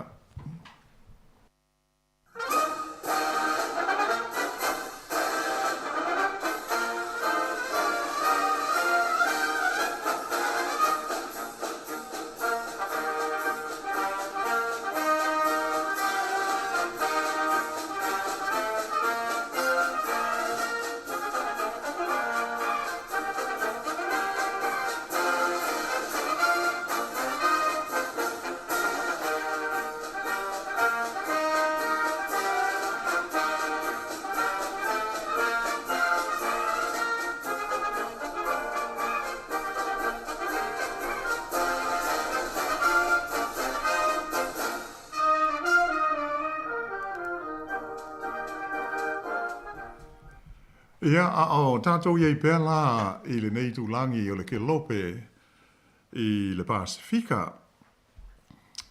E le o fia Samoa i le polkalame fou o le visa nofo mau a le malo o Australia mo atu motu o le Pasifika whapea ma le tunuu o Timor i Sasai le asa whaai lo mai whalau i tele i le amtanga o le nei vai aso. E pei ona tā ua i le tātou telefou i le amtanga o le vai aso nei, o le aso tolu o le masina o Iuni, lea o le a amata ai o na talia i a tālu sanga, mai tangata uma e fia la vea ai le sei, o le a fili ai tangata moava noa e tolu afe le a whai, e ma whai o na nofo mau ai i le tonu o Australia i lalo le lātou polkalame fau le nei. O tangata e mawhai un tālu sanga i le nei visa a le malo Australia. O la tau ia e iai to mai wha apitoa i matata mani ngā ruenga SS mai o tangata uma e talia ai o le a ave iai le visa nofo mau e no nofo ai whaatasi mau la tau te ito lua whaapea ma whanau. Ia e pei o na whaafonga iai o le tau sanga mua le nei o le polkalame e le o au fia ai Samoa, e le ngata la ia tātou i Samoa, ai whapena ai fo i male atu Kiribati, pei o tunu ui e lua e le o au fia ai i le teimi nei. Ia ai mai tau atu i se lipoti e le newspaper le Samoa Observer i Opia, na tau ai e le komisina maulunga o le malo Australia mo Samoa o le lii e suafa ia William Robinson, e wapea o atunu umaia ua wala a wina e awai le neipon kalame mua Australia o lo fua lava le talia i o la tau mana onga a to ai ma vaenga o lo ave i ai le la tau wha mua. Mai o sa mola ia le i whaia sana whaai unga mautu pe awai pe le ai i lea polo kalame ale malo Australia. Ia ai pei ona whaelo mai e Australia, o lana polkalame le nei, ua whaingoina o le Pacific Engagement Visa. O se visa fau le ma whaiona nofo ma waitangata mai atunu uma, o lo au fia i o le Pasifika, fa pe foi mo le tunu ule nei o Timor i sa sae. O le fa moe au tu e pe ona fa i lo mai le malo Australia, ina ia sanga fa malo sia ai ma fa le leia ia sotanga o Australia ma tunu uma o lo a fia ai. Na ta ua foi le li komisina maulunga o le malo Australia, e le ai se a fianga o le Polokalame le nei, ia hawa noa mo tangata o mai sa moa e malanga atu ai, mo ngā ruenga whaavai taimi e pei ona o loo iai le taimi le nei. Ae, sa ia ta ua, o le foi ua manatu le malo Australia, e whaatanga ia tangata ua tele tausanga o ngā lulua i ngā ruenga nei whaamai taimi, e o atu mo latu teito o lua ma whanau. Wae, o le a amata i se whainga whaataitai, moni a inga se lua se laula whai, i le tausanga le nei, lua hafe lua se fulfa. E ui ina, o lea e lei whai loa ina mai whaalaua i tele lea tūlanga, e le malo Australia i le taimi nei. Ia ai pei o na mai tau mai, o lea e wholinga, e maua fo i lawa noa e nofo mauai tangata, o tele tausanga, o a fia i ngā ruenga whaamai taimi i Australia, mai ro tātou o tunuu i Samoa. Sa ta ua fo i le lipoti le nei o le Observer, e le li i komisina maulunga Australia William Robinson, o loo manino le leima mala malama le malo Australia i le fina ngalo o le malo Samoa. Mai o loo whaawo pea i a talanoa ngalo i e le vāo malo i lua, e tūsai o lea mata upu. Sa ia ta o foi o le whaia se pālota po o le sei e fili ai tangata mo nei visa fau a Australia. E manatu o se whainga tāla whea ngai lea mo tangata uma o le a fia tālo sanga iai. O lo o wha mawina e whapea o le vāo le tausanga e lua afe se fuluiwa ma le lua afe lua se fulu e tūsai o whainu mera alo ia ale malo Samoa. E sili atu i le lua se lau miliona tā la, lau wha inga o se leni na maua mai i tangata sa whai ngā ruenga wha mai taimi i Australia, wha apea i fo i ma New Zealand nei. Ai ui ina sa wha amanuia ina i a inga o i la tau ia sa awhiai nei ngā ruenga, i se leni matupe sa lafoina iai, ai sa mai tau ina i fo i, le tele o isi whaafi tauli mō sa moa lava lātou, ona ua tu i tia ai i a tangata whai ngā ruenga i le tonu o le tunuu. O stasi ale nei o mata aupu sa mamafa i aile fina ngalo le malo sa moa, o le to tele leo tangata ua ngai i ngā ruenga nei whaavai taimi, ai ua whaale tonu ai ma le lava i a le au whai ngā ruenga mō ngā ruenga whai i le tonu o le tunuu. Ea mai o loo masalumia a tonu pe o se tasi leo mafuanga o le lea o fia ai o Samoa i le lisi o tunuu e pe o na whaai lo mai lea ua o fia ai le Polokalame fau le nei le malo Australia o le a amata o na whaatino i le nei tau sanga. O le masino au kuso le tau sanga o mabae sa whapena foi o na toe whaamamafa ina ai le pāle mia o Samoa fionga ia fia mena au i mata awha, ia ona atunga lunga i le to tele leo te ngata whai ngā ruenga mai Samoa, o to e sea ona o ngā ruenga nei wha amai taimi i New Zealand wha apea ai ma Australia. Wha alia manino ai e le tamaita i pāle mio le tunuu, e le te tau ona wha apea o Samoa e su e mai ei te ngata whai ngā ruenga leipa mo tunuu mau o loa ma le lei lo lato wati nae. O le minsta tupe le malo Samoa, ia lautimu ia ue le se va ai, e pe o ia lea e fito i tonu mo le Polokalame o ngā ruenga nei wha amai taimi le malo Samoa.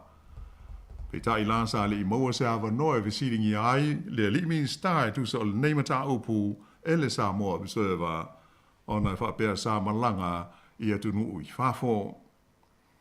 Na whailo mai la le minsta le vai whafo le malo Australia o le tamaita e sofa ia Penny Wong, o le nei visa fau o se vaenga leo fuafuanga a le li pāle mia ia Anthony Albanese whapea male whainga malo Australia, ina ia sanga wha ale leia pea ma wha mautuina ia so tā ngāo Ausitalia ma tunu o le Pasifika, wha pea i fōi ma le tunu o Timor i sa sae.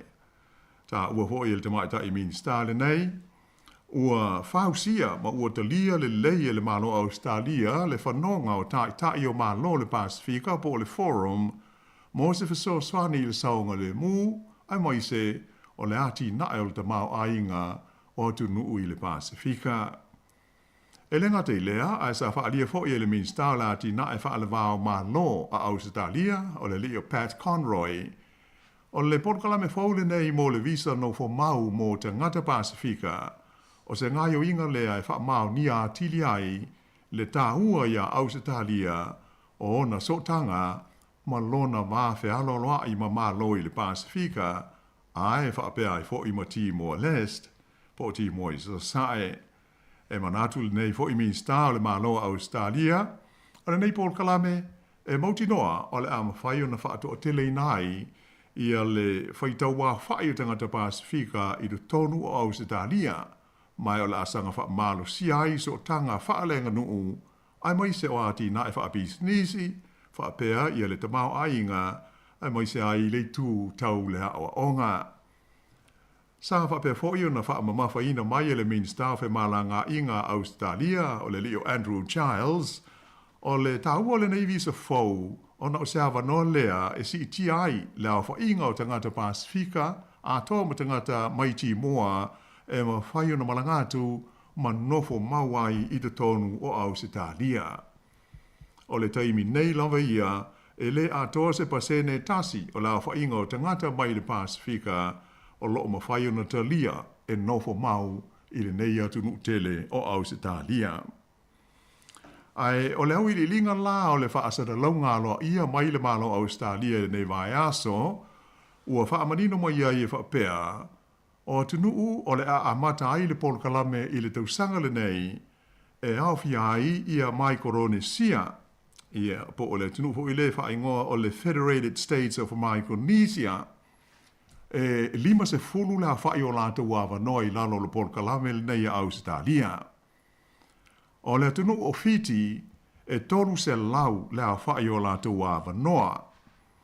O Nauru, e tasi le se lau la whai tangata o Nauru e mawhai o na talia i lalo le pol kalame le nei. O le tunuu po atu motu o Palau, lima se fulu la whai o la tawawa noa.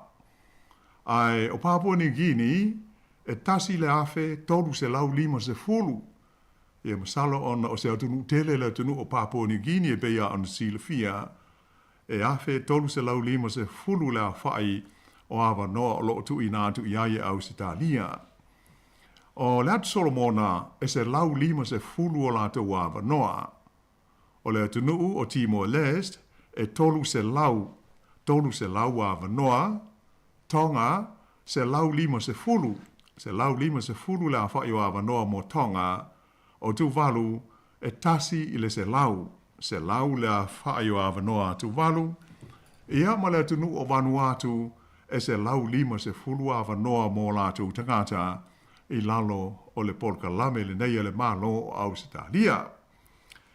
Ai toi e la o Samoa ma Kiribati pe ona ta ua mua e le o au fia ai i le taimi le nei. Ia mai tātou te le mai loa pe o le ale tūlanga i ono o iai. Awai pe ona ta ua mua o lo whaawau pea i a tala noanga lo ia i le wā o Samoa ma Australia. Ai whapea i fwoi ma le malo Kiribati la tau. Ai a tonu o se whai unga mautu e tu sai o le neima ta upu o se whai unga lea e patino i le malo Samoa ma ona tai ia ai whapea i fwoi ma le atu Kiribati la tau. Mai mauti noa, pe tele, pe titi, ia o le a tātou sila fia lawa i se teivi o iluma o le a whaai loa ma ia tu langa alo ia. Ia ai usi mai pēr le wha whonga.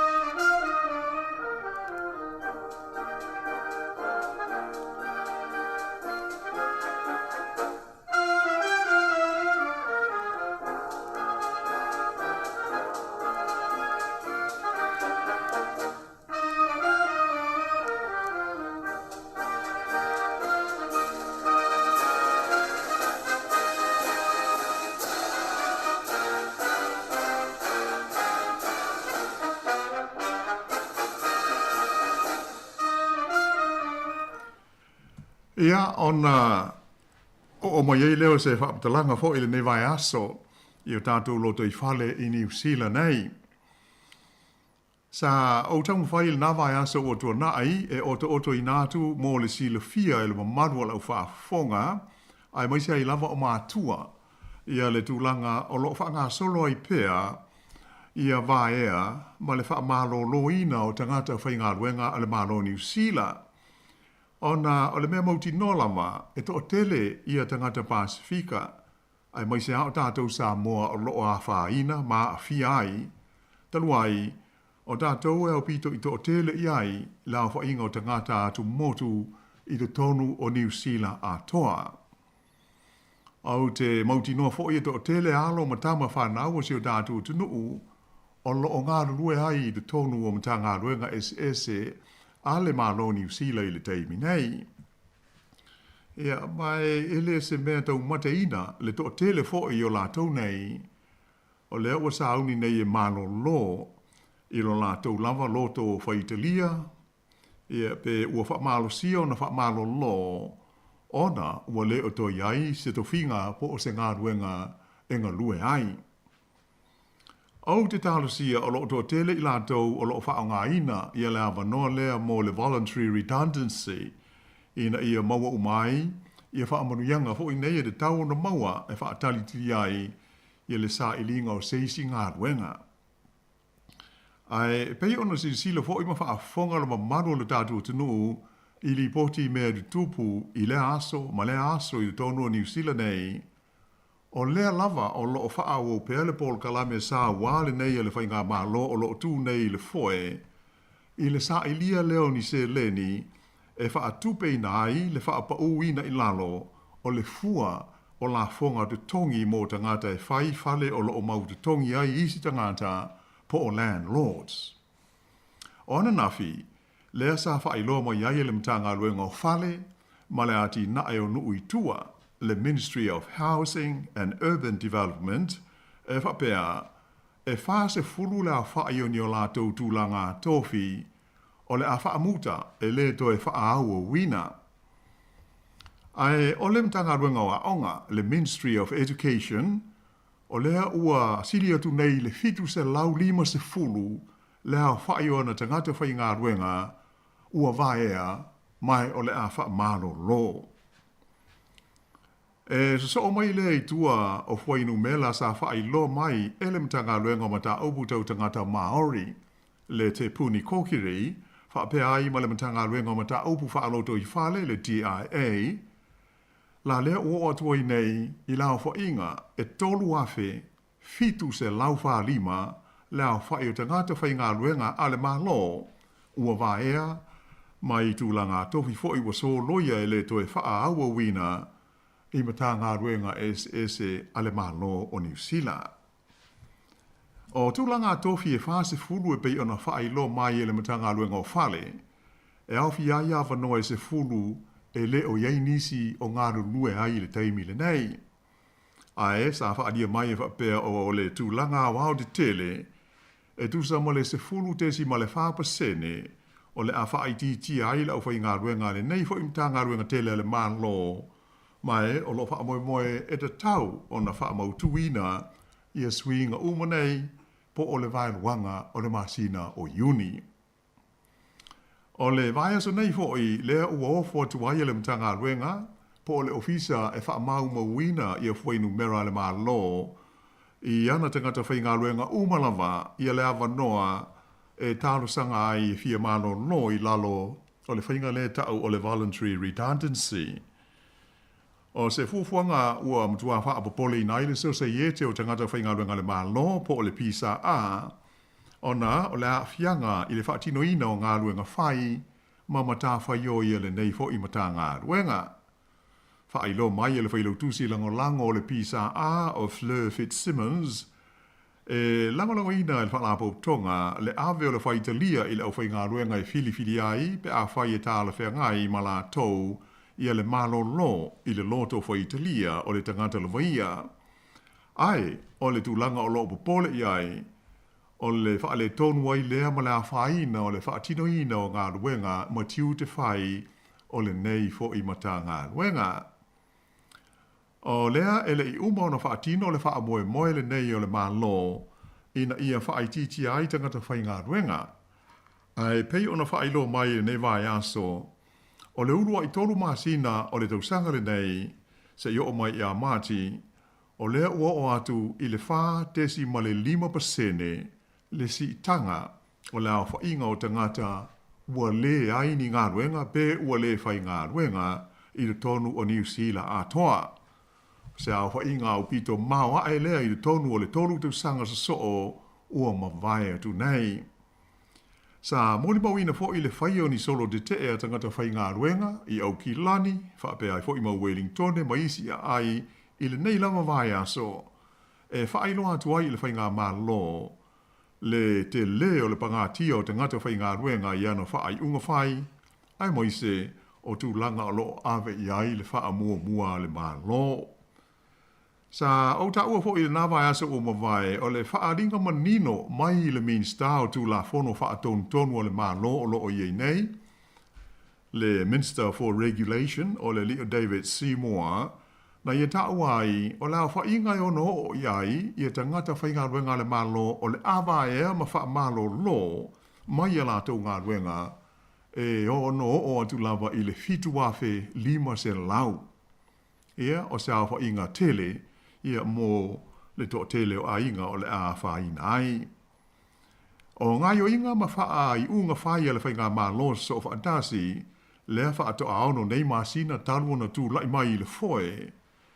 Ua i longa o na le fia i ai le au palota e pei o nā tangia mai i le taunu unga o le urua isu suenga o manatu malangona o le au palota pei o na wha foeina i le One News Variant Poll lea na wha ilo mai i le vai aso le nei. O la le suenga wa tangia ai le ono le toe sao i le parlemene o le New Zealand First ai wha atu ai le Labour mo le Greens wha pele partia Maori ia se whainga malo fau. O le partia le National e 2% na pau ai le tūlanga langolangoina i le au palota e pei o na sa iaia Februari le au atu lai mai la tau i le 30%. Ai o le partia le Act tasi le pasene na pau ai ma tūla i mai ai i le 5% i le teimi nei. Ai o le New Zealand First e 2% na pau ai la lea o tuai la tau i le 4%, ua i lalo atu o le 5% le mana o mia e ulu fale ai i le tonu o le parlemene. Ae o le partia le Labour na wha au popo le 2% ua oi nei le tūlanga langolangoina o le Labour i le 30%. O le partia le Greens 2% fo i sa wha au popo ua o tuai la tau i le 4%.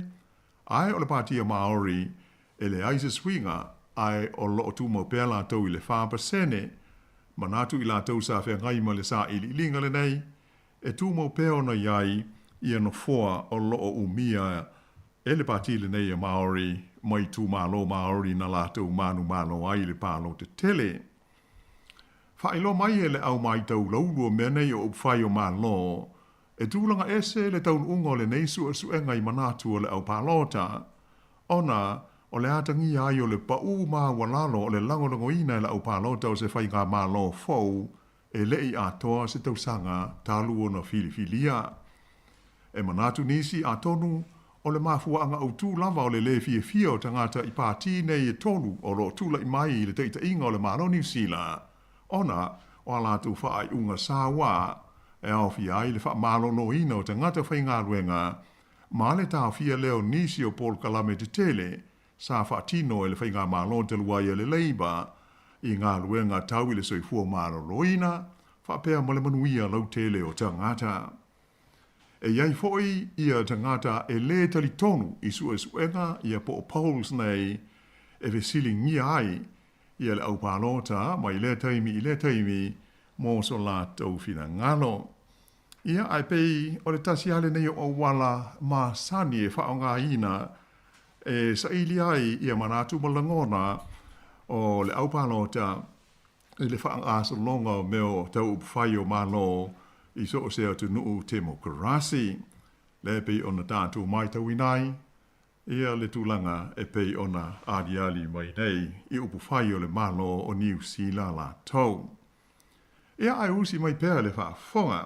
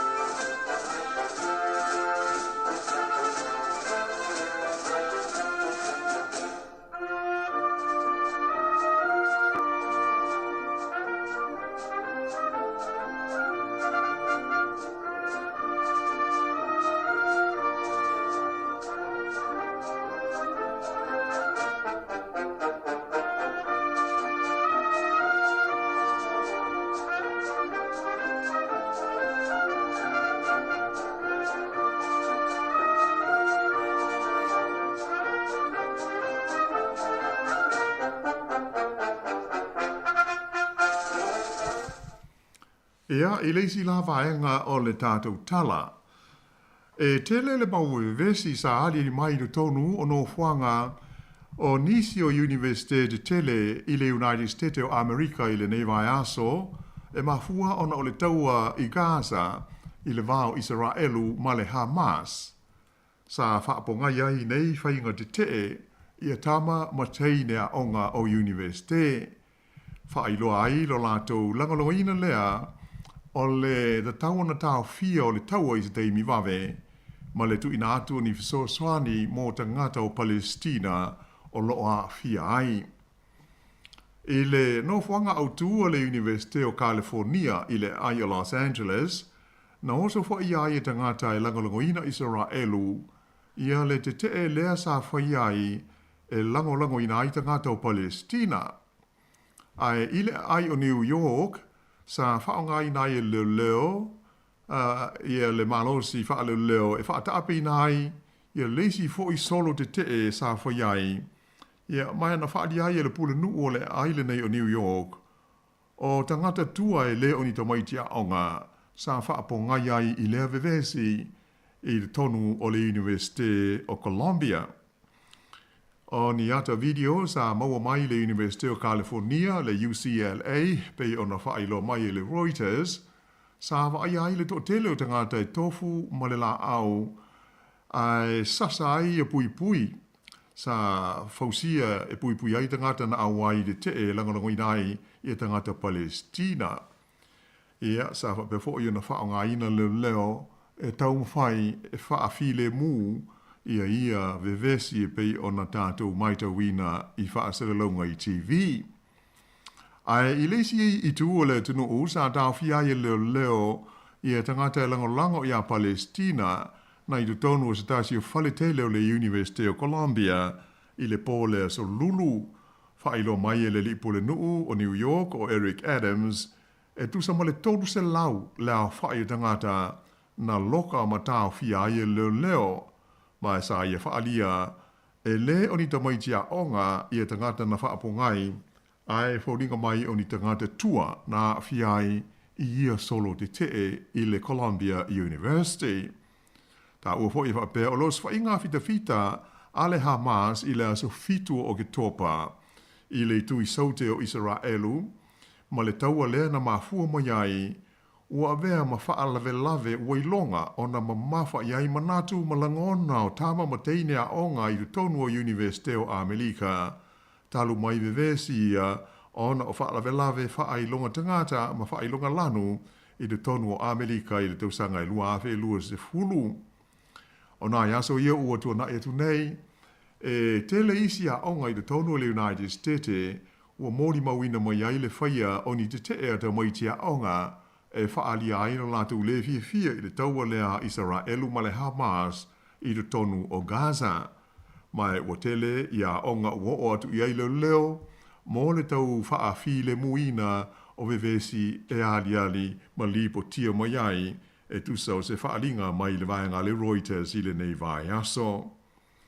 E pe ona sila fia e tu sa male afe lua se lau la whainga o tangata o Israelu na whasio tia i los whainga le Hamas i la so fitu o Oketopa ai o le tali atu i aia le malo Israelu i le whaonga ina lea o lana fita o lea ua lata atua i nei i le tolu se fulu 5 afe la o whainga o tangata o Palestina ua whasio tia ai e tu sai o wha maunga mai le mtanga luenga le soifua malo loina i Gaza. E le ngata i lea ai ua tele lawa hoi ina matua nuti pala ina i lalo ma whaatama ia Israelu ia whale ia ai maise o ai o awala ma le anoa i o isi mea o ngā sa whaalango lango i aile tu singa o te ngata ina nofo ai le tonu o Gaza. E le ngata i le taua i Gaza, ai sa hata ngia fōi i solo te te nei e tamai tia onga i Amerika i le nei vai aso i o lātou langona e tu sai o le pālota i a Novema mo le filifilia o se Palestine fau o le malo Amerika. Whaadia mai e nisi o sui o le pātia le Republicans e iai i a pūlenga o nisi o University e le manatu mamafa i winga te te o lo whaalia e whaasanga i tangata o Israelu i le tonu o Nisi University o le tunu. O le asalulu na te nei sa whaalia ai e le pulenga o le state o California. E whapea o le tongala wapi le sa whaia i le tonu o le lotoa o le University o California, le UCLA, e soli tu la fono mai o whapea o na awhai nai tu la fono a lea University. Whaalia e le whaatono o le UCLA o Chin Brock e whapea nā tauwhia ai i nei te i a tangata e le o ni tangata onga po o nisi e yaini sotanga ma le lātou University. O nisi o whaasalaunga na ta uai i a vevesi nei o lo maitau inai le totele o tangata mātu tua e le o ni tamaitia onga ai sa whaia lātou mata pule na nā aifolinga po ni masks e a tau mo whaia ta lepe i lapo lalo e a se pāpui o le malae na api ai tangata te te o le totelo i lātou ia sa tau whono ma tau wala au ni whaapunga e lango i nai Israelu a tau mo whaisi e lango ina Palestina e te atu i ai. Whai lo mai e leo i California sa wawe o na tali atu i lātou i se tālo sanga mai le UCLA mō se wheso soani e tau whaatoa maari ai i a nei vevesi ia ma pui o le saonga le mu o le totele o tangata. Ai o le pola o le so lulu i New York e wapena pue ai ma tāwhia leo i a tangata te e langolongo ina Palestina sa o lātou tau mo whaia no fuia whaamalosi ia se tasio whaletele o le UCLA ma abe sea mai ai i a tangata te. Ia e pei o nai talana o mawhaia na whaama popoina i nei tu la, lau sunga tu fue o waho ia le nei wha poponga o le tātou polokalame. Ia ai ei le wha moe o le vaasa mua o le ai eisi na swinga o le tātou polokalame le nei o na o le wha moe e tu ina atuai ia le tātou pili fo ile nei le oi luma o le pāle mene ia mo ni fina ngalo le tātou tunu e ma whai o na whaafsota i mai le tātou polokalame i le teimi e whai ai ia ma whai fo i o na wala au mai sau fina ngalo e fia whaalia o le e le fina ngalo le di pule ma le tātou pulenga i le si ufonga le lau mua ia e awa au mai o tau fina ngalo e tu whaatasi ai se tātou submission ia ona tau whaile tu whaatasi ma tu sia i le ngana peretania e ave ai i le maota o le pālemene pe ona silo fia ia o le upāsia le lafo o le sitseni e toe tatala mai ma whaau ngā le na soloia i le tu la fono ho i le nei na whau i le awhi se lau walu lua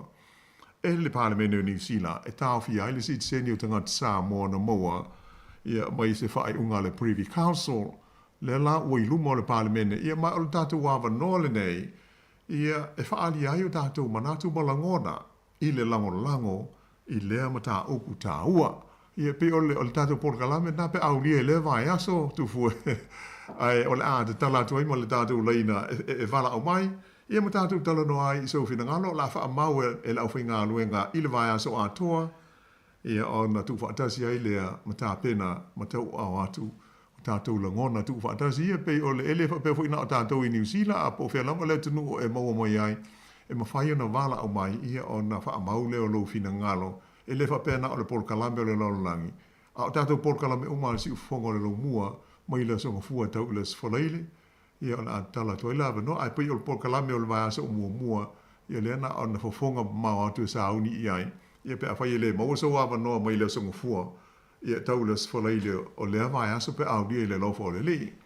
Ia ai o manatu o le tātou teimi foi. Ia o la wha pau mai i le nei wha o puponga tu fue o le tātou Lololangi o aso nei. Ia, ma lo lava tai ta pena lo fionga la wano ma nei foi nei tala ia e fa fonga ile tunu ma sila foi o nei fa momongo ma Pasifika mo pelo sui fua le wa foi langa ia tuile fa ungal vai aso tatu tu filo il verso fo le lo fo le tua ma lo ha tai ia ai tau ina monui fo ile fa fonga ta po mai le mano le tatu tunu mai se la nga tu il fa ungal nei vai aso filo ile sfreile o mo ia ai fa tu fa sui fua mo le nei tu la.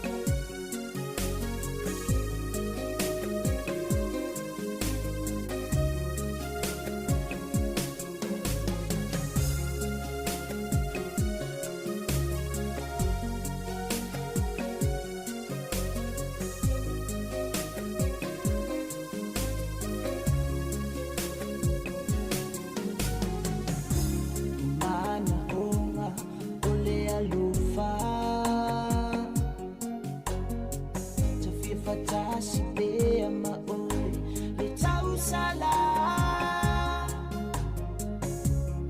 o fulinga te se rosa tutasi te wasa salama ma ua matalasi se o te le malie I lotina ile tangi a o mafita ile taulanga Fai mai o ai ia o lo umativa E wama ima wai oe Lala tama Fusi mai, fusi mai, fusi mai oe Ele fangalina oe Ilo ulutu Ele mafai lo ulofa Etu mapela na oe Ya ita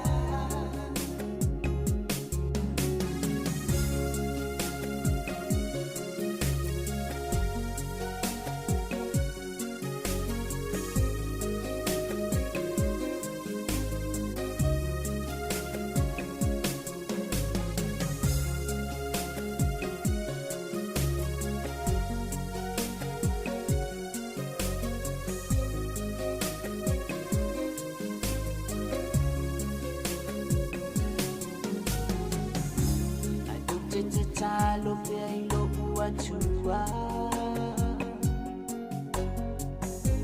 Eto e faatasia E mafutanga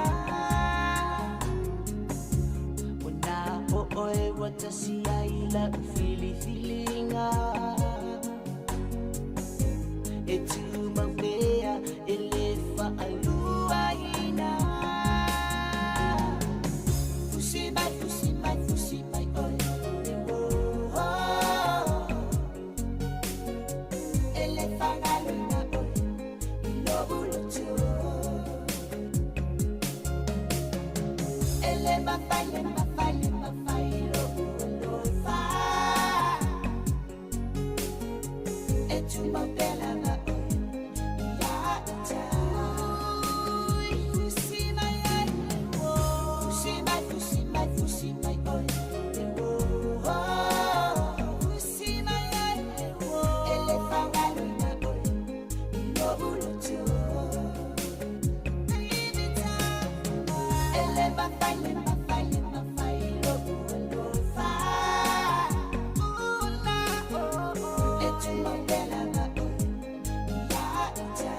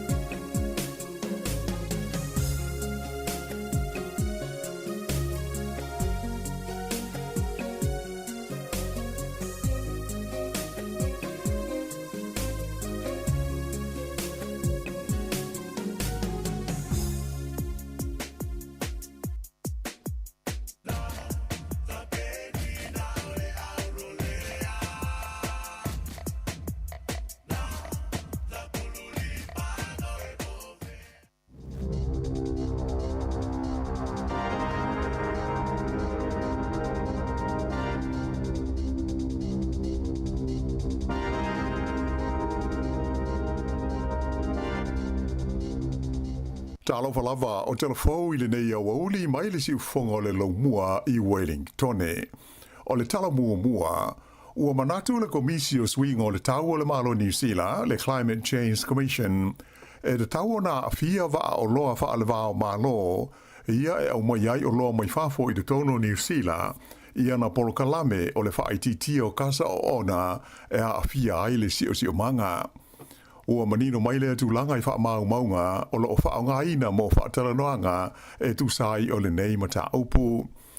O lo o ta uai e taruai o lo a New Zealand o lo a wina atu I whafo, wha pe ai malana ti na e o tūlisi e ia le taltanunga o ni o loa mai se tunu o e mama malanu lau avalo na sio manga e manatu le komisi o le a te le seaonga o le nei fuafuanga mo le atunu o a toa. O le taimina ia tusa mo le 5 miliona tone o le kasa o ona mai waa o loa a toa ma waalele ia e malanga mai i le tonu New Zealand e le o whaita wina i le a whainga whaale tausanga o kasa o ona ia masua i le ea male si o manga i le tonu o New Zealand ai ana whaie wha au popo iai o lona winga e iwa pasene o le asi iti hai le fua o kasa o ona mai ngā luenga whai ma awala o whela ua inga i le tonu o le tunu o New Zealand lawa ia o le vaenga tele o ana o loa o lo ave i tunu i whafo o lo wha o ngā ina ai ia wa lalo. Ua whaalia e le pule nu o le ai o Porirua o Anita Baker e talosia o le tū malo o Wellington o le asaso o i nei o na whaamautu se lātou whenga inga ma le whainga malo so whaatasi mo lona suawa i tāu mawha. O lea langona o le tamaita i pule nu o whailo mai ina ua uma o na whaasara lau mai whalau i tele i le aswana nafi e le mean star whainga malo whaalautu i whale o Simeon Brown i au ililinga o se murienga i le vālea o le malo ma le pulenga o le ai tele o au kilani. O lea murienga o le awhaatanga i nai le company o lo whaanga i o ia le vai le water care e nā te nono ina mai se leni mo le whaale leia o masini ma mea umai mo mia i le au nanga o le sua mai e se mai i lalo le pulenga. Whaari aia le minsta o le nei whainga o le angatai i le fitu tesi ma le 2% i le sitanga o raids ma pili o le vai e le o i le 2.5 tesi ma le 8% e pei ona sa fua i nai mua. O le asfarele nei le o lo fua i nai se feilo inga i le vale o pulenga whaaloto i whale ai tū malo e au fiai horo whenua o Kapiti, o Wairarapa, Hutt Valley, Porirua, Whapema Wellington mo le talanoina o se fufuanga whaataatia o le sua vai mo le laumua ma lona i tū malo a toa le Greater Wellington Region. Sa whailo mai e le pulenu o Porirua ia Anita Baker e fōlinga le lei ia te ia le marienga le ua maua le vāo le ai o Aukilani ma le whainga malo so whaatasi mai tālu sia o le ai eise tūlanga whapea e maua mō Wellington a toa. E whapea nā fōi se langona o le te maitai pulenu o Wellington ia Tori whanau le ana ia taua e fōlinga le lei e ui ina e le imanino mai ia le tele o ililinga o lea fuafuanga. O le tangata o le soifuanga i le tono New Zealand le teimi nei, wailonga na matua a whaina i le whalapo tonga le Salvation Army ma ana au nanga lau tele na ilo seisi lewa teimi lo na tala wha asolo pito. O le vai aso nei e atoa i ai le onus fulu tau sanga ta ruan amata le por kalame sa ili tupe le Salvation Army e whaingoina o le Red Shield Appeal e masani o na afiai i le tusa o le whasa lau 50 tangata i tu ese o New Zealand. O tupe maua mai ai lea sa ilinga tupe whaale tusanga e whaongaina lea mo au nanga mo tangata majitiva ma 5 vai e au fiai mea ai o viso sani mo whale no no whai stangata ai ka pe mo polo kala me fau tua ma ngā duenga mo tūpulanga telo vau. Sa whailo mai le li ofisa o le tūmalo au kilani o David Daly a le Salvation Army o le taungata le tau o soi fuanga ua CTI le a whai tangata o lo auto wa atu mo se fiso swani mai le Salvation Army maana au nanga. O se tūlanga o te le ai la whai no tupe maua le whalapo tonga mo ngā ruenga whai. Sa ia ta ua whoi o le atungalunga o le Salvation Army i le nei taimi i le ono whai titia leo se leni maua mai e na sua ngā tupe nei ona o tūlanga whaingata o whengai ma le to telo tangata i le taunga tau le soifuanga ma le whale tonu le tamau a inga o le to tele. Whaalia David Daly o le tupsanga teluai e sili atu le se lau 5 fuafe le au whainga o tangata sa mawhai ona viso swani i le Salvation Army i le tonu o New Zealand a toa. O lo o whaawau pēr sua ngā leo i le whaalawe lawe na maliwai si tangata le pita nu o Ponsonby i le pō o le sa. Whaelo mai le li sa tini si nia o Greg Bolton, o lo sa ilia le leo le teimi nei le tangata o lo masalomia na whaaponga iai lea whaalabe lave, mai o lo whautuaina le tunu uwhe malangai, ina ia tau mau ese malawaenga o lo poloka ai le awala, ona o Iesu esuenga a leo leo. O se teimi o le nei vai aso, la awha yeisa ta tonga whaapitoa, e whaamautu ina ai le mafu anga o le maliu le tangata na awhia ai i lea whaalabe lave. I loa hat, e do lima tangata na manu nua i se whaalabe lave tau ta avale le tae awana le la sa awhia ai se loli manisi o ta avale la iti. Tupu le whaalabe lave le teimi pisi po o le toi se fulu minute i le tu la iwa i le tae awana le la lea na poloka ai ia le feo inga masani o ta avale i le fesota inga o le Nai Road ma le awala ingo o le Cambridge Terrace. E iai nisi o la awhainga aluenga si nia le University o Aukilani ua whaalia lo lātou le fia ona o se whaai unga le pulenga o le University e tāo fia ai le whaia o se tongala wapi e tama mateina aonga i te tonu o le University e whaalia ai lo lātou langolongoina o le aia te tau o tangata o Palestina. Whaero mai e le pulenga o le University o Aukilani e lātou te langolongoina le aia te tau o tamaitia aonga e whai aise te e file mū matala whea ngai ma le tula whono. Ai beitai, lātou te le langolongoina le whaia leo se tongala wapi e aluai ma le pō ona o polenga le saonga le mū ma le soifua maloloina o lātou e a fia ai. Ta ua hoi se li poti tusia le University o le nei whaai unga o whapenao nā mana iai ma se whautuanga alo ia mail ofisa o leo mai o lo ngā lue whaatasi i lātou ma tangata o lo whaaponga i le nei te i nisi a wala i mawhai o na whaatino ai le lātou mau. Vei tai la o se tusi whalau i tele o saini ai i a tangata e to onus furulima o le au whainga ruenga whape manisi o tangata onga o le University o Aukilani ua whaalia ai lo lātou le fia i manatu malangona whaalia o le pulenga e tusa ai o le nei mata upu. Whaalia ai e stasi o lo o saini ai le tusi o le li whaia aonga si nia i mata upu tau le tula whono Dylan Asafo e whoringa mai e le o le lei i le whautuanga o lo maua i le li pule le University po le Vice Chancellor e tusa ai o le nei lava mata upu. Ua whailo mai e le li whaipule o Jamie Abako o le awha awo pea o na ia tau aweina i le tofinga o le sui filifilia o le pulenga po o le council a le tu malo Marlborough o na o le ua pei ua masani o ia i le lua o na ngā ruenga ma le lua o na tutongi e mawai. O le nei le isa avea ma whaipule i le lisi a le pāti o le New Zealand First i le masina o Ketopa o le tausanga taluai i le taimi o le pālota a o taimi le olo o ia umia fo i le tofinga o stasi e sui filifilia o le pulenga po o le council Marlborough. O sui awai o le pulenga le aitu malo e tu sa malefas furuafe lua se lau limas furuta lao la tau tongi e maua i le tausanga ai a whai e iai i te tono se komiti e sili atu la i le tupe maua e peina o le li whaipule de nei o Jamie Abakol e iai o ia i te tono o le komiti o tupe ma le ati nae. Ai o le tutongi o le whaipule o le Parliament o New Zealand i le teimi nei, se lau ono tolu afe iwa se lau ono tasi tā la i le tausanga ai lea o fia ai tupe alu mo lona ofisa, ai whapea i le supa, ma le alauni mo fale nofo ai, whape foi maisi i wha manu yanga. E iwa la whai o tunu o le Pasifika e au fia ai ma Samoa, ua au fia i se polkalame fau o le whainga o tui pui pui e malo au whatasi mo tamaiti, e whaasanga i nisi o wha mai bipisi e lamati ai le soifua malo loina. Whaelo mai le pasia e whainga malo a tumotu nei e iwa o le Pasifika, o le whaatino ina o le polkalame e le whalapo tonga a le UNICEF a malo au whatasi, whai ai tui pui pui mo halo ma whanau la iti. O wha mai e whaanganga i ai i le tui pui pui e au fi ai i le pneumococcal o le wha mai o le rotavirus whapea ma le HPV.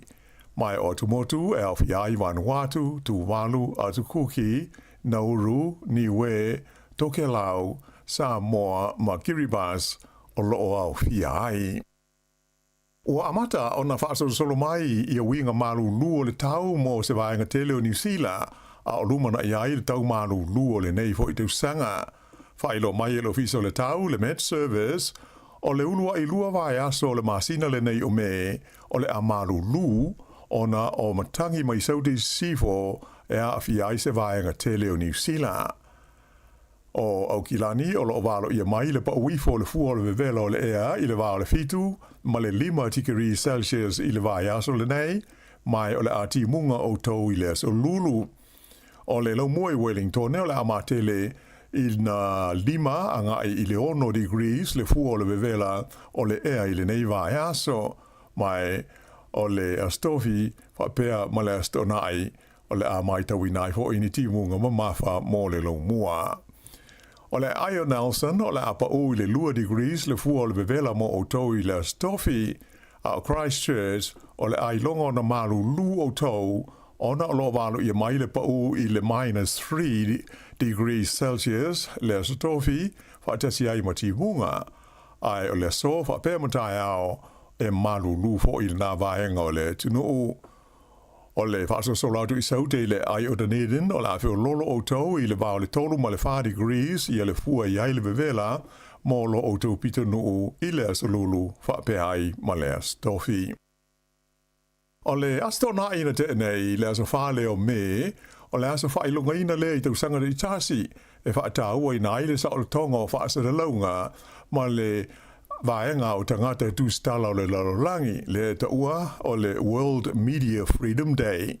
O le nei tau sanga na tali malo ai le tunu o Chile e se whanotanga tele a le la lao malo o whatasi le UNESCO wha apitola wa i le aso o le sa o le tonga o whaasa le launga ma feso o ta inga le lalolangi le World Press Freedom Day Conference o le whontanga sa whanga solo mai le aso lua e o mai le aso whao me o lona tolus futasia i leo whontanga te tele whapenei u whaia.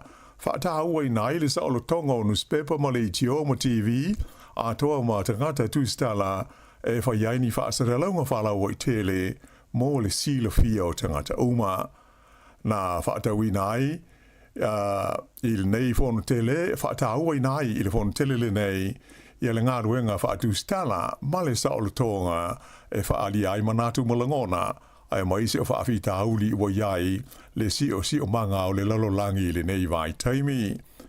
O le whaatulangana o le sa o le tonga o whaasala launga a toa matangata tu stala i te tonu o tunu e se lau walus fulu le lalolangi e tūlanga se fulu tolu ai New Zealand i le nei vaenga o le Kelope o Samoa e lona se fulu Maleiva, lua se fulu fitu Australia, fast fulu Whawhiti, fast fulu Limatonga ai nu mela iwa tasi ai le tunu o Papua New Guinea. Ia o le whaiunga le nā o telefau mō le nei au auli.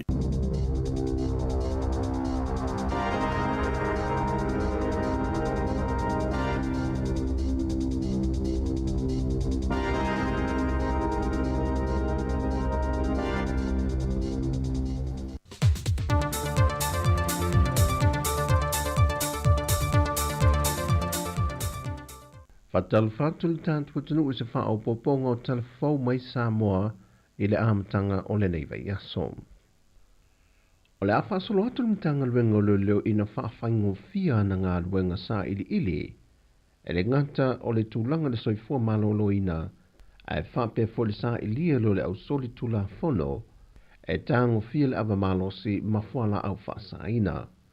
O le tatalaia ni masini wha apitoa o wha mea lofa mai le whainga pa angal malo au se talia, malamatanga wenga o leo lewa sa moa, na wha ali aile nganga fia le fionga le minsta o wha atu angam whainga whaiva, e lalo o le au onanga le Strauss, po le ofisa o su enga wha sae nisi na whanua. O nei masini o le amawhai o na wha atino ai lava le au onanga i Samo nei, ma e leto e tau a vea tātou su enga nei e tau calibrate mai fafo.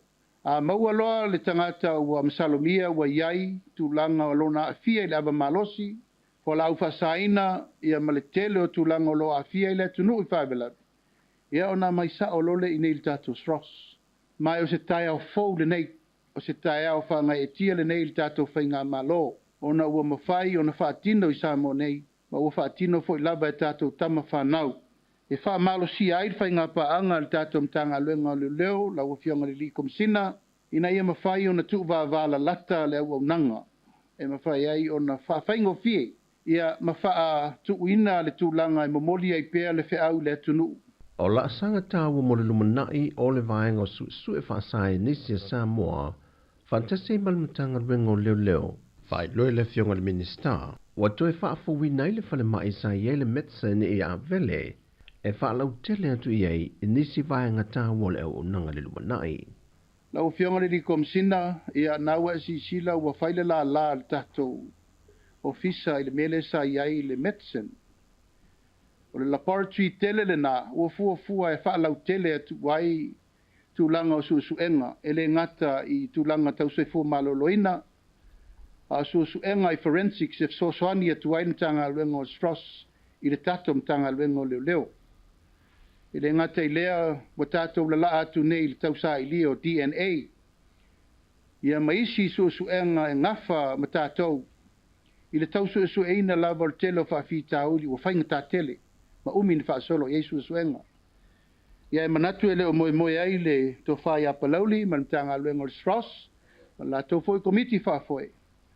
O lea wa whaasolo solo atu lava ele ngata ina ia whaisu suenga o manu ma la au, ma siusio manga ma me uma, ia wa taulon tātou wanga i lesi step, ia o soifua ma lolo ina o na e tātou tangata. Le fionga o le minista whaatu angam whainga whaiva, le fionga la auli lua te plate Valfosi Schmidt. O le whai unga le ason te neina sui nei le ele o se tasio ngā luenga tele le malo. Ma le whamoe moe e fausi ai se whale whaatari pasese, ma se whale whae pasese mō waalele la iti. Whai lole te mai tai pānemia i lana saunuanga au tui le whamoe moe. O le whale fōle tau nuk mei waalele la iti ma la tu pasese whapea fo i le tu wa ese atu. O waalele e malanga i atu nu SS o le Pasifika i ei tonga, fiti, mapangpango, tuvalu, niwe, le atu kuki, ma tātou i Samoa nei, i le vāo a sau mamaota.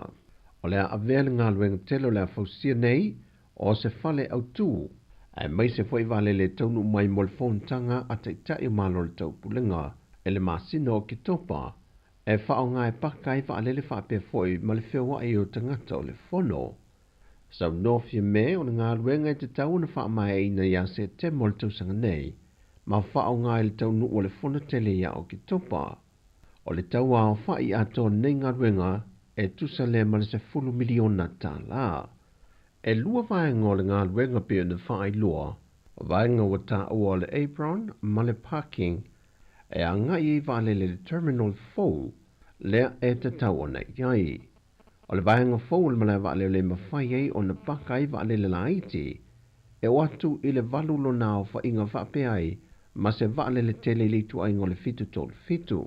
Ma o le fo inga luenga, e whatu pe ina lona tau se 5 miliona tā la, o isi mai tā penanga mo le fontang tele te tai o malo le tau pulenga, lea o le au sui mai i lo tātou atano. Watu ina atu i le kāpeneta se whautuanga mai le komisio whainga pālota, e le tapena ina o teu ngol tula fono lena pasi e le lewa atu nei, e mawhai ei o na pālota mai o tātou tangata lo au mau i atano i whawha atua Samoa, e whao ngai nei a wala whao na ponei upenga ta whai langi. Ta ual kom sino whainga pālota tu ia Filolo John Stanley, o nisi o whautuanga o tu inatu, e au fia ai le te taupe le tangata Ferris tala le lola pālota o lo au mau i atano i whafo, o na whaavanga se hawa noe malanga mai ai Samoa e pu ele ata ma lo lomi tamai 5, e na ialangu ta si ai male awala o lo whaonga ai nei tangata o lo au mau le atano. O stasio vaenga o whautuanga, e na ia sa idia se awala e mawhai ei on te tongi le sala le tangata o lo au mau i whafo, e te tau na pālota, ma wa mai a fo na restana le lola pālota, ai le i whaati nola na pālota, ma le awala e te tongi mai eila na sala, e pe ona wai ai e lano o le tula fono. E whamau maunga ale ofiso numero whamawina ni usila lava la tawia, o le au whai o tangata Samoa na whamawina o lo au maui ni usila, e le tausanga luafe se fulma le valu, e se lau walu se fulma le lua fe fitu se lau lua se fulma le tasi. O le tu pa o lii, e iwa se fulma le tasi a fe fa se lau fa se fulma le tonu. A o te maa itai, e iwa se fulma le tasi a fe lua se lau fitu se fulma le lima. O lo fata a milo le au whainga luenga lo fiso le kumsino whainga pālota i le atunuu, e wha a wau le restale ino lo tātu tangata pālota, a wa wha o ngai nai mamasini fau wa taunuu, e wha tino ai le wha moe moe le wha o ngai na o penga te wha i langi. Ua savali atu nei le vaiaso o wha asalalau wha lau i tele mtanga luenga leo leo i lungo penga te wha i langi, le i tio ma televise, le sa i lia i leo le televou e swafa i ato ese tu wanga, o se tasi na wha fo i mai mai ni usi le sori ngā tula fono, ai olo o masalo mia le wha la ventula i mai le fio ango sina monga i le i mamau atu, na manu ai se televou se la au malosi, ma se tasi fo i o mata au poia fi ai la au malosi mai le fio ango al mangoto, wa tānu sanga ai na tanga ruengo leo leo le mamalo le atunuu, e se tasi na te sili fia ina peva aia, ia longoane se ofise o leo leo la tane. O tala fo ia mai sa momo le nei fo iaso, faso i fo ia.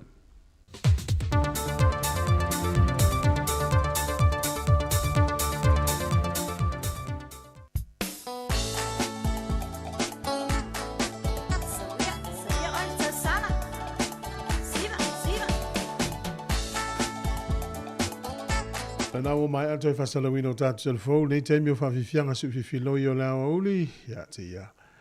Nei minutu e fo i luma o na tautua mai fo i lole sunga ta se selem sem, e tau atu lava i le tolu i le whiawhi, o le tautua le nei mo atu whonga le mua nei musika o le nei teimi, ia alo maia, manuia fo i a tau maftanga o lo whianga iei le tō tele o le atunu, e po malo longa mai fo i tiu te mga luenga.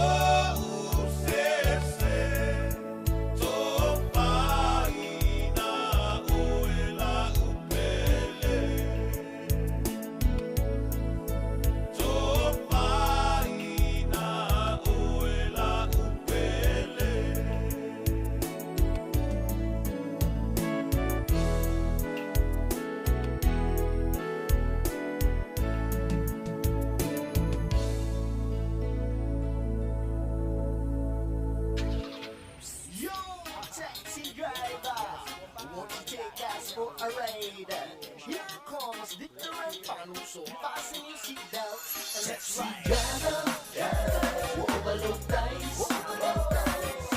I see the man all over and I shall go by.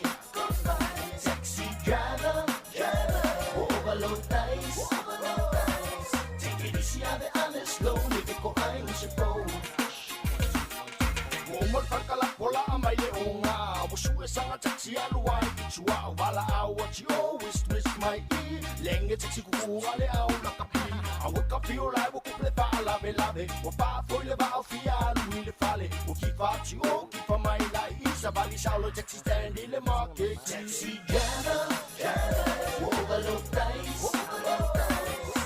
I see the man all over and I shall go by. Taxi driver, overload dice. Take it easy, have it honest, slowly, because I'm supposed. Taxi driver awa ete ona le soifua o tangata ua yo lima se tuulomi mita bero ma se tene e pa ai si fai le le fatali mai le fale awar so on si ele ta o au pa se ne ite iwa e o so atia e ta vale ma pa ai lau tu o kas fatinga talinga with the beep beep and the boo boo. Taxi driver, overload dice. I see the man all over and I shall go by. Taxi driver, overload dice. Take it easy, have it honest, slowly, because I'm supposed. Hey yo, on the boy was a total mula transportation was shaky at all on the young figuration. Drop or ta ile, vale ma imo anyo le anse wa anyo le anki he. One more si never fight a bit of satine with it is a sour for figuration. La le sabrino lo fight I'm the beat o tima walo oi I me you need for. Overload dice. I see the man all over and I shall go by.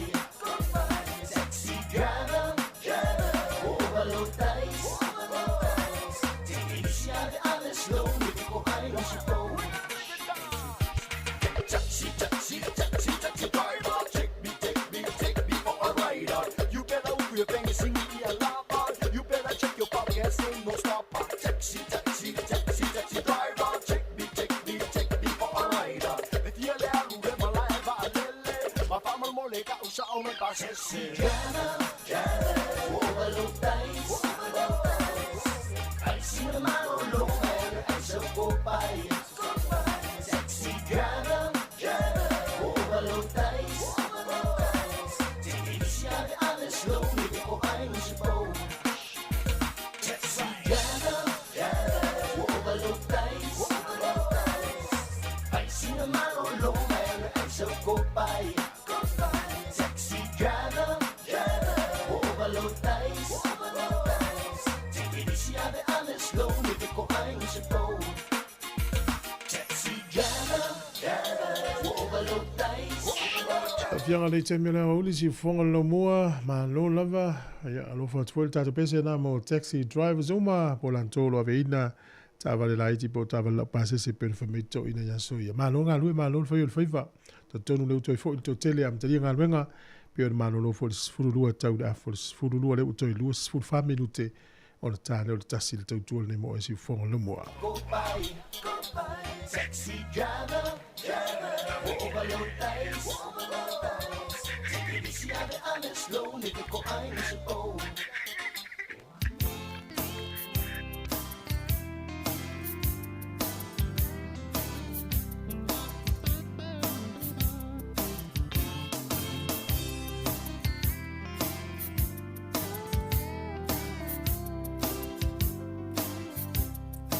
La pele e wa ole lava nei mautala waso ona fai e nei tangata lo uholanga peana e lo une lofa yaso umalava tongi ia sauma Pea faie, pea so angasala. So se ya la fo ifonga va a tele.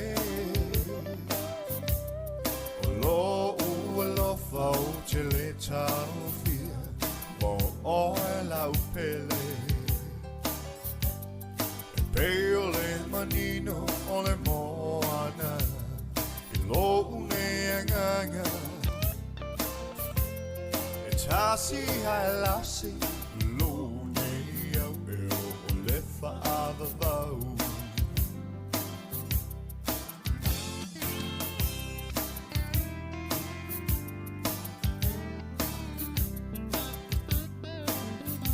Tinga le o ona o te tau mawhai lava Ia malama lama Me umasata tala no ai Le a o whai O umawhau whaunga Ua sau tua lasi O ore le lumanai Ne io u oli oli Ai umane leo se mea moni So se ia la fo I fonga Va a tele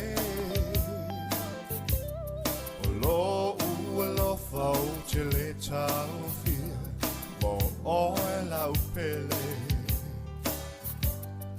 Peo le manino o le moana Lo une anganga E tasi hai lasi Lo une au eo o le whaava vau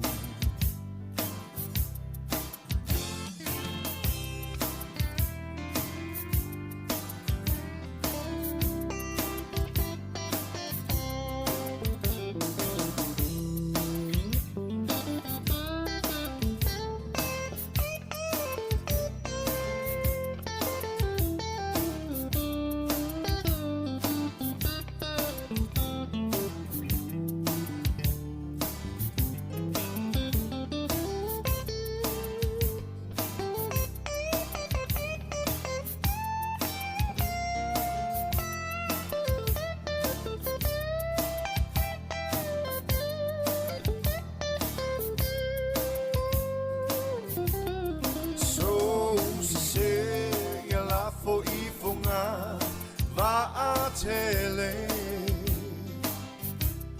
O lo ua lo fau te le tau fia Mo o e lau pele E peo le manino o le moana I lo une anganga E tasi hai lasi Lo une au eo o le whaava vau Tasi hai lasi